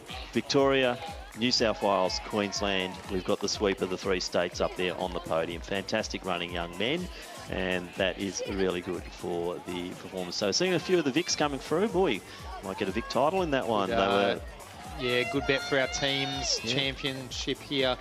You'd say so Victoria third last would have year that to New South Wales took it quite cleanly last year, Queensland, Victoria, but yeah, a lot of interest in the team titles as well as we go through. As we can see our next event lining up. So we do have the under-16 women on the line. Look at that field. That's a massive field, Michael. Last year, Emma Freiger from Queensland took out this event, and the Queensland team took out the teams from New South Wales and Victoria. From the state champions, Annabelle Valla, she won the New South Wales championships and the schools championships. Piper Anderson from Queensland took out the double as well up there. Eden Grant from South Australia. Cassandra Servadite, she is the local Victorian champion. And Leah Waters, the Western Australian, one to watch out for here. She took out both championships in the West. So Valla looking fairly strong. You've also got the likes of Polkinghorne, Isabel Rhodes, Waters, as I said.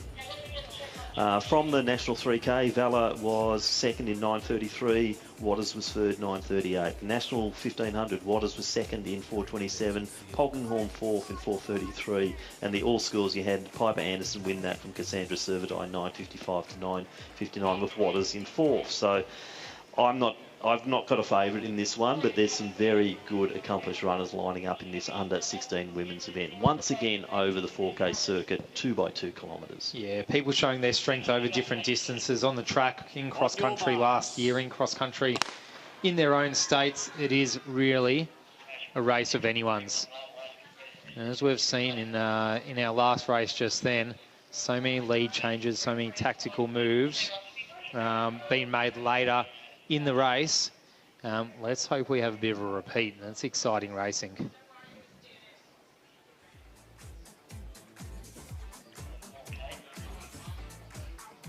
I do see one athlete getting out stronger than anyone else in this very, very early first couple of 100 metres. Of course, once everyone settles, we'll get a bit of a read on who these athletes are.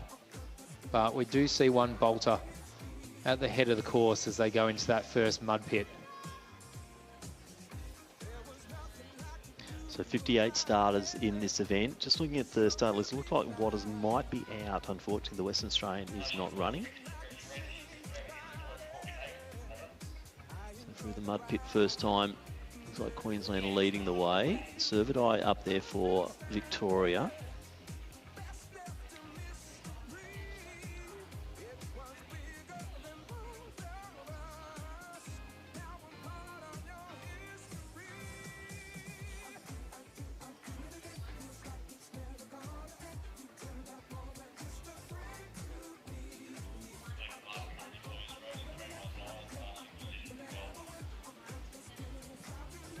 So it is a mix of states up the head of the field. We see Queensland leading us out, New South Wales just a step behind, and a couple of Victorians. So it is a mix of states, which is what we like to see at National Cross.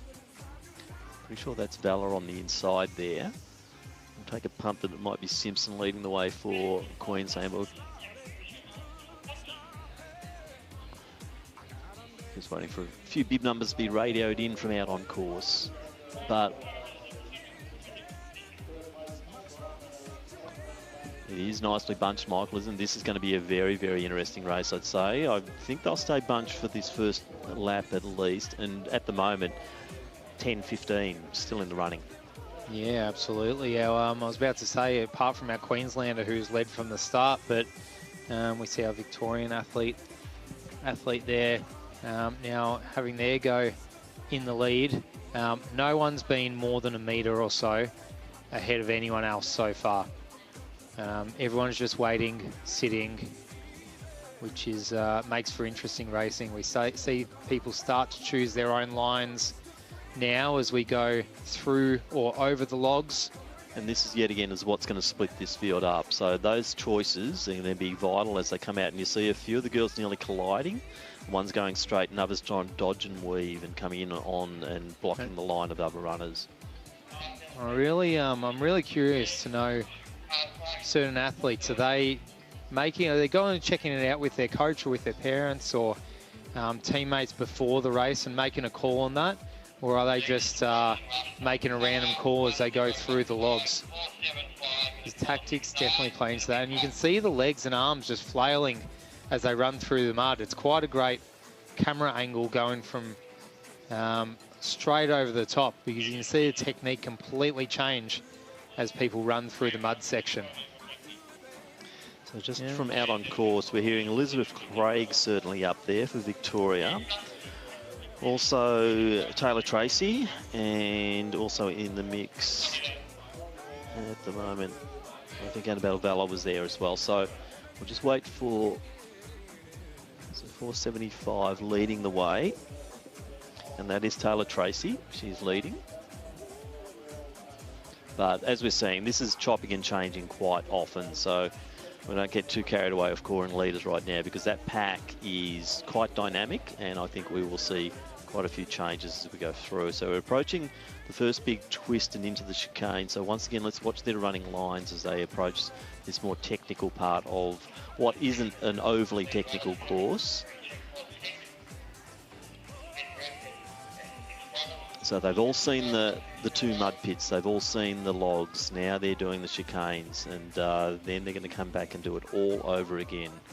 So about maybe 1.2, 1.3k into the course right now. And this is setting themselves up as such a good race. There's literally almost 4 people in the lead simultaneously, another 4 behind them, a lead, what I'd call a lead pack of about 8. It's yeah, absolutely going to be anyone's race from here. Yeah, and this drone footage is just sensational. It's giving us the opportunity to be in amongst the race and watch the certain lines that the girls are taking as well, because they'll all have a different way of approaching it depending on their positioning in the field. Some have to go a bit wide and then cut in. Others are just hugging the shortest possible route to get back to the finish line.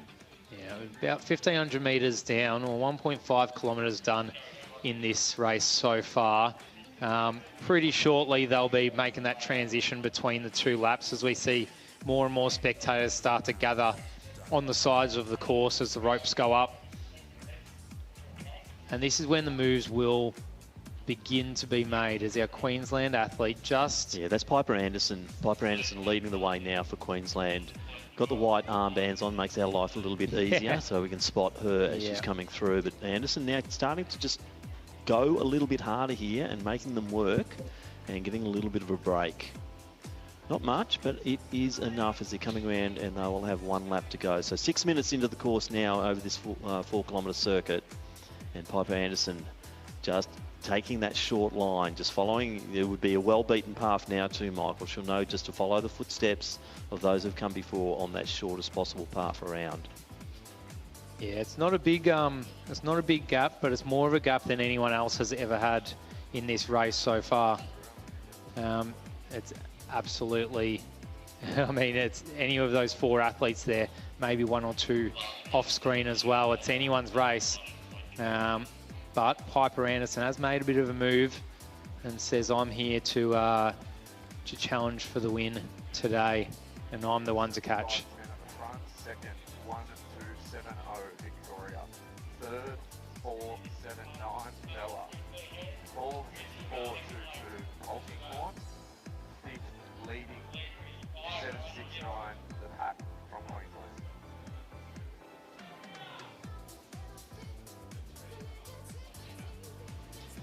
So just a little bit of an update, and it is Anderson leading. Servadai from Victoria sitting in second position. Then it's Valla from New South Wales. Polkinghorn also up there. And she's another one of our New South Wales athletes. And St John also, we believe, from Queensland. So I think Servadai's sitting nicely, just lost a bit of vision there, but Servadai in a good position just off the back of Simpson at the moment. A little gap then to Valla. So Valla definitely one who will be in the running towards the end of this race as well.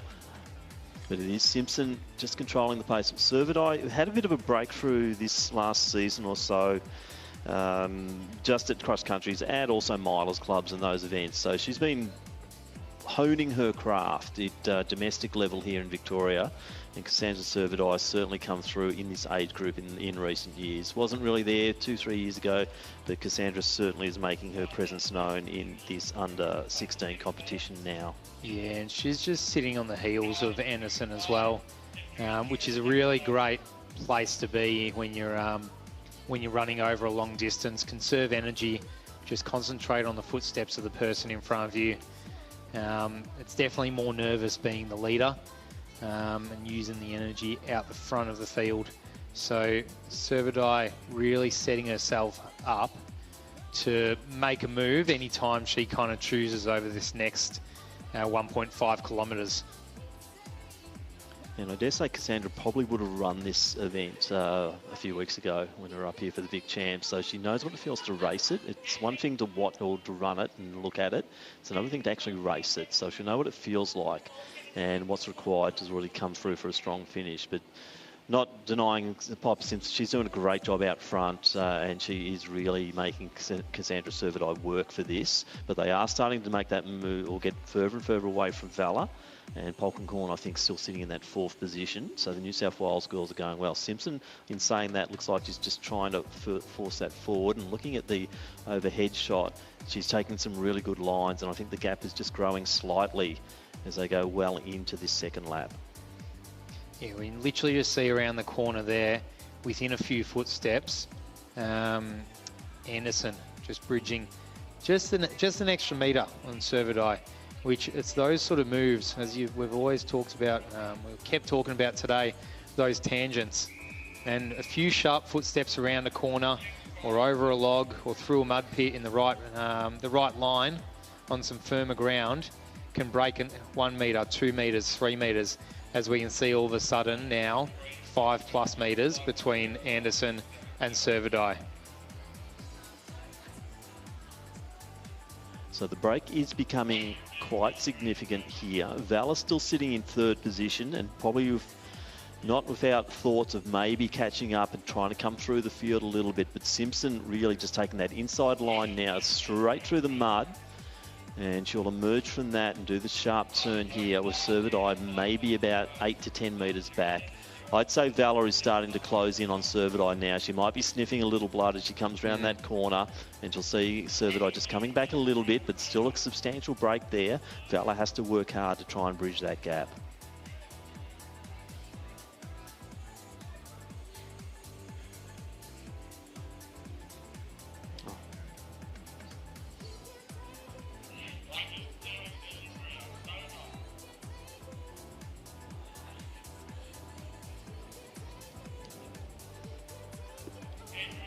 So Anderson still leading the way. We've been misnaming that for a little while there with two Pipers floating around, but Piper Anderson, the white armbands, looking so good here. And Anderson now has made the break on Servidai. I can't see Cassandra bridging that, and she won't. It is now a matter of whether we believe it's Valor from New South Wales sitting in third position. So Anderson keeps driving forward. Servidai in second.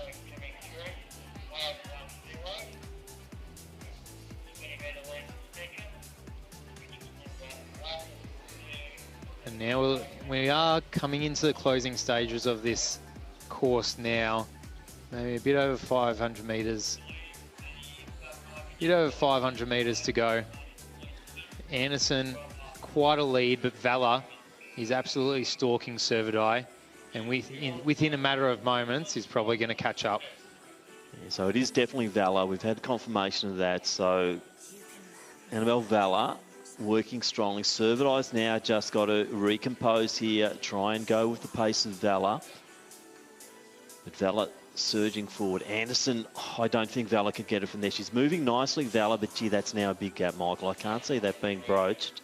We're 12 and a half minutes in, so probably less than 2 minutes to go. So it is a big ask there for Annabelle Valor, but she's run very bravely, but so too Piper Anderson. She had Servidai breathing down her neck, and now we're just seeing Piper Anderson just clearing out here, the Queenslander.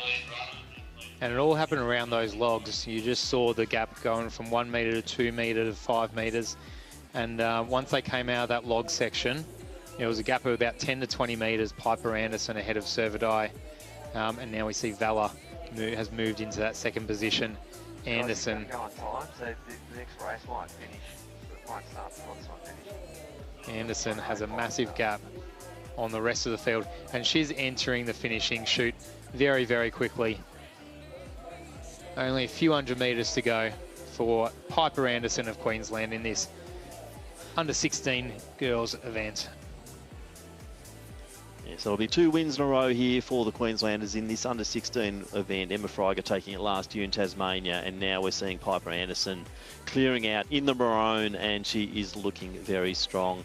Got to give it to Cassandra Servidai, though. She did everything she possibly could to win this race, and you don't lose friends when you do that. So she might have been gobbled up there by Valor in the final stages, but it will be Cassandra Servidai. Hopefully will still run well enough to get that bronze medal, get herself onto the podium after placing 7th in the respective age group last year. Yeah, well.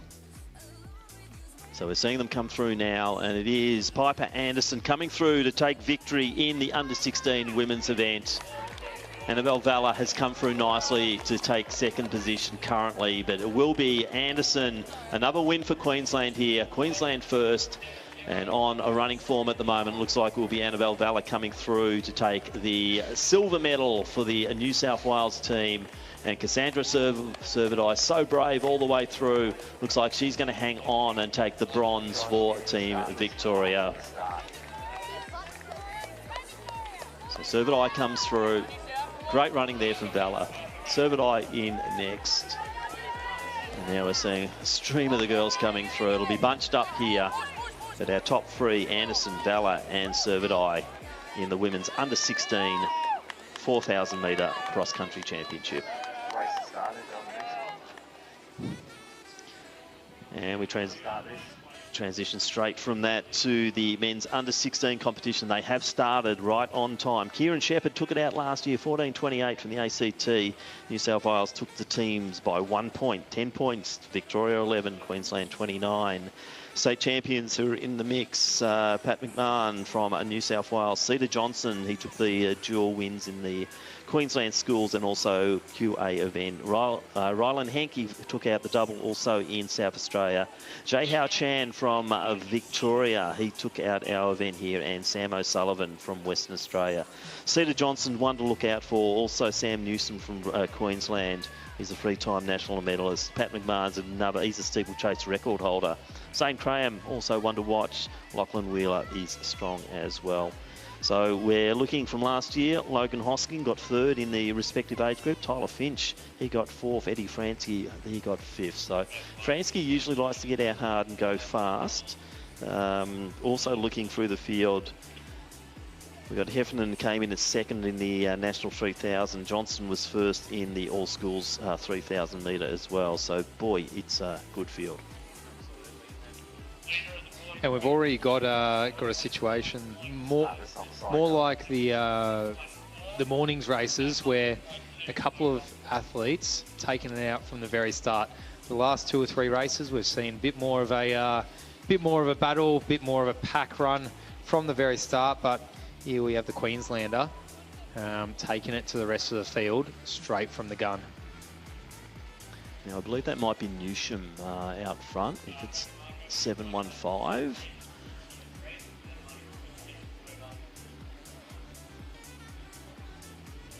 So Newsham being a 3-time national medalist, if that is him out the front. He's got a lead of about 10 metres, as we can see on the rest of the field as they enter the logs for the first time. So 4K event for the under 16 men as well. 2K laps. They'll have to take on the log section. Couple of muddy sections. They won't go anywhere near the equestrian area though that the athletes did on the 3K loops earlier today. So a lot of these athletes taking the straight line. We don't see a lot ducking and weaving and dodging, and that might be because the pack is so thick. Yeah, and a little bit room older to too, move. I think, and probably more proficient over the steeples. There's quite a few steeple very good chases point. here, so they wouldn't be looking at these logs as being quite an impediment. So I think that difference in age, now we're going to the under 16, so it's 15-year-old boys, probably a little bit more bravado as well. Yeah, right you are. Impressive running early though, isn't it? Let's see if Newsham can hold this. He's certainly serving it up to them and saying, catch me if you can at the moment. Yeah. And we'll be watching for things like, just his stance, his pattern, the way he's holding the body up. Is he maintaining the same form as the chasers? Are sort of, they're a little bit together there, so they can work as a grouping to try and run him down. Yeah, and it is good to see there are we have our leader only by about 10 metres so far, so he hasn't completely bolted, but there's a string of athletes who are lining up to try and bridge that gap, and I think they almost are. I wouldn't say that that Newsham is extending his lead by any means. No, it is quite static now. So we'll try and get a read on who these other athletes are behind him. It does look like it is a couple of Queenslanders. Zach Heffernan sitting in second position at the moment. And it is a trifecta because you've got Cedar Johnson sitting in third. So the Queenslanders are 1, 2, 3. Newsom, Heffernan, Johnson in that order. And then the first of Victorians.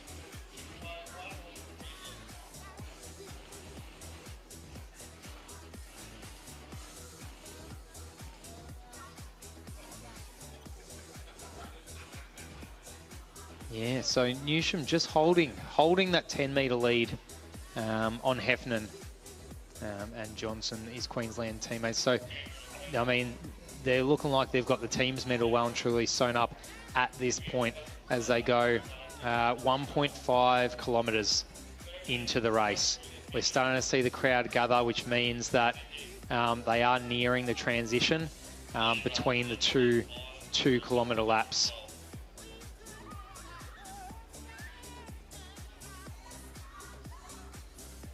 So field is strung out, but not completely. Good vision there of Newsom, and Newsham, he's looking strong, still striding nicely. And a couple of duos trying to work together. It's always easier in cross-country to try and work off someone, either running side by side, trying to get away or chase someone. it is hard being that person out in front. And Newsham's doing just that, and he has done from only a couple of 100 metres into this run. And I reckon, I've said this a couple of times, but the lead isn't getting extended. I'm certain of that. But are they closing it, Tim? I don't think they are, and we are seeing a little bit of a change there in 4 and 5. The two Victorians have switched positions there. We'll hopefully get a read on who they are as they come through. I'd say Johnson and Heffernan are working nicely together at the moment. So 2Ks down, 2Ks to go in the under 16 men's 4 kilometre national championships.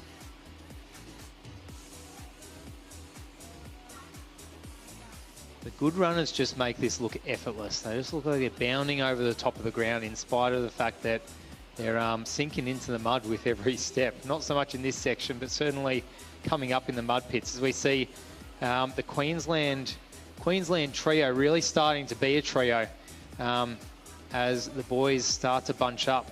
Newsham just being collected by his teammates in Heffernan and Johnson. Now, probably not a good sign there for Newsham because he was clearly in the lead now. It's good that he's been joined by his teammates, but I'd say that they're now just going to start motoring through and clearing out.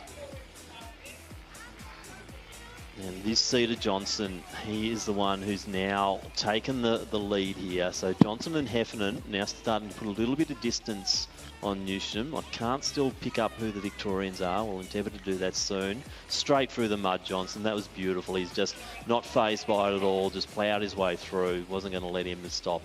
And we're seeing Heffernan just starting to edge back a little bit. So Johnson is looking good, isn't he, Michael? Yeah, he's looking great. He's once again, he's looking really relaxed. He's looking confident. Great runners, or the runners who are doing well within a race, often make it look easy.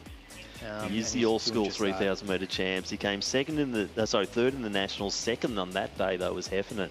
So they have dual positions occasionally here, Cedar Johnson and also Heffernan. But let's see how today will pan out. And we're just seeing them now really break away here. And I think this 1-2 will not change over this distance. 8 minutes in. So they've got maybe that 5 minutes to go here. And I think Johnson definitely looking the strongest here. Heffernan's just got to try and hold on. Newsham now, will he be challenged for that third position? Will it be a clean sweep for the Queenslanders? I'd love to see that in Queensland, but it looks like Newsham did go hard and strong early. Yeah, and talking about relevant form, Cedar Johnson, the Queensland cross-country champion this year, Queensland schools cross-country champion this year, probably battling it out with Heffernan and Newsham in those events, and got the best of them on those two occasions, and he's going to do the same here at a national level. As he just the order in the championships was actually Johnson, Newsham, Heffernan. That was in the QA champs, I believe. So they do race each other quite a lot, and they would know each other. But on that day, Johnson had quite a substantial lead. As they all just hop over the logs here. Newsham is joined by a couple of athletes here, so he has not got third place sewn up. So if anything, he's fading back into the pack. We one of the Victorian athletes just getting up on his heels. So Newsham will actually have to work quite hard over this final kilometre or so to maintain a medal. So at the top of Victorians, Jahal Chan was the winner of the trial race. Dempsey Podmore from Traralgon, he came in second. Tyler Finch was third. So it could be any of those sort of up there. Podmore's had a fantastic season this year. I don't know a lot about Jahal Chan, although I've got him down as running a 16:24 5K. So pretty good on the track. And he also ran 9:28 for one lap at Sandown Racecourse, which is the 3.1 kilometres. So we'll just wait and see. We'll try and get a bit of vision, because the vision is all about Cedar Johnson at the moment. He has cleared away on this one. He's going to loop around and start to come back towards the finish area now, and he will not be headed in this event. That class, that quality, that great form over cross country coming through now for Cedar Johnson, and we're just seeing that strength. And he is looking very, very solid as he comes through to approach the final area here in the under 16 men's 4,000 or 4 kilometre cross country.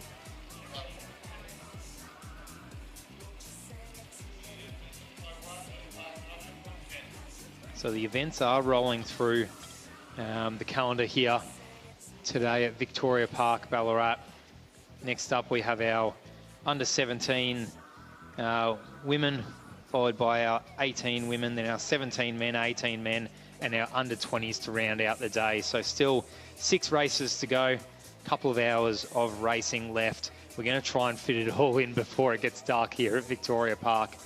But there is only 300, 400 metres of racing to go for Cedar Johnson here in the under 16 boys event. Boy, has he broken this field apart. Impressive running, Cedar Johnson. Held it back early when Newsham went. Just worked with Heffernan for a while there, but entering into that second lap, it's become his victory lap here. He has really just gone for this, and he's set a very big lead here. So Cedar Johnson, very impressive running. And it is looking like Johnson's going to take this quite clearly. We've unfortunately lost vision of the second and third and fourth, so we're not sure what's happening in the background there, but we'll try and pick up on that as they come into the finish area. But we're seeing Cedar Johnson, no need to look over your shoulder, Cedar. There's no one there. Just go for the victory now, lad, and just really push it home.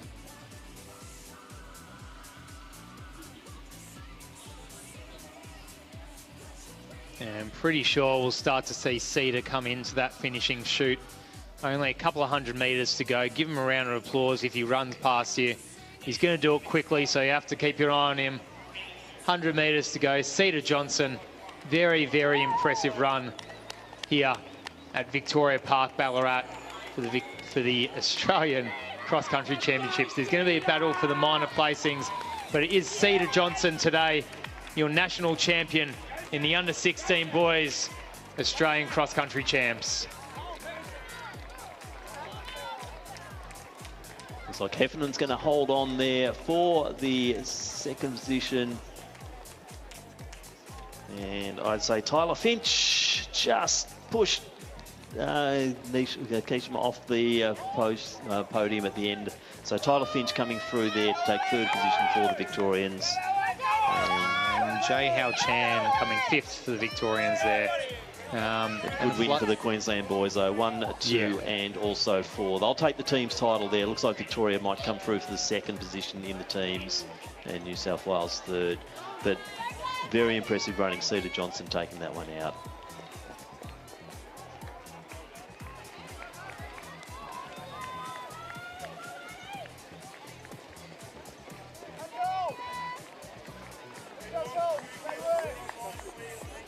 So next up will be the under 17 women. They will be starting at 3:20 p.m. And they start list will be appearing shortly. Piper Simpson won this from New South Wales last year in Tasmania. The teams, New South Wales 11, Victoria 15, Queensland 30. State champions who are lining up. We've got Gretchen Crichton from the ACT. She will be competing today. Pippa Schwartz, she took the double in New South Wales, the ANSW and the schools champs. Also from Queensland, Helena Butler did the same, taking the all schools and the state champs. Isla Faye from South Australia, exactly the same again, taking the double. Juline Petit-Pierre from Victoria is our state champion. So looking through here, you've got the likes of Butler, who won the national 3,000 metres in a 9:39. You've also she also took out the all schools 3,000 metres. Khan was just behind her there in the all schools, but you also got Berg, who came third in the national 3K in 9:43, and also Mante fourth in 9:48. Boy, it's a really good field, this one, once again. So it's hard to pick favourites. Savannah Bush is one to also watch out for. She was second in this event last year, and Khan was fourth. So underway now, Michael. This is, once again, good field. Probably about 50 in the field, I would say. And we'll endeavour to try and pick them up as they get moving. Yeah, absolutely. It's lots of athletes here who could take out the win, which makes for close racing here as we see them bunch up and round that first corner. So under 17 girls, still a 4K event. So we're getting all our 4K events in, 2x2Ks that you're absolutely familiar with at the moment. So they will go over the logs. They will go through multiple mud sections. They will not go over the hills of the equestrian and the mud of the dressage area. And we are well and truly bunched. It's going to take a little while to get a read on the athlete bib numbers to know who is at the head of the field. It's going to change instantly anyway. We have about 5, 6, 7, 8 athletes who are vying for that front position. I think Butler's one of the ones out front at the moment, the Queenslander. So she's just in a nice little surge coming out of that mud pit just to get good line. So it's really important that to sight that next turn and make sure you're in the right position. And Butler's just done that. She's sitting centre of the path because we are twisting and turning in this section here on the first of the chicanes before they loop back around to head towards the logs.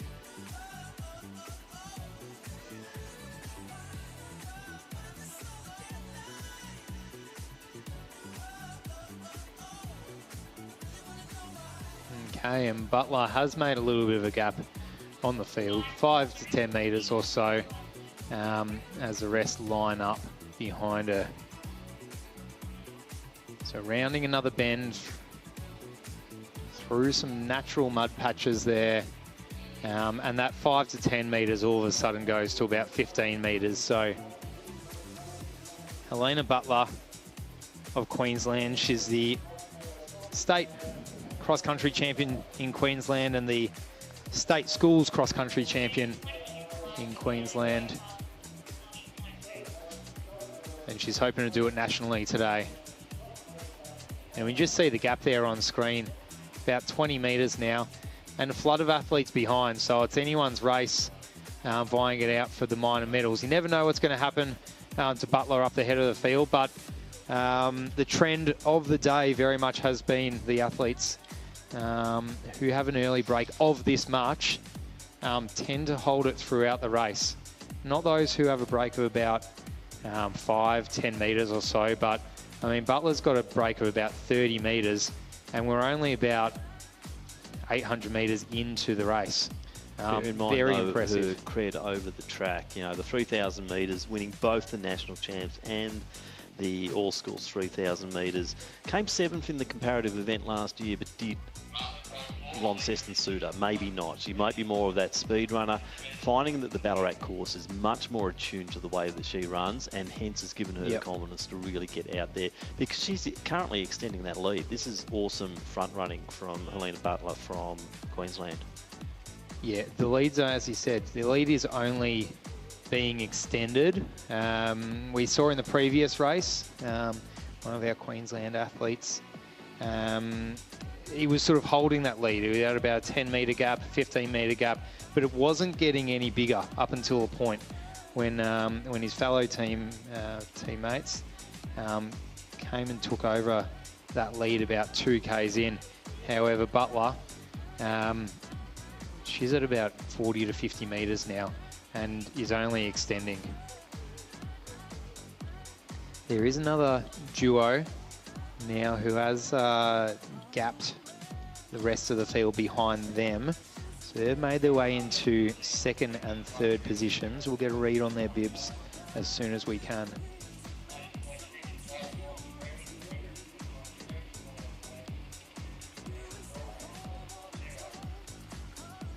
So Helena Butler on screen. About 1.2 Ks through this 4K race. So Pippa Schwartz is also up there.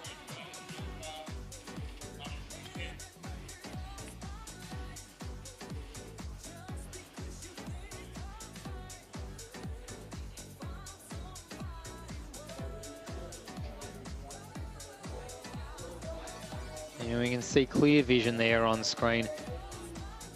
Probably about a 40 metre lead. Now, I'd say that probably now she is holding that lead that she's got. Probably not extending anymore, which is interesting. But our athletes in 2nd and 3rd position have extended their lead over the rest of the field. There's probably about a 30 metre gap from 3rd to 4th now. As we're really starting to settle into this event. We're about 1.2 6 kilometres of the way through, only about 400 metres through that second lap transition. So, to be honest, keep an eye on how Butler is looking very strong, but she's not extending her lead anymore. And I don't even know if she's holding it. Yeah, so we're 6 minutes in now, or just approaching 6 minutes.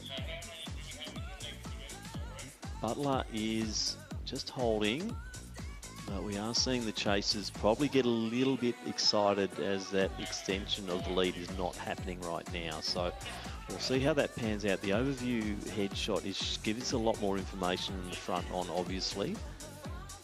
And from that, we're seeing it's relatively static right now, but we've still got, you know, maybe another 7 or more minutes to run.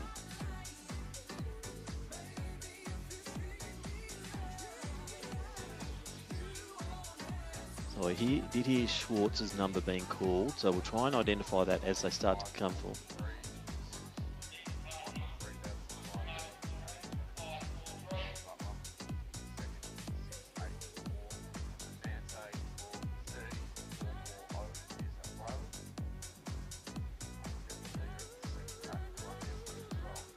So Mante is sitting in second position now, Schwartz is in third.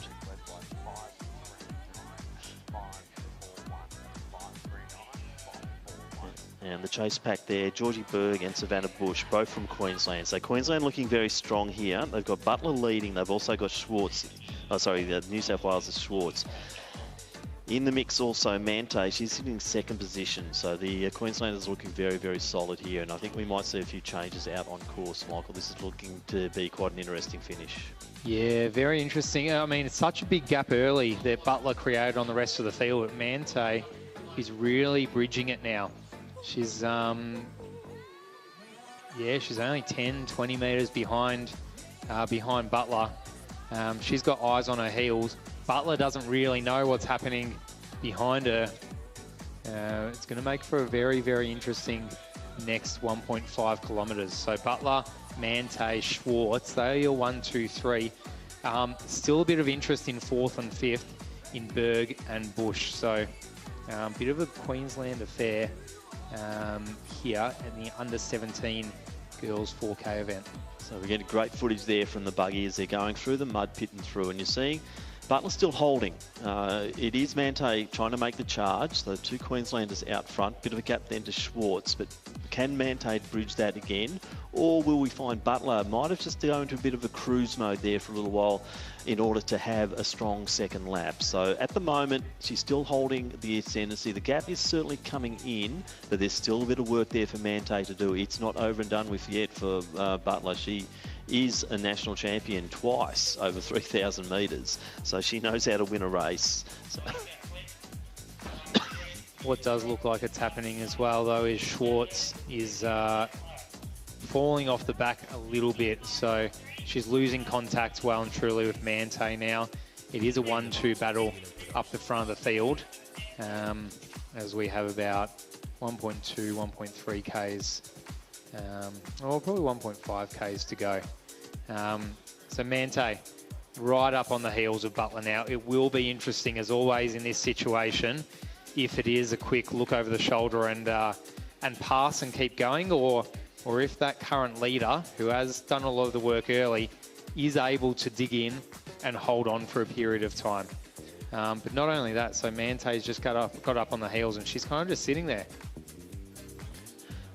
So Butler is now hearing footsteps. She wouldn't have heard it for the majority of this journey, but now Mante is right there. She takes the inside line as well, whereas Butler decides to go wide. So those longer legs of Mante serving her really well over these jumps. But Butler is going side by side with her and deciding now she's going to jump rather than try and veer around them and lose that distance. So great strategy there from Butler because she doesn't want to give up that lead. Mante is responding, but Butler on the outside, she's got the best line for this next bend. She'll keep in the lead before they hit the second of the mud pits. But now we see Mante just trying to lift that pace as they approach the mud. They'll both go through pretty central on it, so Mante right through the middle of the mud, not stopping her at all, but once again Butler's got the inside run as they go round the bend. Mante then takes that inside running once again. This is like Formula One racing once again, Michael. And that couldn't happen at a better time. We were just waiting for Mante to catch up to Butler, and it could not have happened at a better section in the course. That little battle over the logs and through the mud, trying to pick the best line. They were both going for it. We saw them both surge at the right time there. So now we've got a battle. Yeah, 1 and 2, and they look as strong as each other, to be honest. Some good sportsmanship there from Mante too. She could have cut the line there on Butler going around those bends, but she's decided just to stay a little bit wide, and that hasn't really encroached on running line there for Butler. So that was sportsmanship at its very best. So Mante just ahead, and now Butler sitting on the heels. It will be interesting to see once again how tactically it plays out. Might be in Butler's favour just to sit for a while, conserve some energy. She has been doing a lot of the work so far in this race. Mante's put in a lot of effort to bridge that gap, and now she's going to have to continue to put in effort to lead out Butler. So it will be interesting to see in this next little section how they both play this out. As we see, a bit of a gap starting to bridge now, so maybe it's a matter of the amount of effort that each of these athletes can put in at this particular point, and Butler's just holding on. Yeah, well, given what's happened over the last kilometre, you'd have to think that it is now Mante's race to lose, because she's come through, she's gone through from third and taken the lead now over Butler, who was so brave early, and I'd say Mante now is just striding it out. She's in a good pattern here. Butler, she's got a lot of work to do, even though she's the national 3,000 metre champion. This is a different matter here, 4 kilometres across country, and I think we're just seeing a little bit more strength from Mante. Great running from Butler, but Mante has just seen this race through beautifully, and I think we're going to see her just coming through to the finish line and take the victory here in the under-17s. Yeah, only about 400 to 500 metres to go for Mante and Butler. We haven't seen third, fourth, fifth positions for a little while, so it will be interesting to see what's happening back in the field a little bit and who's vying it out for that bronze medal. But it looks like it is going to be Mante's race here in the under-17 girls event.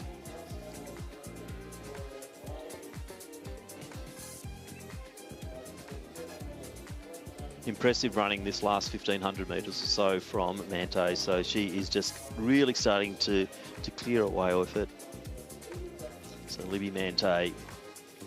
And a massive win from Mante as well over Butler, because Butler being the Queensland cross-country champion, the Queensland schools champion, taking out a national 3,000 metres, all schools 3,000 metres. It's pretty good from Mante, and she would know it. She would know this is a bit of a scalp within her age group as she enters this home straight. And if you do see Mante rushing past you, give her a big round of applause. She's going to enter the home straight now as she runs past the team tents on her way to victory in the under-17 girls 4K national championship. So Libby Mante, big smile on her face, national champion as she crosses the line here, hands in the air. Libby Mante, congratulations, brilliant strategy, great racing, and Libby Mante from Queensland will take that one out. Next one through, Helena Butler, brave running, strong running from Butler. She did everything she could to win this event, and Butler will come through to take the silver medal. A 1-2 there for the Queenslanders as we approach with the third runner coming through, and I think that might be Schwartz coming in for the New South Wales team, and it is Pippa Schwartz. She'll take out the final of the podium positions here for New South Wales.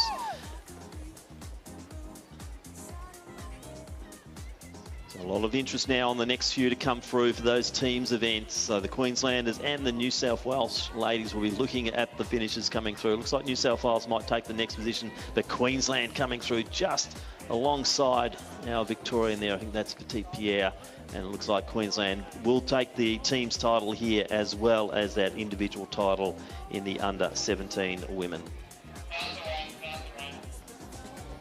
And we're wasting no time here as the under-18 women's event is about to get underway. Once again, another 4K event, 2x2K laps.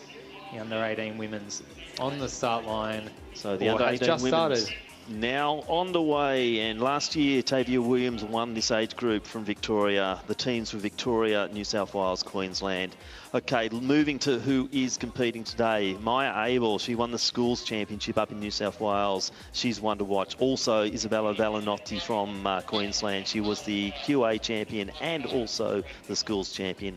Victoria's Leanne Alice from Western Athletics, a club dear to your heart, Michael Massini. She is representing and she'll be one to watch for alongside Lila Stewart from Western Australia. Sienna Bush also is up there, and we'll be looking at the likes of Millie Chudley also to compete well. In the Ondieki A race, we had King come in 12th in that one. So Maddie King from Victoria. Also in the National 15, Alice was 6th. She was also 2nd in the National 3,000 metres, Valenotti and Chudley behind her in that event, and also Abby Reid. So pop through with talent here. Last year it was Piper Simpson who took the win. In the comparative age group, with Madison King coming in 3rd.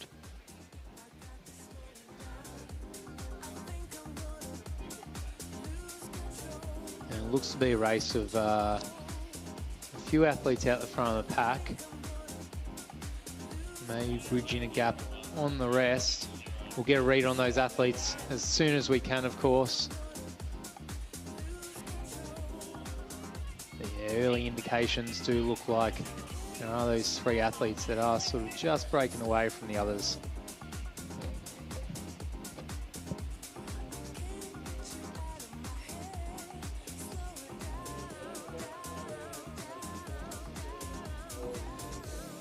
So 500 metres in, this race is only just getting started.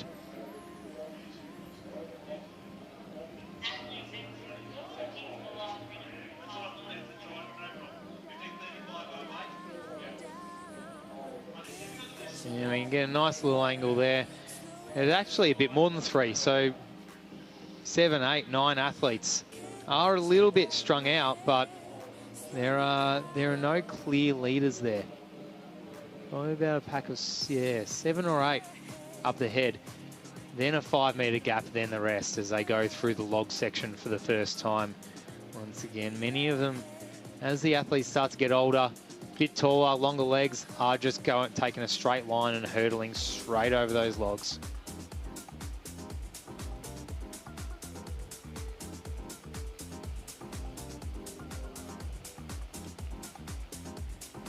So 2 Queenslanders, it looks like, are going 1-2 side by side, running comfortably at the front and going on either side of the mud. And we've got a fall. An athlete from New South Wales there just slips over the mud. He's absolutely something that you have to look for. We've seen a few little falls today, and it kind of has made or broken some races. So it is our 2 Queenslanders who have a break of about 10 metres now on our next little pack of 4, and then the rest of the field. So people are starting to settle into their paces now as we go about 1.2 kilometres through this 4K race for the under 18 women's 4K event.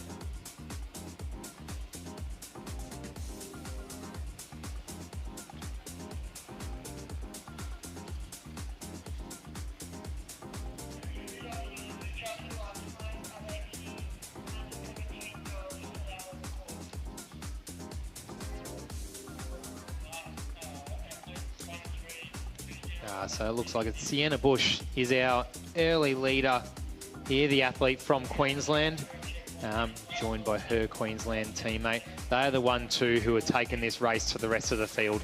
As we can see, there is a bit of a gap of about 20 metres on another group of 4. Looks like it will be out of this 6 battling it out for the medals, but Sienna Bush is our early leader from Queensland. Is that possibly Caitlin Garrett as well? Just looking at the bib numbers, it might have been Garrett who's sitting down the bottom end of the entry list there. But definitely Bush leading the way at the moment. So Sienna Bush, she's a 2:14.800 runner, 4:29.15 and 9:46 3K. Although best this season, 10:26 for the 3K steeple. So Bush, obviously tough if she's a steepler, so she'll be good at the cross country. So 10:26, that's you know, a fair time for a junior steeplechaser over the 3,000 distance. Absolutely. So gone about 1.5 Ks through now. Very shortly they'll be nearing the 2K transition point. So you can see the crowd gathering on the side of the course. It's great to see so many people out here supporting 1,800 athletes here today from 10 to 80 years old across 23 events. And it's great to see so many people on course still here at Victoria Park, Ballarat. Sienna Bush of Queensland, we're seeing a bit of a Queensland dominance here today, to be honest. Plenty of Queensland wins, and the girls here are setting themselves up for another. Although we're about 1,800 metres in to a 4,000 metre race. And we can see just behind the Queenslanders, there are a number of athletes lining up I think the to take the race. Leanne Ellis from Victoria is one who's leading that next pack, and I think slowly but surely they are starting to edge into that break. So Ellis, you can see on the rails there, trying to pick up who's in 4th position as well, but it is the 2 Queenslanders followed by the Victorian. And I think it is definitely starting to come in a little bit as we start to go towards the start of the final lap here. And is Alice in a position where she's just going to start to move through? So Alice does have pretty good form coming through. She was 2nd in the National 3000, 6th in the National 1500.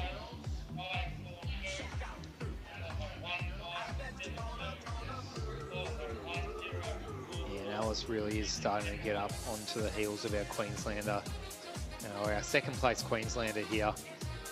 It's going to be a race in 3, maybe even 4 at the head of the field. So the positions are far from being sewn up here in the under 18 4K event. So they've got that long run in to that corner when they approach that next mud pit. Bush is still holding that lead as she has done since the early stages. It's interesting to see from this drone footage the different lines that are being taken in and around the mud, in and around the road crossings, and over the logs, and seeing where distance is being made or broken. Alice has worked hard to get into that position now. Now looks like she might be in a position to take that 2nd position as we hit the mud. But she has worked hard to get there, and it is still Bush leading the way. Bush looking strong. Alice just to the outside, still sitting in 3rd position there. She has got Garrett to the side of her. A little bit of a gap back to 4th, and we're still trying to work out who that is, but we know the top 3 for sure, and they are working beautifully out there and setting up a very dramatic last lap here, because Bush is looking strong. Alice has done a lot of work to come through.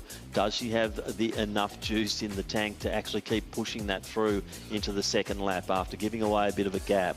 Bush has a little poke around the shoulder, and she'll see now it's a blue uniform behind her, not the maroon uniform, although it is. Garrett's still there with her. There's no change really in that 2nd and 3rd in case in fact they actually start swapping that around a little bit. But Alice now surges a little bit forward as they go towards the next of the chicane area. Bush out by about, 15, 20 metres, I'd say, Michael, and that's a nice buffer. But you've got to realise that Alice has come from well behind to come into that position.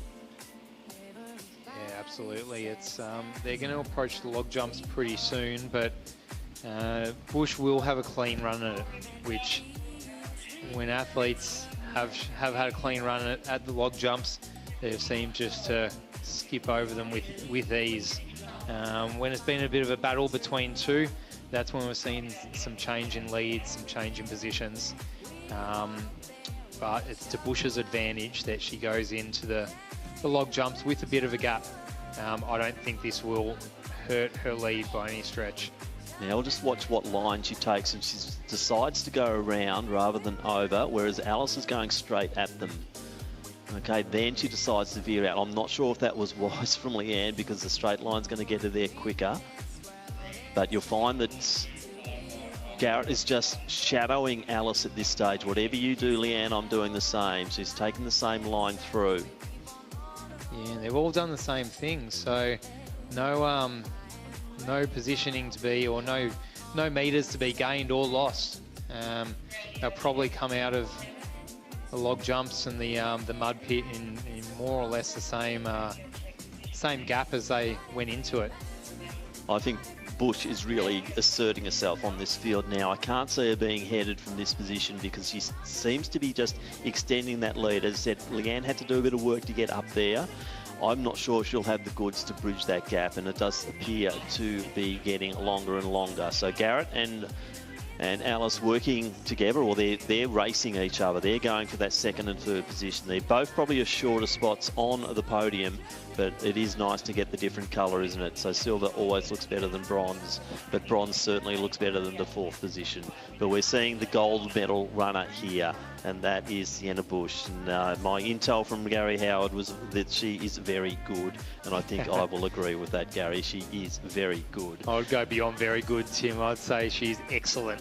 She ran an excellent race here at the National Cross Country Championship. Yeah, she's doing it in style.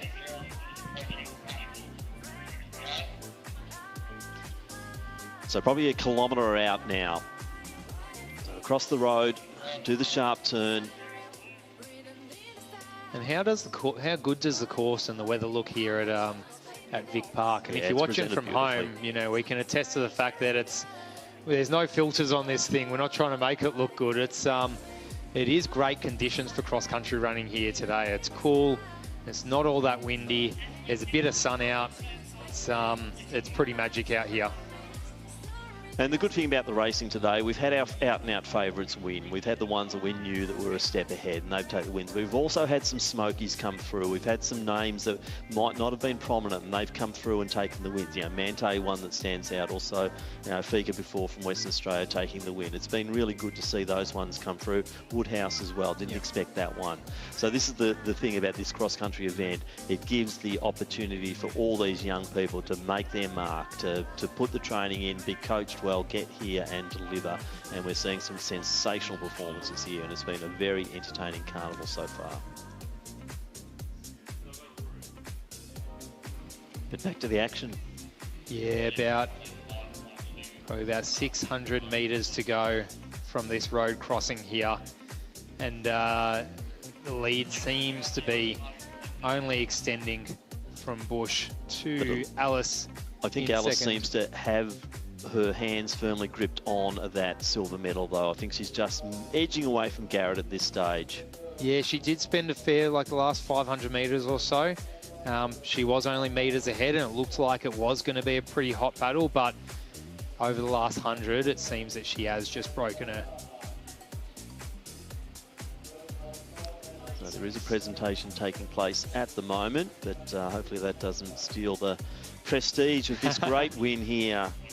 Because there's only about 400 metres, 400 to 500 metres of running to go for Sienna Bush.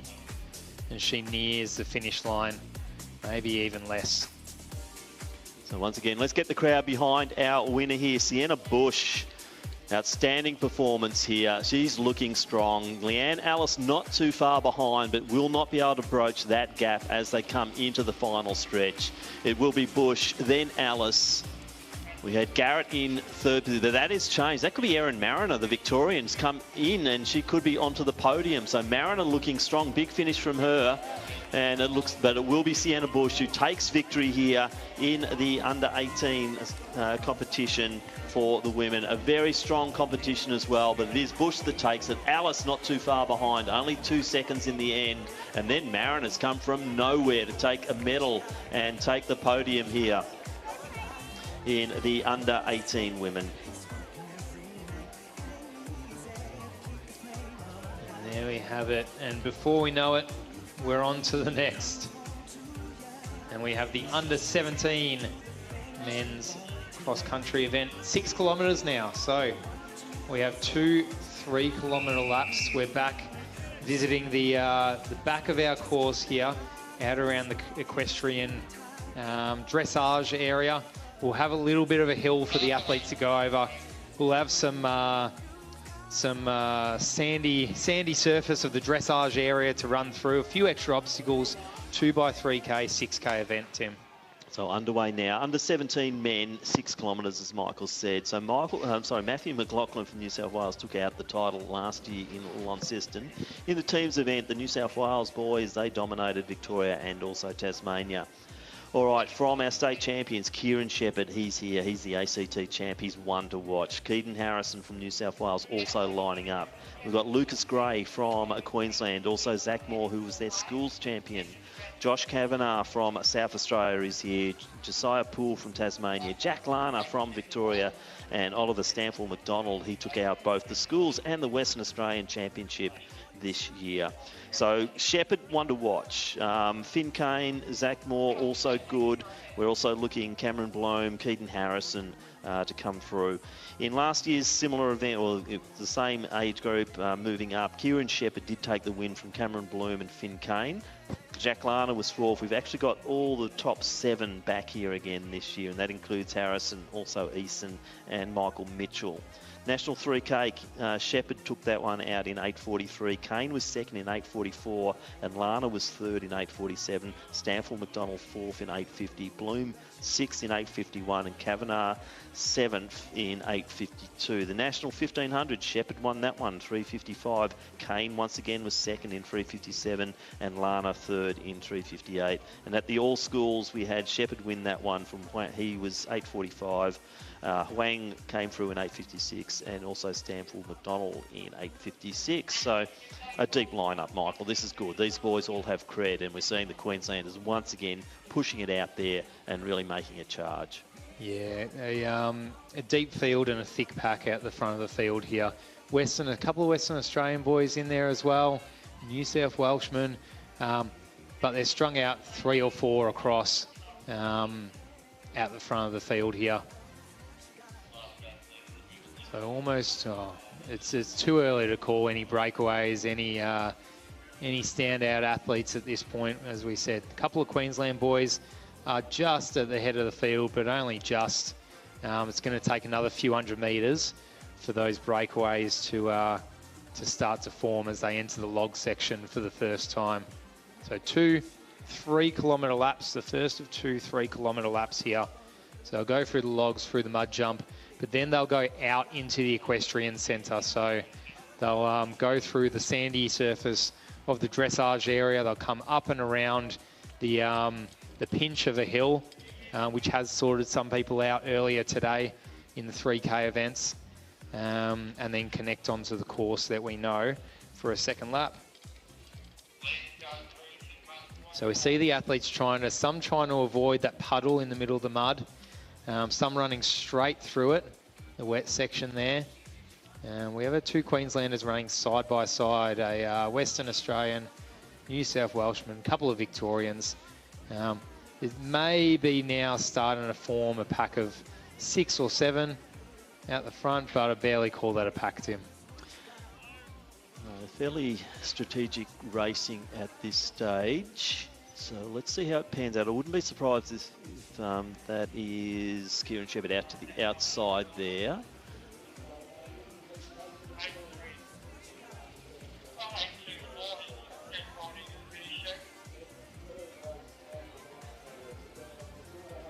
Zach Moore definitely in the mix early, so I think he's got 7:06 on his bib number. So he was the school champ from Queensland, so no surprise there. Big shout out to one of our Western Australians. We're not sure if he'll be in the top 10, maybe top 10, 15, but Dooku Janzik, Raf Bao, has his name circled as someone to watch in the future. So good to see that we're developing some great, Sudanese talent over there as well, and great to have Dooku in amongst this field in the national cross country.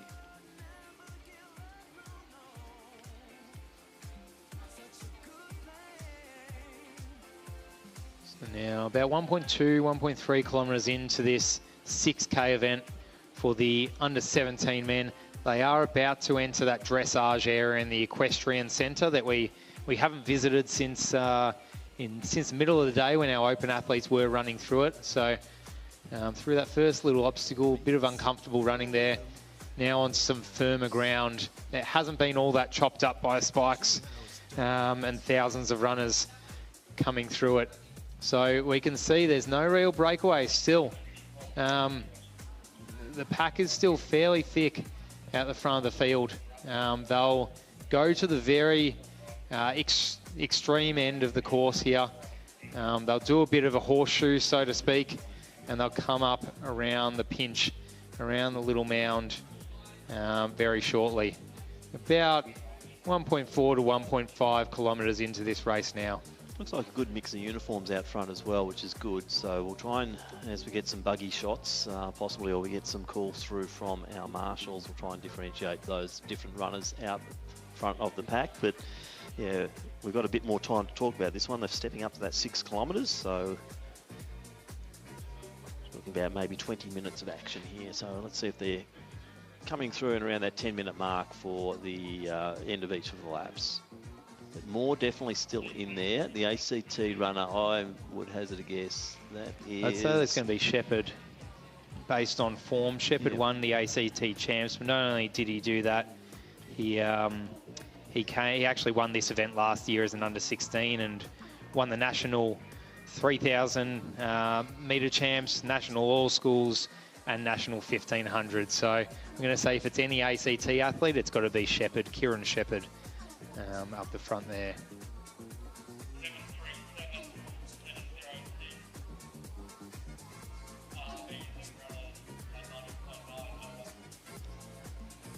So Harry Prohl's been called as the leader from our marshals, and also Zach Moore. So we are aware that Shepherd's in that bunch at the moment as well. I can see one of the Victorians sitting mid-pack. Make that 2 Victorians, I believe, mid-pack. But gee, this is good strategic running at the moment. I think Finn Kane definitely up there right now as well. Yeah, I mean, the boys are setting this up for an absolute shootout. This is a race. It's not a time trial. It's not one person trying to win by as much as they possibly can at this stage. They're setting themselves up for a kickdown. People just waiting for the right time to go, which they've decided is not yet. There's 1, 2, 3, 4, 5, 6, 7, 8, 9 people in that front pack. There's one straggler just off the back to make 10. There's a decent bunch, and they're all working together at this point. They're probably 2 kilometres through, maybe 2.3 kilometres at that road crossing, I'd say, through the 6K event. It's still too early to put the burners on and be the sacrificial lamb out the front of the field. So there's 9 in that lead pack, then a slight gap to number 10. And I think Dooku is in amongst them too there. Good call from Raf. He expected top, maybe 10 to 15, but Dooku, the Western Australian, you can see just along the cone line at the moment.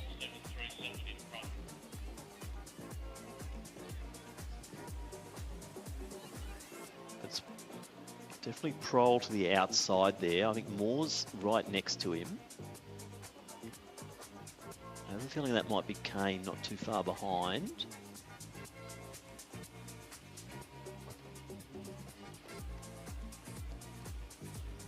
Yeah, it looks like Shepherd might be just sitting back into the pack a little bit at the moment. But no reason for any of these guys to shoot out just yet. They are running a group of 9 and working well together, and this could be down to that last lap shootout.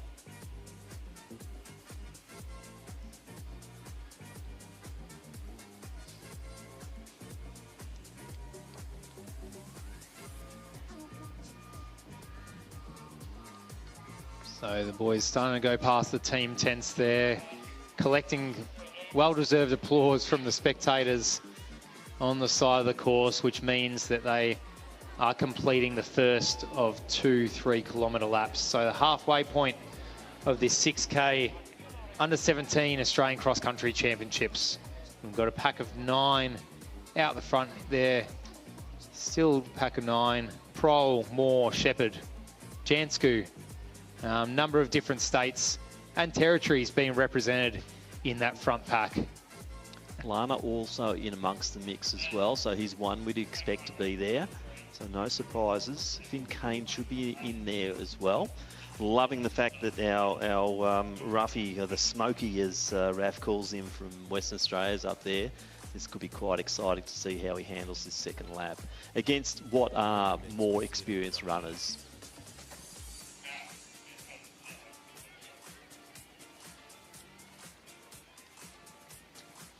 So it will be interesting to see where the moves are going to be made. Through the log section, you still got 2 kilometres to go. Over that hill behind out the back of the equestrian area, maybe a bit over 1 kilometre to go. So there are opportunities coming up for some of these athletes, or for 1 or 2 or 3 of these athletes, to say, this is the moment, this is where I'm going to make a move. Whether it's going to be cutting a few of the tangents on the F1 style course that we've got, or whether it's going to be taking a certain line or going straight over the logs rather than going side by side, or is it going to be a quick surge up and over that hill through the equestrian area? At some point over the next 2 kilometres, we're going to see a couple of moves being made. This is probably the most we've had competitive at this stage of the race, though, Michael, all day. So this one is really building. I think there'll be some carnage fairly soon. You'll see a few just having their legs stretched a little bit too much, and they'll start to drop off. And maybe it could be Dooku could be one of those, because he's just sitting at the back of the pack now. As I said, he's running against accomplished runners here, so he's stepping up in quality and in class and experience level. But now we're starting to see it stretch. I think we called that a bit early. They are starting to stretch this out now as they approach the logs for the second time. Prohl, I don't know much about. So the young Queenslander, Harry Prohl, he's right up there. Zach Moore also doing a lot of the work early. Lana's in the mix too, the Victorian. I have spotted him. Yes. And we anticipate that Shepherd would still be thereabouts. So he might be just biding his time a little bit.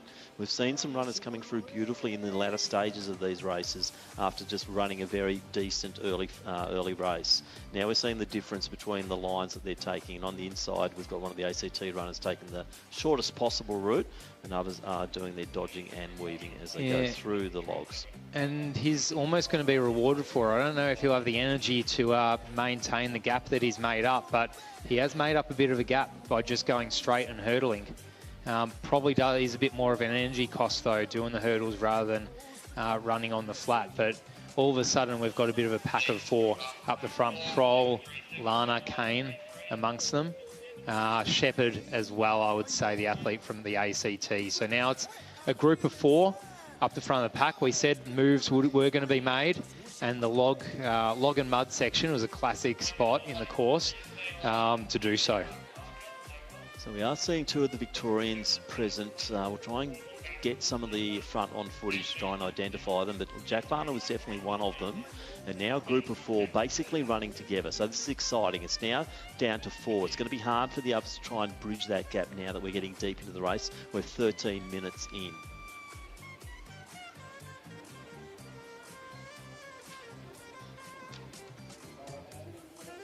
And we said it was a pack of 4, but we do have the 2 who are joining the party up the front. They're not going to get dropped so easily, which is really great to see. Gutsy cross-country running. So Queensland's still leading it.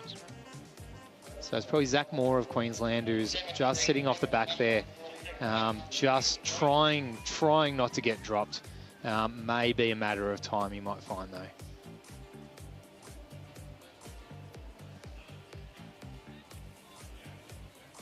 So coming up to the equestrian area.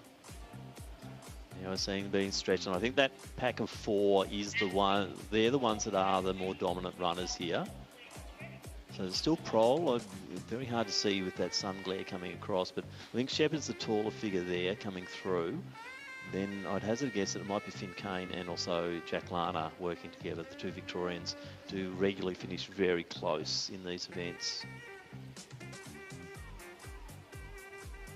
So through the red dirt of the dressage area in the equestrian centre, as Prohl still leading in the maroon singlet of the Queensland jersey.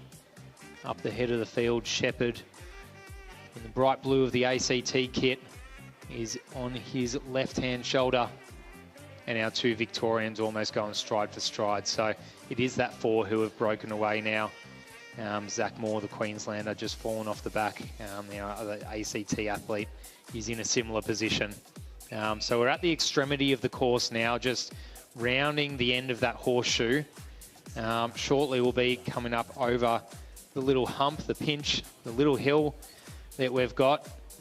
May sort a couple of these runners out, and we might see a 5 to 10 metre gap start to be bridged, maybe.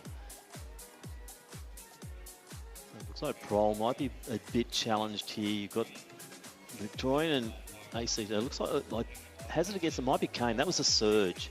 Really well-timed surge to on quite a steep or a sharp bend, and actually just put the foot down and said, let's go for a bit of a chase here. And that was a very, very good move. So we're just seeing if he can hold that lead. Unfortunately, our buggy cam has just given up on us when we needed it. And hopefully we'll get some view or some updates from out on field. But that was a great move, wasn't it, Michael? Just the right time to do it. Yeah, and at a sort of unpredictable time as well, which I guess is very tactically smart. Simply going around the corner and putting in a few strong strides, making a little bit of a surge. It wasn't through the logs, it wasn't through the mud, just around a little corner. And it's definitely Finn Kane. So Finn Kane made that move. So the Victorian, he got trumped by Jack Lana at the state champs and wasn't happy about that. But Finn Kane, he's come here to play, and Finn Kane taken the lead here in the men's under 17 competition. It's like Shepherd still holding that second position.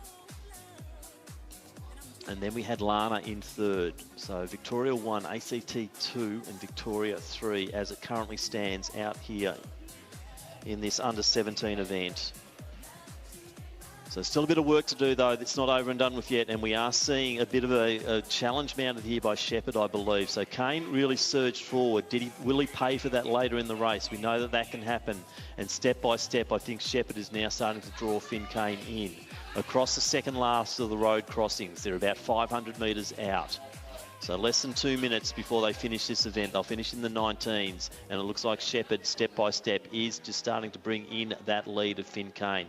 Can't see Lana on the vision at the moment, but I don't think he'll be too far away. Can Kane hold this? He would love to get an Australian Championship here. Shepherd was the winner last year. Kane had to settle for the bronze medal, but now we're seeing Shepherd's strength come through. And Shepherd is he's already got so many national titles under his belt. He's national 1500, 3000 metre champion, national cross-country champion from last year. And he is showing why he has collected so many national titles right now. He is putting in the challenge to Kane. Kane has absolutely not broken him by that move that he put in around the equestrian area. They are going 1-2 now. Is Kane just waiting, sitting on his heels? Is Shepherd going to charge ahead at any moment? It's at that stage in the race. You do not know how they're feeling and what's going to happen. You just know they're both working hard, and they're going to do so for the next 300 metres into the finish line. So they're going to come into vision now. Kane's taken the lead once again. Finn Kane, I was going to say, he's got plenty of guts. He's got plenty of pluck. And Finn Kane, he is going to come through for a magnificent victory. This will be the crowning of his career at the moment. Finn Kane, how good is this for Finn Kane? He will take the win. Shepherd knows he's done. He's come through for the silver medal. But Finn Kane, what a sensational finish there to take the win in the under-17 men. Kieran Shepherd coming through for second position. Not too far behind here. Jack Lana, he'll take the bronze medal for Victoria. But Finn Kane, what a finish. They were side by side. It was Shepherd who took the lead about 400 metres out, but Kane just came over the top, had an extra surge, and he took victory. Yeah, what a race. I think that was one of the best, I know we've seen so many great races today, obviously, but just the lead changes, the big pack. We haven't seen a pack stay intact for so long into a race since that one. Really, really impressive to see. But the action moves on. We now go to the men's under 18s. They are on the start line, about ready to go. Our 2024 winner was Caden Elliott from New South Wales. New South Wales once again took the teams from Victoria and Queensland. Daniel Randall is here from ACT, took their state champs. Matthew McLaughlin and Harrison McCluskey, they took the NSW and also the schools NSW championships. Lachlan Moore from Queensland took the schools championships. From Tasmania, Cooper Forward is their schools champion. Lucas Kish from Victoria, one to watch here. He's the Victorian champion. And Matthew Stoner from Western Australia. So last year McLaughlin took the age group. Also Alec Fransky got the bronze medal, but they're now underway. As we know, Kish, there's so much you can say about Lucas Kish, but let's see how he handles here. A national event. He's won the national 1500 in 346 over McLaughlin in 349. He's also, won so many Victorian events. He set some fantastic times. He won the Deek Stella A race in 8:13 ahead of, a very, very credible field of older guys. So Lucas Kish is definitely one to watch. And let's just see how they approach this and how they approach Kish, whether they want to sort of try and run the legs off him or he's just going to sit back in the pack and charge through later. But we'll see how that goes. So Queensland out in front. Gee, lots of maroon uniforms. That's a good view, isn't it? The maroon, sensational uniform from the Queenslanders once again. And the light blue of New South Wales also prominent early. Can't see much of the big V just yet.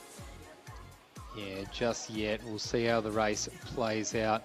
We do have an early leader at the head of the field, but when I say a leader, only by a matter of metre or two. What we're hoping for is a bit of a battle like we had in our under 18 event, with quite a thick pack sticking together for as long as possible and a couple of lead changes later in this race. So they are absolutely getting settled so far in this under 18 event. Like the under 17s, it's 6K, it's 2 3x3 kilometre laps that the boys will need to take on. So all the same features. We've got the log jumps, we've got the equestrian centre, we've got the hills, we've got the turns. We saw Finn Kane use the turns, twisting the turns to his advantage out on course to make the little moves. We've seen moves being made over the log jumps. We've seen early leads play out in favour and not in favour of some athletes. So we're so deep. We're at 18 races or 19 races through the program today. We have seen so many tactics at play. And so far, I'm liking this race because we're seeing so many of these under 18 men lining up together just side by side in a pretty thick pack.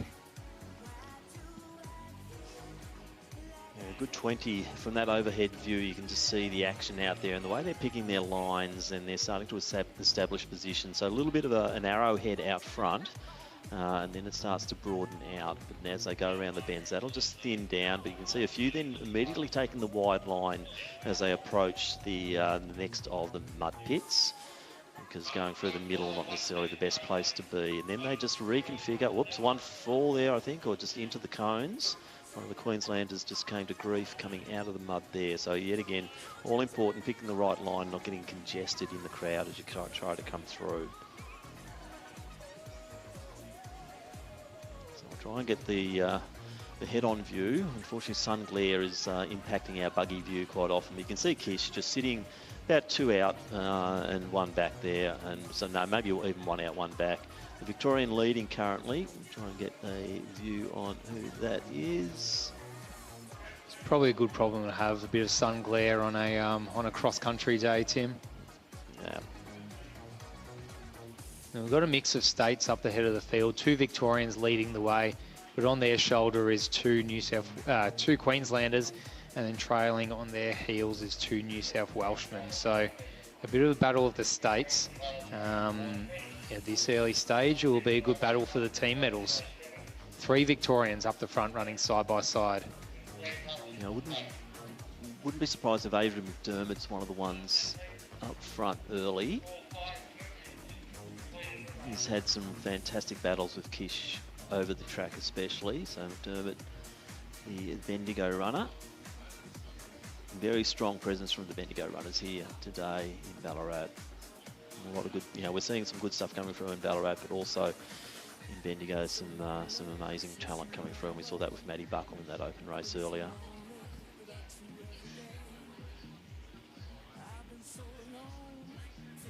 So through the equestrian centre, 1.3 kilometres through this first lap for the under-18 boys.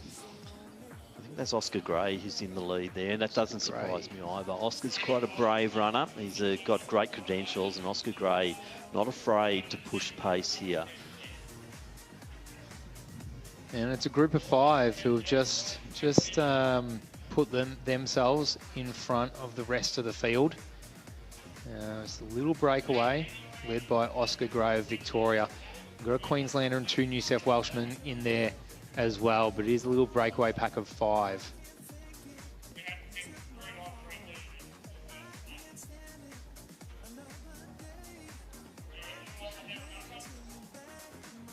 They are nearing the extremity of this course, about the 1.5k mark here.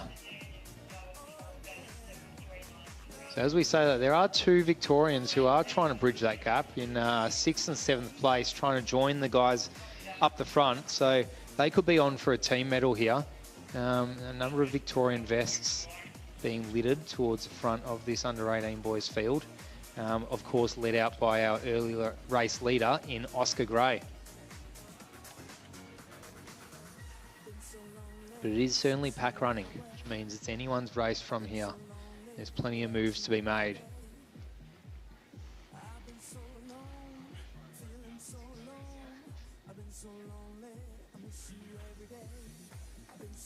So no real change in this stage. We're about 6 minutes into the race now. So 6 kilometres, we'll be anticipating once again around that high 18s, low 19s as our finish time. But I'd say Kish is just gauging the field at the moment. So he doesn't need to do any work right now, does he, Michael? Because we know that he's got the kick. He can change pace. You know, he's an excellent 1500 metre runner through to the 3000 metres, as we've seen from his times and the wins. And he's quite a smart racer too. So he's not going to get carried away and try and be a show-off and say, oh, look how good I am. He's just going to do what he needs. This is a championship. It's not an individual race. The times mean nothing here. What means a lot is that championship. And also, you know, building that credibility through the cross country, because these guys will be starting to get on the sites of the World Cross Country for the junior events as well. So they're trying to establish their credibility and also their racing knowledge and racing depth in these fields before they go on to international level. Yeah, it's in the case of Lucas, who's so fast over the shorter distances, in particular 1500 metres. For example, it's in his best interest to keep the pack of athletes together for as long as possible. But maybe it's in the interest of a couple of the others there to try and break away from him as early as possible and burn him on the endurance side of things. But he is such a well-rounded athlete as well. It's going to be extremely hard to do. As Oscar Gray still leads everyone out, but it is a pack of, well, I'm going to say 6 now at the head of the field. Yeah, they have been joined, which is good. So the moves are coming. And we're at 2.5 Ks. So we can see the spectators on the side of the course. A couple of road crossings means we are coming to that the end of the first lap and the 3 kilometre mark. Try and get a fix on our New South Wales competitors, because they're doing a beautiful job there. They're just sitting there in that 4th and 5th position. They don't need to do anything at this stage because the pace isn't necessarily on. It's good, it's honest, but it's not on. So they're just doing what they need to do just to stay in contact. And if we get the front on and get a clarity on the front on, we'll try and identify those 2 runners, because I think they're doing a really, really good job for New South Wales at the moment.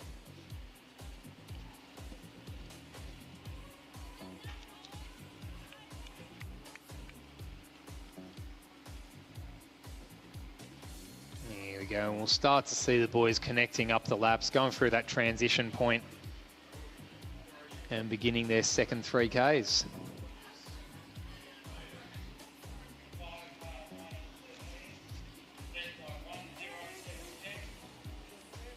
So McLaughlin, definitely one of the New South Wales runners. I spotted his number as they were going around at the outside there.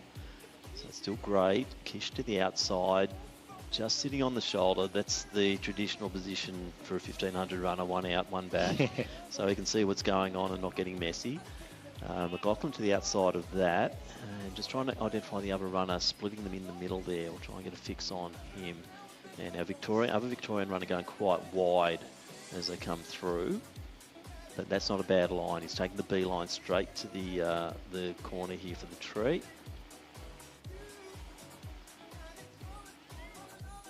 So still 5, maybe 5.5. The Victorian just lost a little bit of momentum too as he was coming across there. Seemed to be gaining and then has just drifted back a little bit.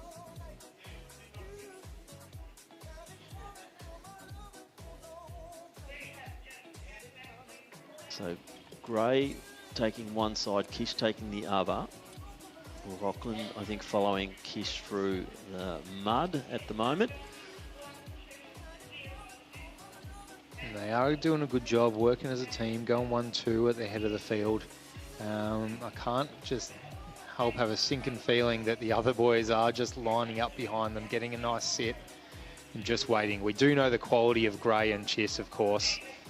They won't mind leading out at a pace that is comfortable for them. But we do see, the New South Welshman in McLaughlin, his teammate from New South Wales, and there's our Western Australian there, or our Queenslander there, just sitting on the heels, just waiting, which is the ideal spot to be when you're a distance runner covering meters and meters and meters. You do just want to be waiting for your time and not losing contact.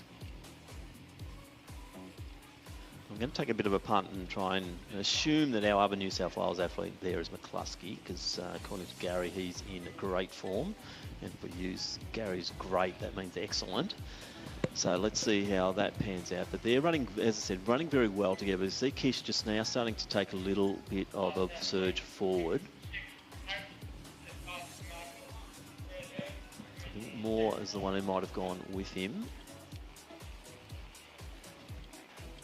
And we're nearing the log area, which traditionally has been an area where some moves are obviously easy to make.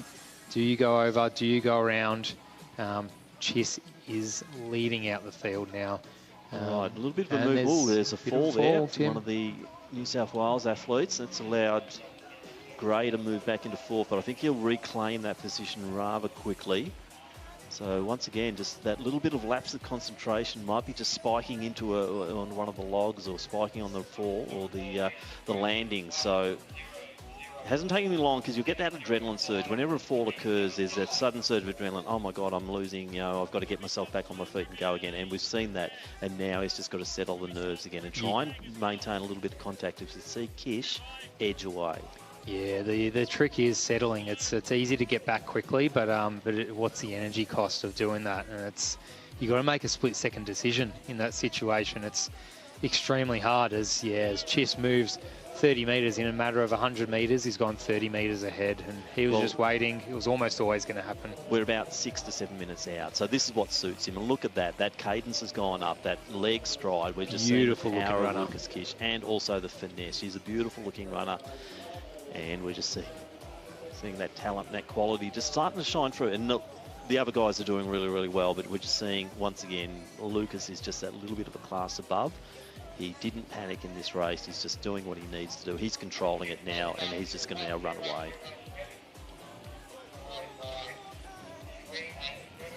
And there we go. The 1,500 metre runner goes about 1,500 to 2 kilometres from the finish line. He knows that's all he had to do. About 50 metres ahead now. So it could be a mix of the states for the medals here. We of course don't want to call it too early, but we can say with a bit of confidence that that Chiss is just charging towards the national championship here. If he can maintain his lead. Queenslander, so he's still in contention here.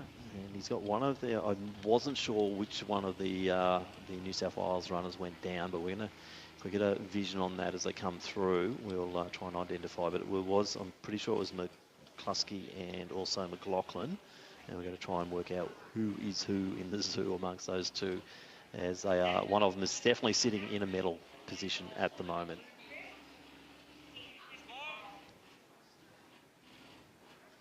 So on course now, Kish is moving down the back of the equestrian centre towards the furthest point. He is about probably less than 5 minutes away from here, and more. Looks like he's now in that second position.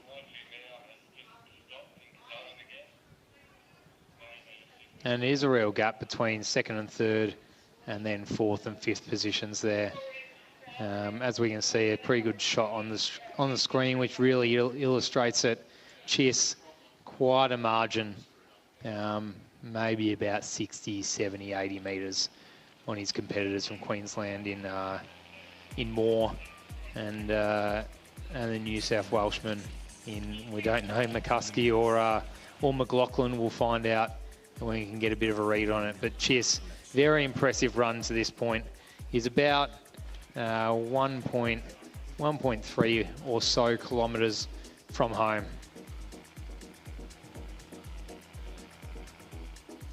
So up and over the mountain, final time here. Lucas Kish from Victoria.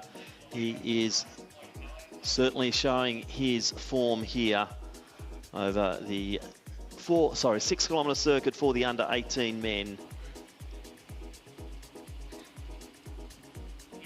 And about 1K to go for Lucas between that and another national championship he will claim. Adds to his great list of track championships. He's transitioned well to the cross country.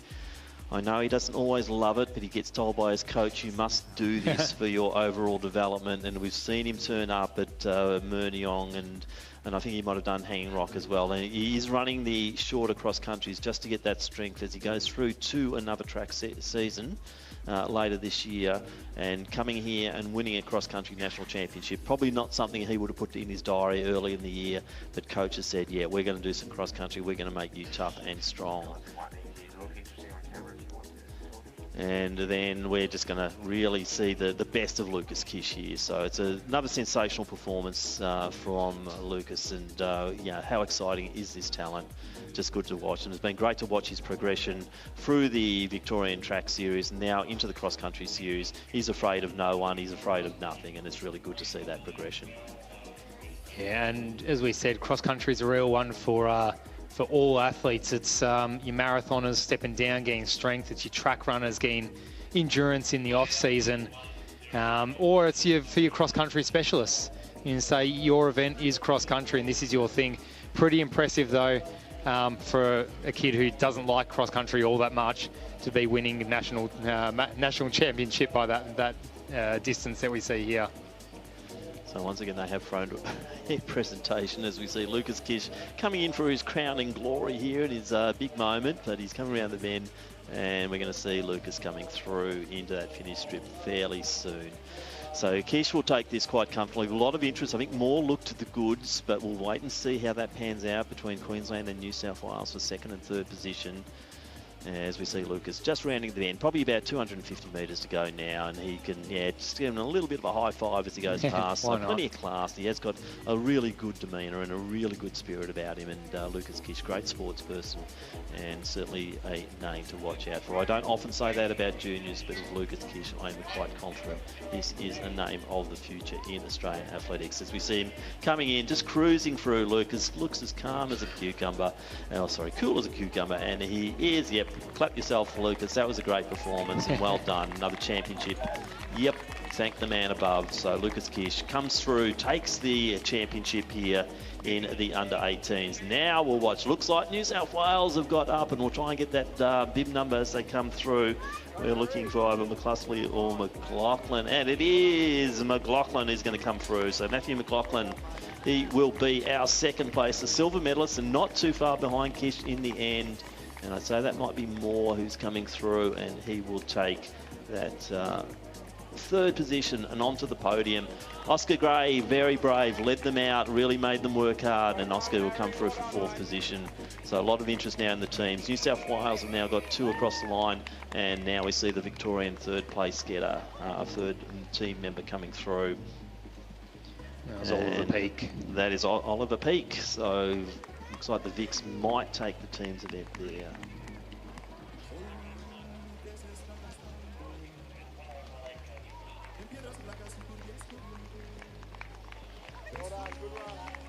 Your next starters, please. As we see the athletes really flooding into the finish line now.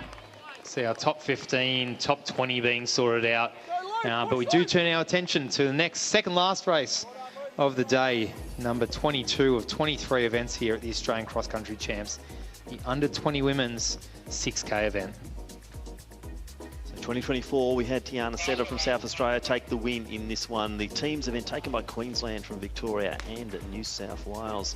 Our state champions competing in this one, we've got Audrey Ward from the ACT, also Aspen Lambert, who took the ANSW Championship, and Matilda Cole took the schools in New South Wales. Tessa Ebert from South Australia, she took the double in their schools and also the ASA event. Imogen Baker, the Victorian champion, and Madeline Taylor, the Western Australian, she has come across to Ballarat to compete. Tessa Ebert, standout, Michael. She is the Ondieki 3,000 metre champion. She took that bit of maybe a boil over, so we had Baker really launch for that one, but Ebert just took the win there.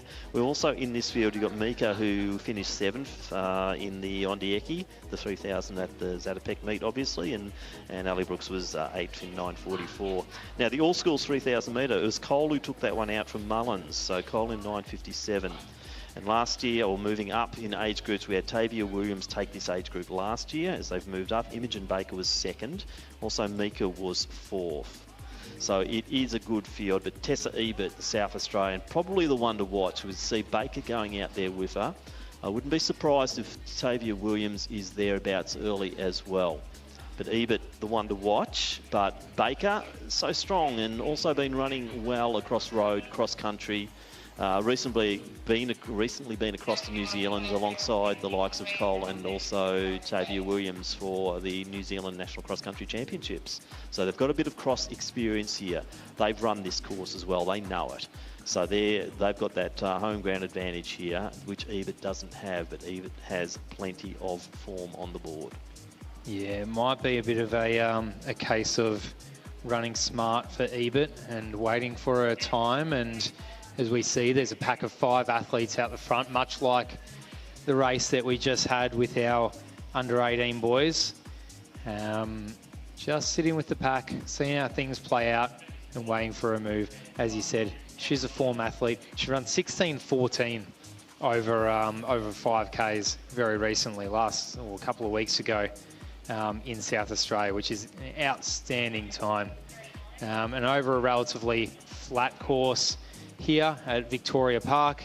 Yeah, it's probably her race to lose, but we have been surprised. So after 22 races here at the National Cross Country Championships, we've seen many different ways to win. So we've almost got a group of 4 just splitting themselves over those logs and just regrouping and splitting themselves again and regrouping. So we'll see on the other side of the mud patch, will be a group of 1, a group of 6.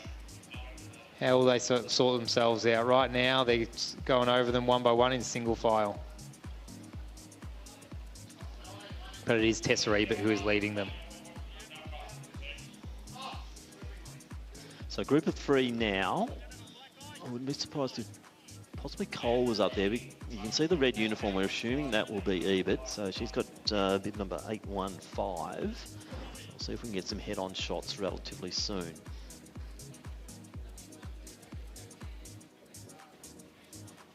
So group of 3. Then a little bit of a gap. Then the group of 2. So already we're seeing this under 20 event over 6,000 metres, 6 kilometres, that there are starting to be some breaks in the field. Not surprising. Going to be more of a spread field in the under 20s. But we're seeing some talent out front and they are really forcing that pace.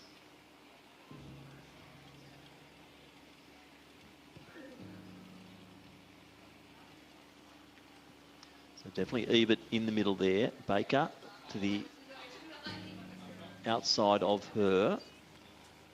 Just trying to identify our next runner.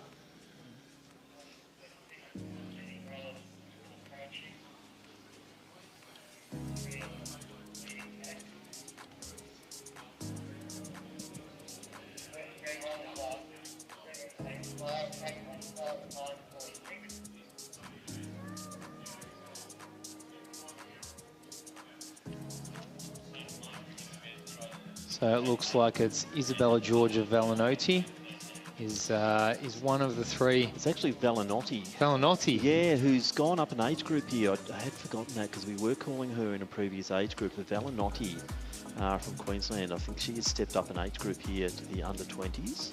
So I think she's also eligible for the under 18s. 2008 born. So Ebert, she's probably in the Velinotti. same age group as Tessa Ebert. Although I think Ebert's stepped up as well. So this is a very interesting race. So Velinotti, the Queenslander. So we finally worked out who our top three are. And you can see Ebert just struggling a little bit as she goes through that sort of muddier section. And actually that's quite a break there. So Velinotti put the foot down there. Baker's the only one to really respond. So only 5 minutes in as well. So it's still early days here. And it's Velinotti and also Imogen Baker 1-2 at the moment. Ebert, maybe the task ahead of her here or from here on. But let's see what happens. It's still very early.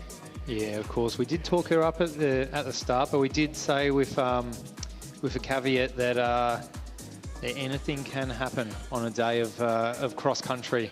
So don't count anyone in, don't count anyone out. Let's see how the race plays out. So Velinotti of Queensland, Baker of Victoria, a bit of a gap to Ebert, and then a fair bit of a gap to 4th, 5th, 6th behind. So they're about 1.7, 1.8 Ks or so through this event. So probably not great signs for Ebert though that at this stage that gap just does seem to be stretching out. So mentally she's got to try and compose herself and think, okay, can I pull it back in that second half? But the way the two out front are moving and the way that they're pushing each other, that's going to make it incrementally harder for Ebert to try and come through. So Velinotti looking very strong.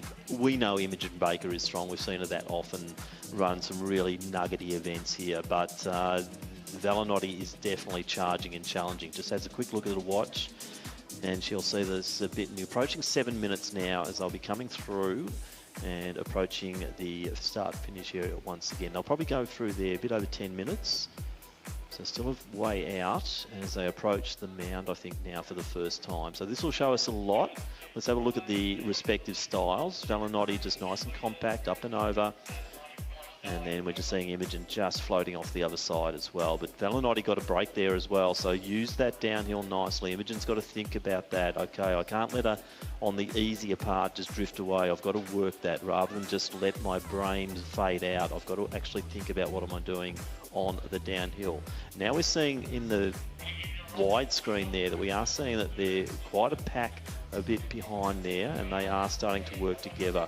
But Velinotti's made quite a break early. Yeah, she has, and relatively early in the race. When you've got 6 Ks to cover, and you've covered about 2, making a bit of a move and putting yourself out there to bridge a gap on your competitors, it's a bit gutsy, but maybe she's feeling that good and is that confident that she's going to hold that lead. Sometimes when you know, and don't wait just for the sake of it, just because it's not common practice. Probably the sort of runner as well that's endurance is on her side, and to get away from the rest of the field earlier rather than later is only going to help her. That's definitely an expanding gap there that we're seeing between Velinotti and Baker. Ebert was in third, but we'll see if we can get vision on that as they start to come through the transitional area and start their second lap. But Velinotti is really starting to assert herself once again. It's similar to Kish, but at a much earlier stage than Kish when Lucas just decided to hold back, and then go. But Velinotti's decided it was really the mound that did it. She got that little bit of a break coming down the mound and has just gone on with it. Now crosses the road, comes in towards the transitional area. And Isabella Velinotti looking very impressive at the moment because Baker now probably adrift by about 40 to 50 metres. Yeah, we're about 2.7 kilometres through the first lap for our leaders. So if they whiz past you, if you're a spectator out on course, give them a round of applause, G them up for their second lap. They're halfway through a gruelling 6-kilometre cross-country event, running as hard as they possibly can. to give them a bit of encouragement. About 2.8 kilometres through for Valenotti. Pretty soon she'll enter that transition area and begin her second lap. So it's the final event for the females here, the under-20 women. So a few of the girls would have been at the venue for quite a while, watching all the action, and we saw some great running in the open events. And now back into the juniors and the under-20s. Completing our program here, and Isabella Valenotti looking in fine form as she comes through. To get 1 lap to go for the Queenslander. Imogen Baker sitting in second position. That gap is still continuing to grow. And we can see pretty clearly on screen here, second lap has begun for our leader in Isabella Valenotti. Quite a thick pack though, a little bit further back in the field, maybe in our top 5 to 15 athletes. There will be interesting battles going on and maybe some changes in positions over the next 3Ks. Valenotti has absolutely made her mark on this race, so she's probably got a lead of about 70, 80 metres ahead of Imogen Baker of Victoria. But we can see further back in our screen, a number of athletes flooding through, one after the other which is always good in a cross-country race. You want always want people to chase. Zoe Honeybrook also there with Tavia Williams and Matilda Cole, so they were working nicely together in that sort of pack just behind. But they could be potentially battling for minor medals. I'm not sure if I saw Ebert coming through. Did you spot her? I was wondering about Ebert. I didn't say anything on purpose because I actually didn't spot her. So she very well could have fallen back a little bit in the field potentially.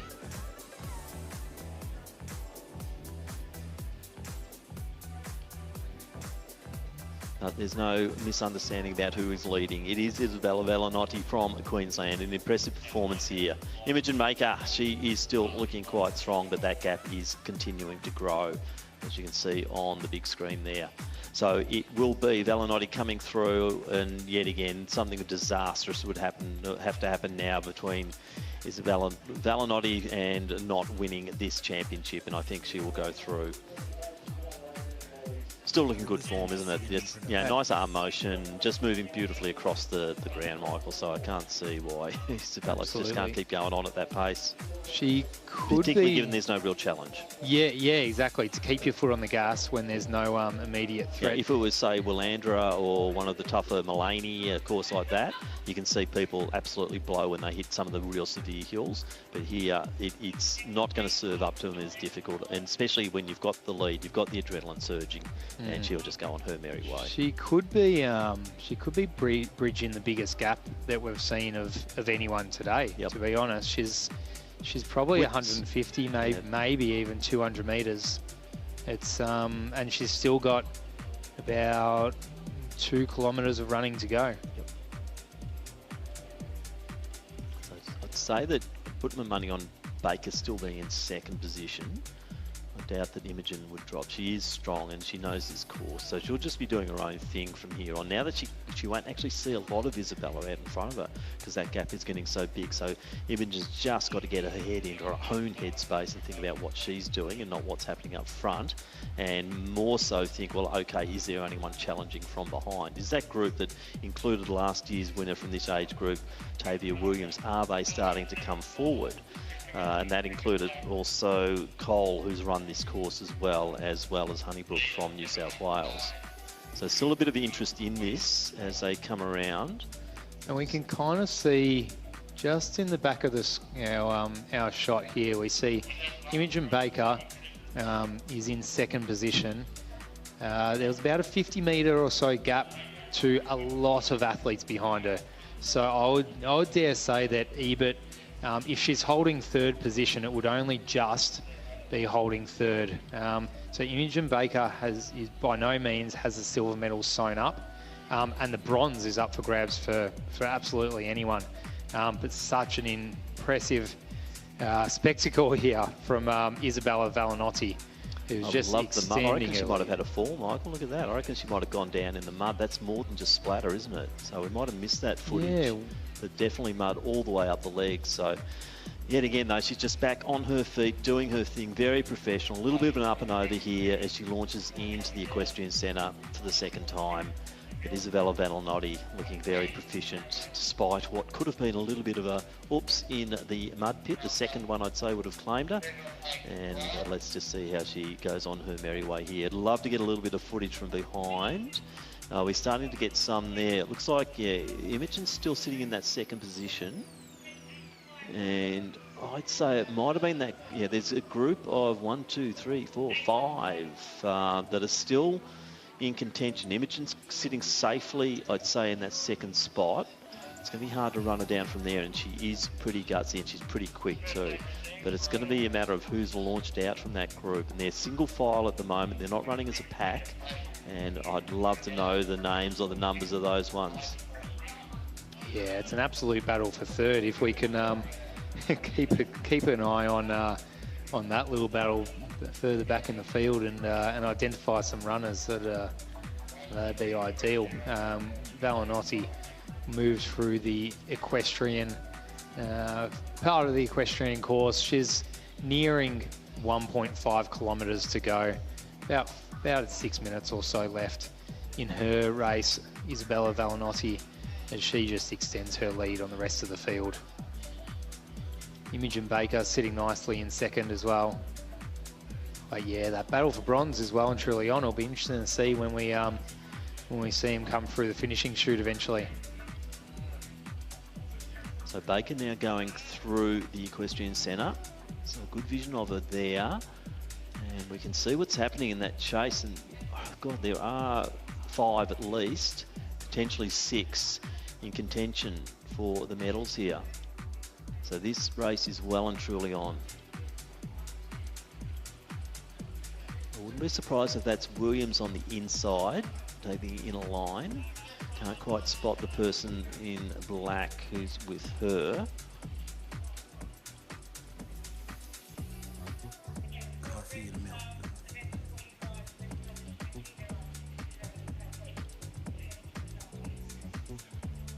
At the top end of the course now, Isabella Valenotti returning for home, literally. And the Queenslander, she'll be able to look across the course here. That's the important part of this section here, Michael. They can see across and see where the opposition is. That'll be very important for this next group as well. And also for Imogen Baker, she'll get a spot on who's chasing her, and she'll see that they aren't that far behind. As you can see down the other side, Valenotti has well and truly cleared out. And she's up and over the mount. Gee, it's a massive lead. I think you're right. This is probably the biggest win that we're going to have for the day. Valenotti just class above here. Oh, I'd say so. Really, it's very, very impressive. And we look a bit further back on our, well, it's on our screen here, on our second screen. I don't think Imogen Baker has a silver medal guaranteed. I mean, I'd say it's likely, but it's definitely not guaranteed. And that battle for bronze is still on, although there is one athlete who has presented themselves as creating a bit of a gap, but she's very quickly making her way up into second spot. So what you can see on your screen now is the battle for, we've got Imogen Baker in second position up ahead, and then we've got third, fourth, fifth and sixth all lining up in behind her. Well, whoever that Isabella is, Valenotti is hundreds of metres moving in third, front. I think, could take second. I think they've got the momentum here. So Imogen's got to be really careful with this. So they are, whoever it is, and I'd love to know who it is. Our apologies for not having a spotter out there telling us, but it is a very, very good run. I wonder if it's someone like Lara Sakana from Victoria, who is renowned for her grittiness. But look at that, as I said, that distance is just coming in and in. So it looks like it will have to be quite an almighty effort for Imogen Baker to hold this off. So Imogen Baker is going to get caught by the looks of it. It's just whether she'll have the legs to hang on and stick out the battle to clinch that second position, or if she'll be passed almost immediately and be run off her feet if she's just zapped of energy from the big effort at the start of the race. So it will be, I mean, we're keeping our eyes on that battle because we can see Isabella Valenotti from Queensland is just well ahead of the rest of the field in probably what is going to be the biggest win of the day. She's got about 500 to 600 metres left, Valenotti. I think Baker knows that she's under threat here, and she is trying to lift. Let's see if we can get some vision more clearly, but that battle for second, third is enticing. But I think they're the medals right there. So we know Valenotti's got gold. It looks like Baker is going to be in a battle for that second and third position. And unfortunately, once again, they go to a presentation while we have our glory moment for Isabella Valenotti. Hopefully they've gone through in enough time and we can call it in across the line.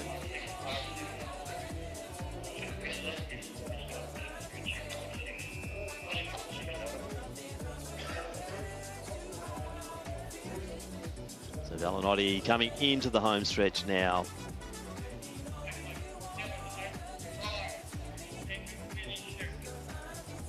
So pretty strong running, 20 minutes and 30 seconds on the clock. We know time doesn't matter in cross country, but that is pretty impressive. She'll make her way into the finishing straight. Isabella Valenotti of Queensland in one of the biggest wins that we've seen today. Sticks her fingers up, give her a round of applause. You are the under-20 national cross-country champion. As we said, it looks like Isabella might have had a bit of a spill out there, and it looks like Imogen Baker might have just secured that silver medal. So the person in third that we're trying to spot now, and I think it is Lara Sakana. That was a pretty good spot from overhead. She's sitting in third position, the young lady in the athletics Essendon uniform. But rounding the bend now, we're going to see Imogen Baker. Here she is. She's gritty, she's tough, and it looks like she's going to take a silver medal here today in this championship event. So congratulations to Imogen. She's held off a big charge. Good charge there from Lara through that probably 4th to 5th kilometre. And then Imogen's just held her nerve, held her position, and Imogen Baker will come through to take the silver medal. And it looks like Lara Sakana just is going to hold on there. So big charge from her to move away from those that challenging pack. And Lara Sakana from Victoria, she will take third position and the bronze medal here in the under-20 women's 6,000 metre cross-country championship. I think the next one through there is the New South Wales runner there in Zoe Hunnebrook, and Tavia Williams, last year's champion in the age group, coming through for 5th position. Then it's like Susanna Mavramahalis coming through. A good run for Susanna, and a good team entry or team victory there, potentially, I'd say, for Team Victoria.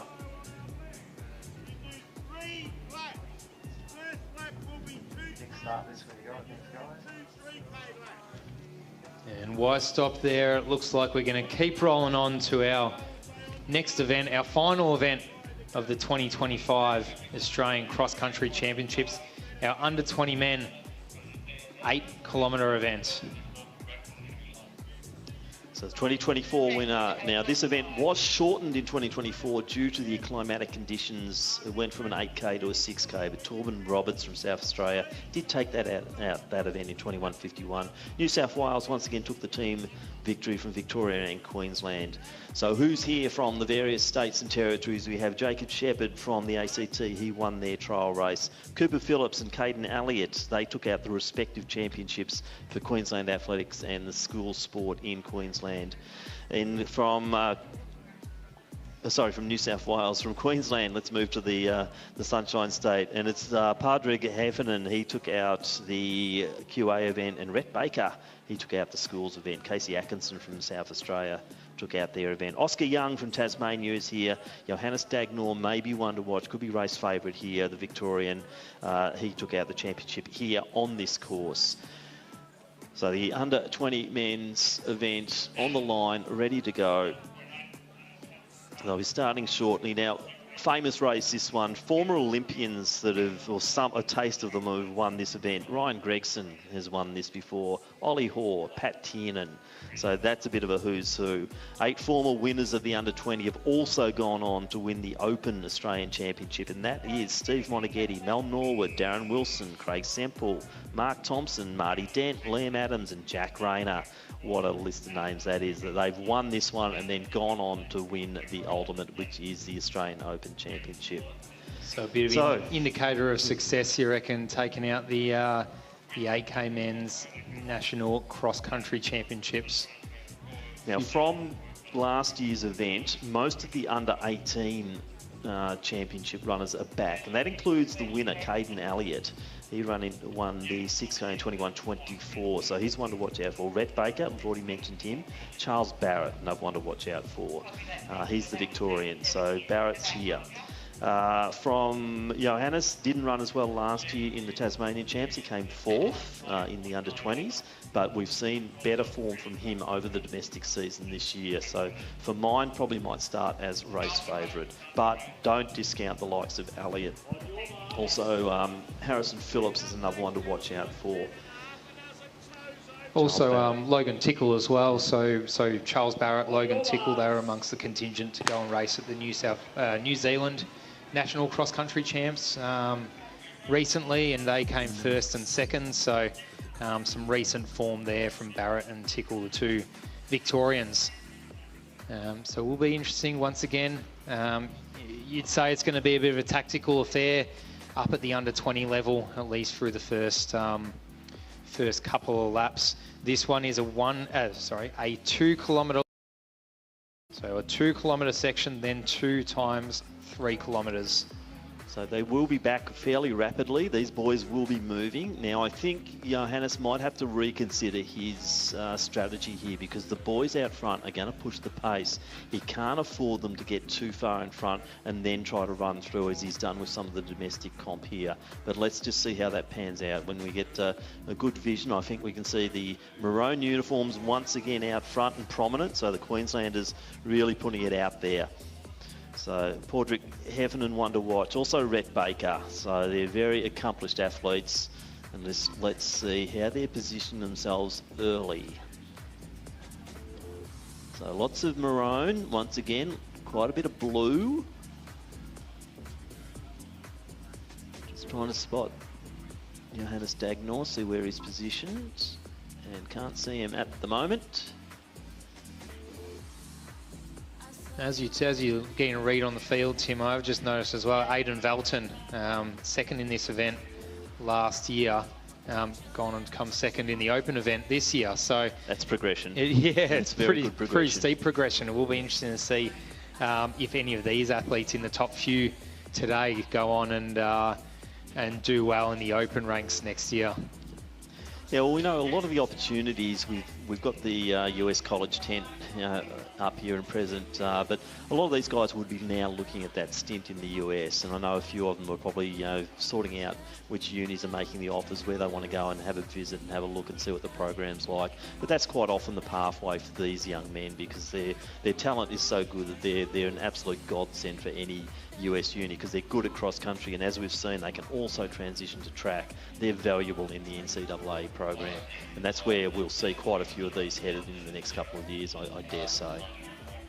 Yeah, absolutely. It's exciting to have that pathway now more than ever. It wasn't necessarily like that, or an assumed pathway going 10, 15 years ago, but now more and more it's it's an exciting opportunity that awaits for a lot of these talented runners in the under 18s, under 20s to look forward to as they finish their high school in Australia.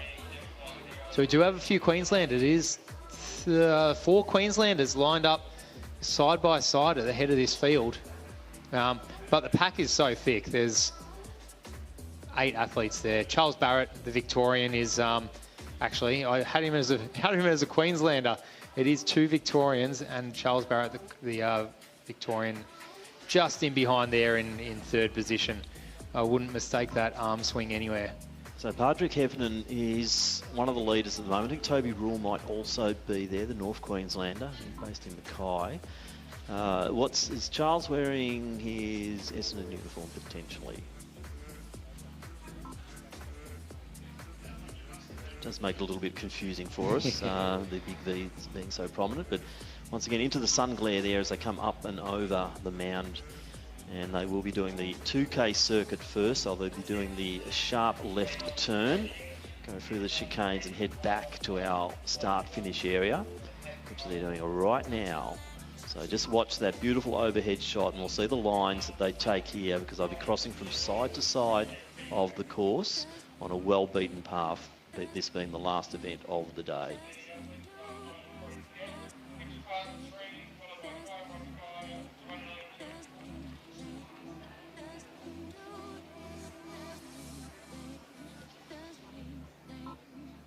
So we see just a very, very small break at the head of the field now.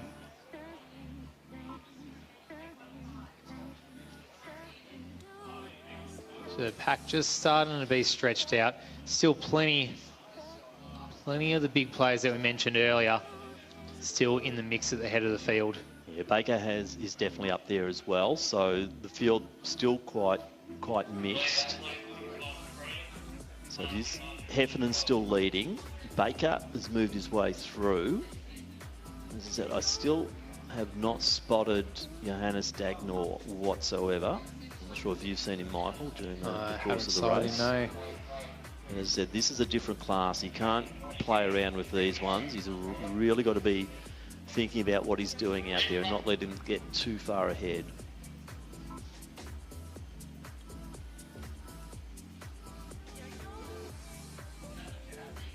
Heffernan leads. Has a little poke around the shoulder to see what's happening. Quite content at the moment, coming through close to the 2K mark, approaching 6 minutes. So they have got a reasonable pace on here as they come round.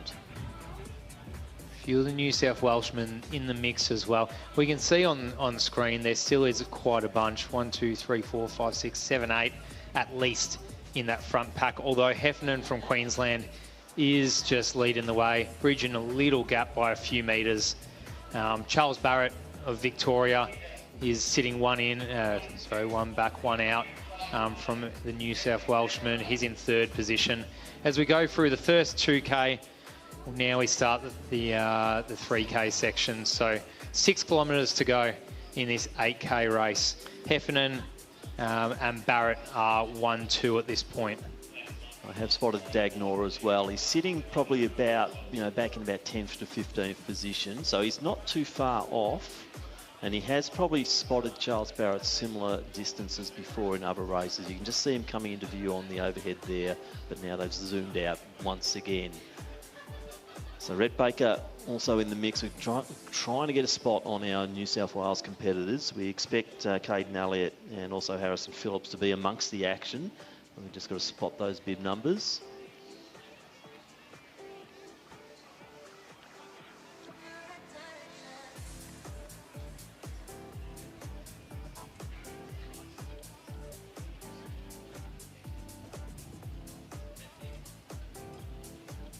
Okay, and that pack is forming. Heffernan no longer an outright leader as they go through the muddy section. They are bunched up a little bit again. Might be the New South Wales athlete that's been. He was quite, made a really good move through the mud pit there because Heffernan just sort of had a little bit of sidestep as he went through. So I think I spotted Elliott.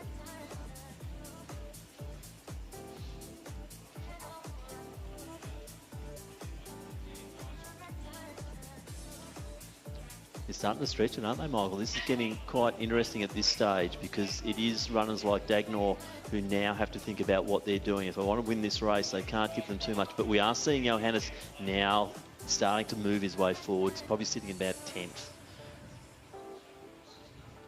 So it's been his trademark, just sit back, sit back. He's been as far as 10th back in the Victorian domestic fields and then come through for a runaway victory. Can he do it to this level of and quality of field? We're soon going to find out if he's the next UK. If he's going to do it, he can't wait any longer, I don't think. I mean, there's still about probably 16 odd minutes of running to go, maybe a little bit more.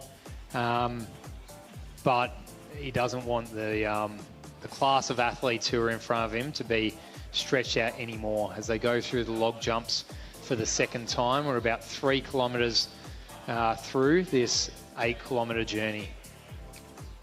And once again, we see the different techniques, some zigzagging, some hurdling. No one's fallen over at this point, touch wood. They're doing pretty well. We do see the athletes starting to string out, that's for sure. In what was a bunched pack, now is a 1-by-1 formation. And going through the mud, Heffernan once again has a little bit of a break. That mud section does sort people out, and we see one of the Queenslanders falling over. I think the mud is really consolidated now, and that middle section is so wet and so sticky, and that's where they're getting. But even the ones going to the side, they're then struggling to do the turn. You know, they're getting wet and muddy, and then when they have to do that quick turn, that's becoming quite a hazard for them. Yeah, I've seen lots of people come unstuck there, and you don't really know because you step in a puddle and you don't know what's underneath. It's once again, for a pretty flat course, you need some interesting hazards like that. Keep everyone guessing. So Padraig Heavenen's still leading the way. He's been quite happy to be out there. I think Rhett Baker's to the outside there. You mentioned Johannes Dagnor needing to make his way up into that front pack now, which he is doing. He's doing it slowly, but that's probably the way to do it. He's now just on the right of our screen, and he's making his way into 8th position, coming back from about 11th.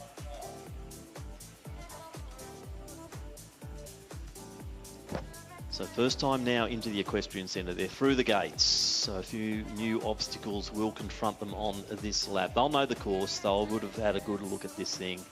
They'll know what's ahead of them here, but it is Padraig Heffernan still leading the way.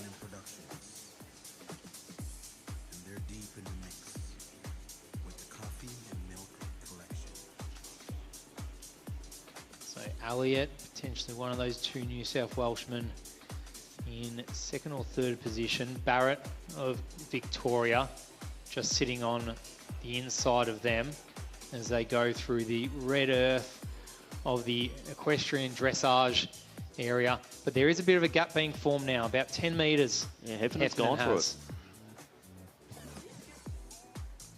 There's still a while to go, Tim. There's still a long way to go. Still a whole 3K loop plus about 1.5 Ks left of this loop. So they're only 3.5, I'd say 2.5 to 3 Ks through at the 8K journey. Now, Heffernan last year finished 9th in the under-20 event. He had Johannes a good 20 seconds ahead of him in that one. But Heffernan looking good, but we are seeing Dagnor just starting to move through, and I think this could now be central in that pack, if not moving forward. He's all of a sudden just put himself in a second. That was a very good move. He just picked the beautiful line there. There we go, and he's done it slowly I think the tempo's gone up. From what we're seeing there, the tempo of that chase pack has definitely gone up. They've needed to respond. They saw Heffernan go, and I think with Dagnor coming through, that's probably lifted a few of the others. And we can see that because it's not a pack anymore. They're starting to get strung out. It's a long train with 7 carriages on it, but Heffernan's the runaway train out the front. Yeah, but he's only got that 15, 20 metres, so I don't think Johannes has panicked yet.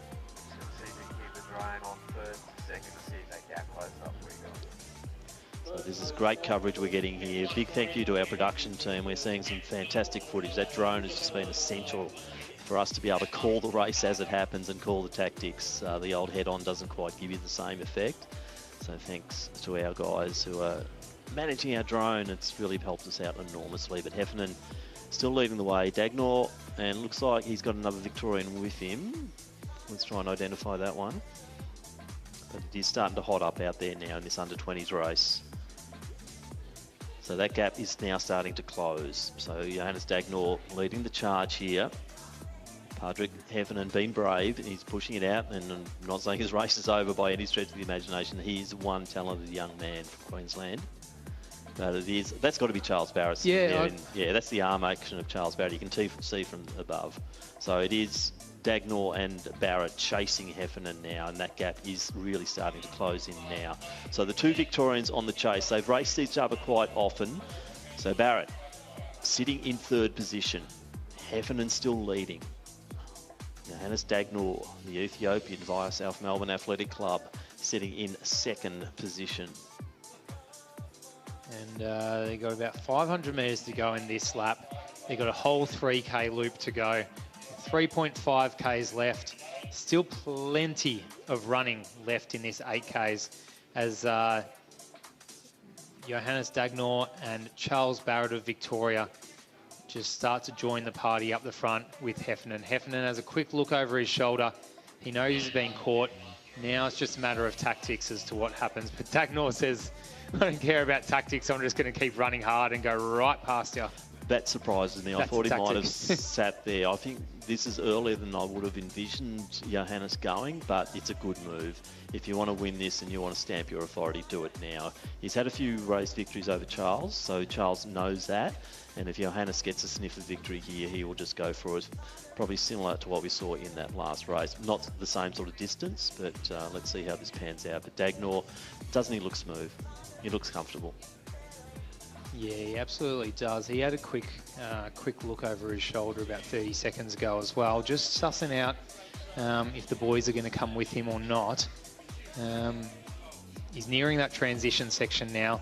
Still a whole 3Ks to go. Still probably another solid 8.5, 9 minutes of running left in this event. So it's a long time to put yourself out there ahead of the field.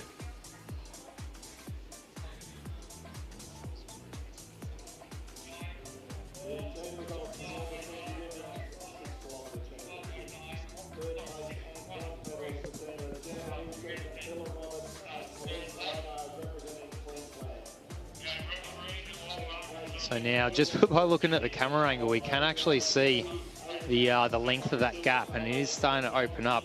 Barrett and Heffernan are forming a bit of a duo there, and it really looks like they are just helping each other out. I'm sure they're not saying anything to each other, but they are really helping each other out, trying to work as a team to catch Johannes, because that's the best way to do it. That's the best way to make up ground in these endurance races with somebody else pushing each other. But Johannes, he is looking comfortable, Tim. Doesn't it? Stride by stride. It means that they are working together. They're probably in unison to a certain degree. I wouldn't be surprised. I don't think Heffinen's done and dusted yet. I think this has been good for him to be caught. He can now reposition. Barrett's a gutsy performer, and I think Barrett is going to sort of try and lead the charge and try and drop him, but I think Heffernan is going to try and hold on as much as possible. But look at this. It's just an absolute show. Johannes Dagnor just looking very pretty out front, and I can't see him being headed from this point at all. He's just looking very smooth and comfortable. And as we said in the previous race with Valenotti, not a lot of challenge for him on this final few kilometres. It's not as if he's got a massive big hill to get up and over, so he'll just keep that rhythm going.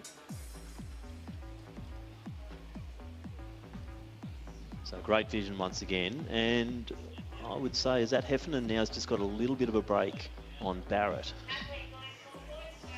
Yeah, he looks so comfortable. Probably a gap of about 70, 80, maybe plus meters there.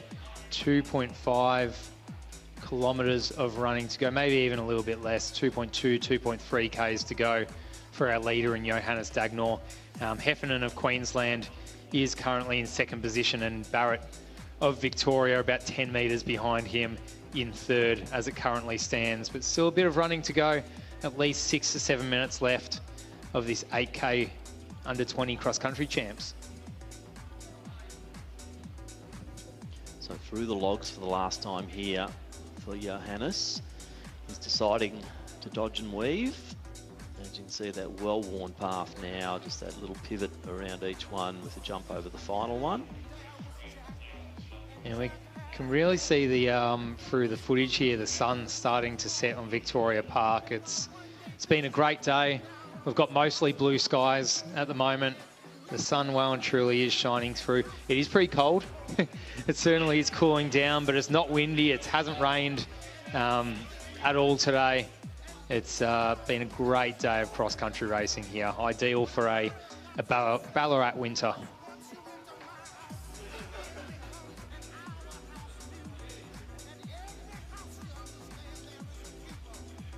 Dagnor through the bowl now, approaching the equestrian centre for the last time.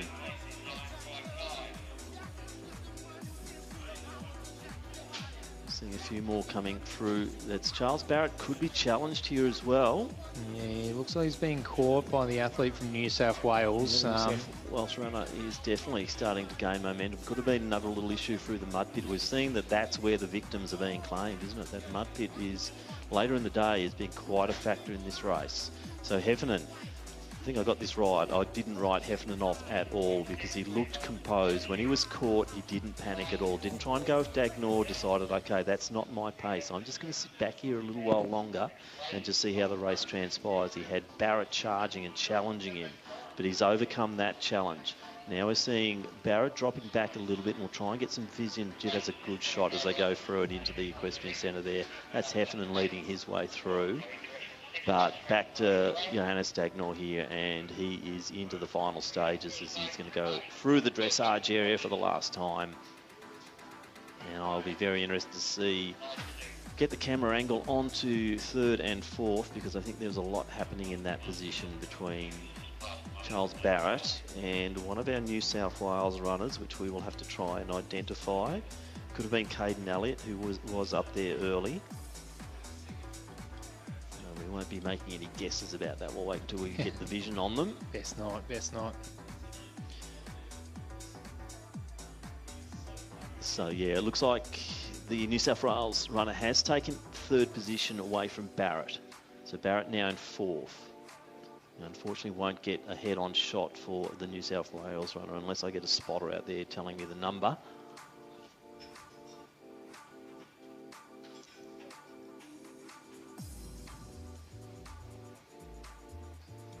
So it's about 1.5 kilometres of running left for our leaders. Johannes Dagnor is the leader at the moment. He is at the extremity of the course. He's rounding the end of the horseshoe of the equestrian area. 1.5 kilometres to go for Johannes Dagnor, our leader. So once again, that is a big break, and I can't see Johannes being run down from this point here. He's now going to round the bend with the buggy to accompany him. That gives him a lot of excitement, knowing that he is the leader. The buggy is covering him, and he's just got to follow that buggy through into our finish area now. So Heffernan, I think, is quite comfortable in that second position. The New South Wales runner will try and get a fix on who they are, but I think there's just too much real estate between those two right now as we go into that final kilometre or thereabouts. Yeah, and as the New South Welshman has been the one to pass Barrett, I don't think Barrett will have it in him today to make up that gap back into third, unfortunately. But Dagnor and Heffernan, they are still your 1 and 2 as Heffernan goes up and over the hump, the pinch in the equestrian centre area, our Sol Hill out there here at Victoria Park. Dagnor lead of about 100 plus metres on Heffernan. He has about 1.2 kilometres of running to go, Johannes Dagnor.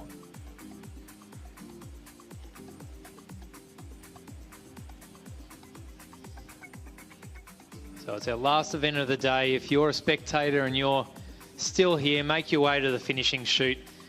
The leaders of the under-20 men 8K National Championship cross-country event are only minutes away from making their way into the finishing chute. So get around them, gather around the finishing line, and get ready to give them a round of applause for their efforts today.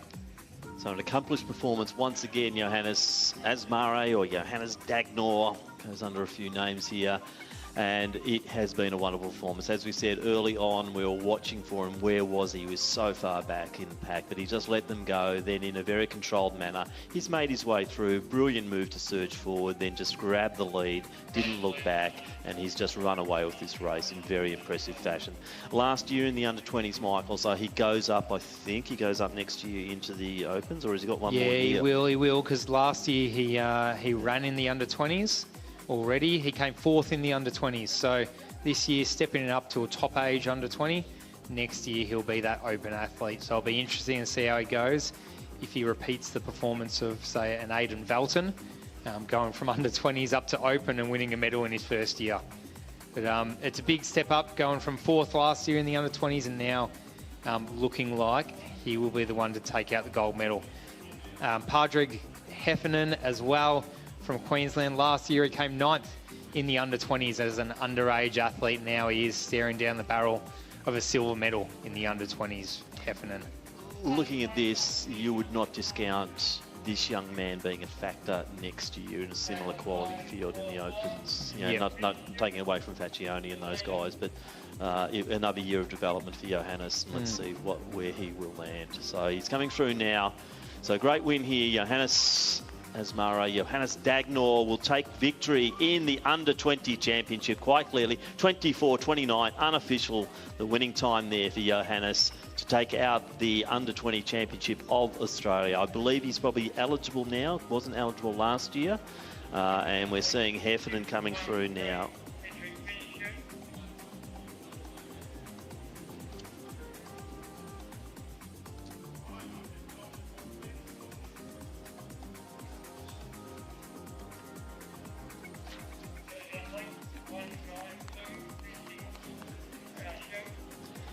So Patrick Heffernan comes through. He will claim that silver medal. Hard-fought medal for him. As we see the New South Wales competitor. So that's a 1-9. It is Harrison Boyne from New South Wales. So we finally got him. Harrison Boyne. Looks like it's going to be two more of the New South Wales runners not too far behind him. And that included Harrison Phillips. And as Charles Barrett comes across the line now, the New South Wales look like they'll take the team's title there with those three in close proximity. So amazing running here once again in the Under-20 Championship. But Johannes Dagnor well and truly taking the crown here for 2025 in what has been a very long and exciting day of cross-country activity at Victoria Park in Ballarat.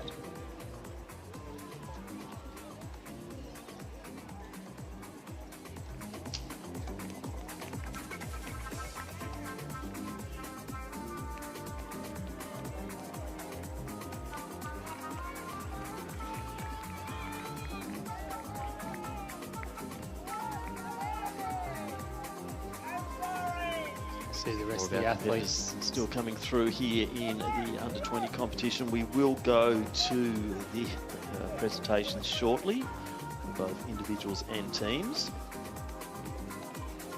And Michael, a big day of athletics.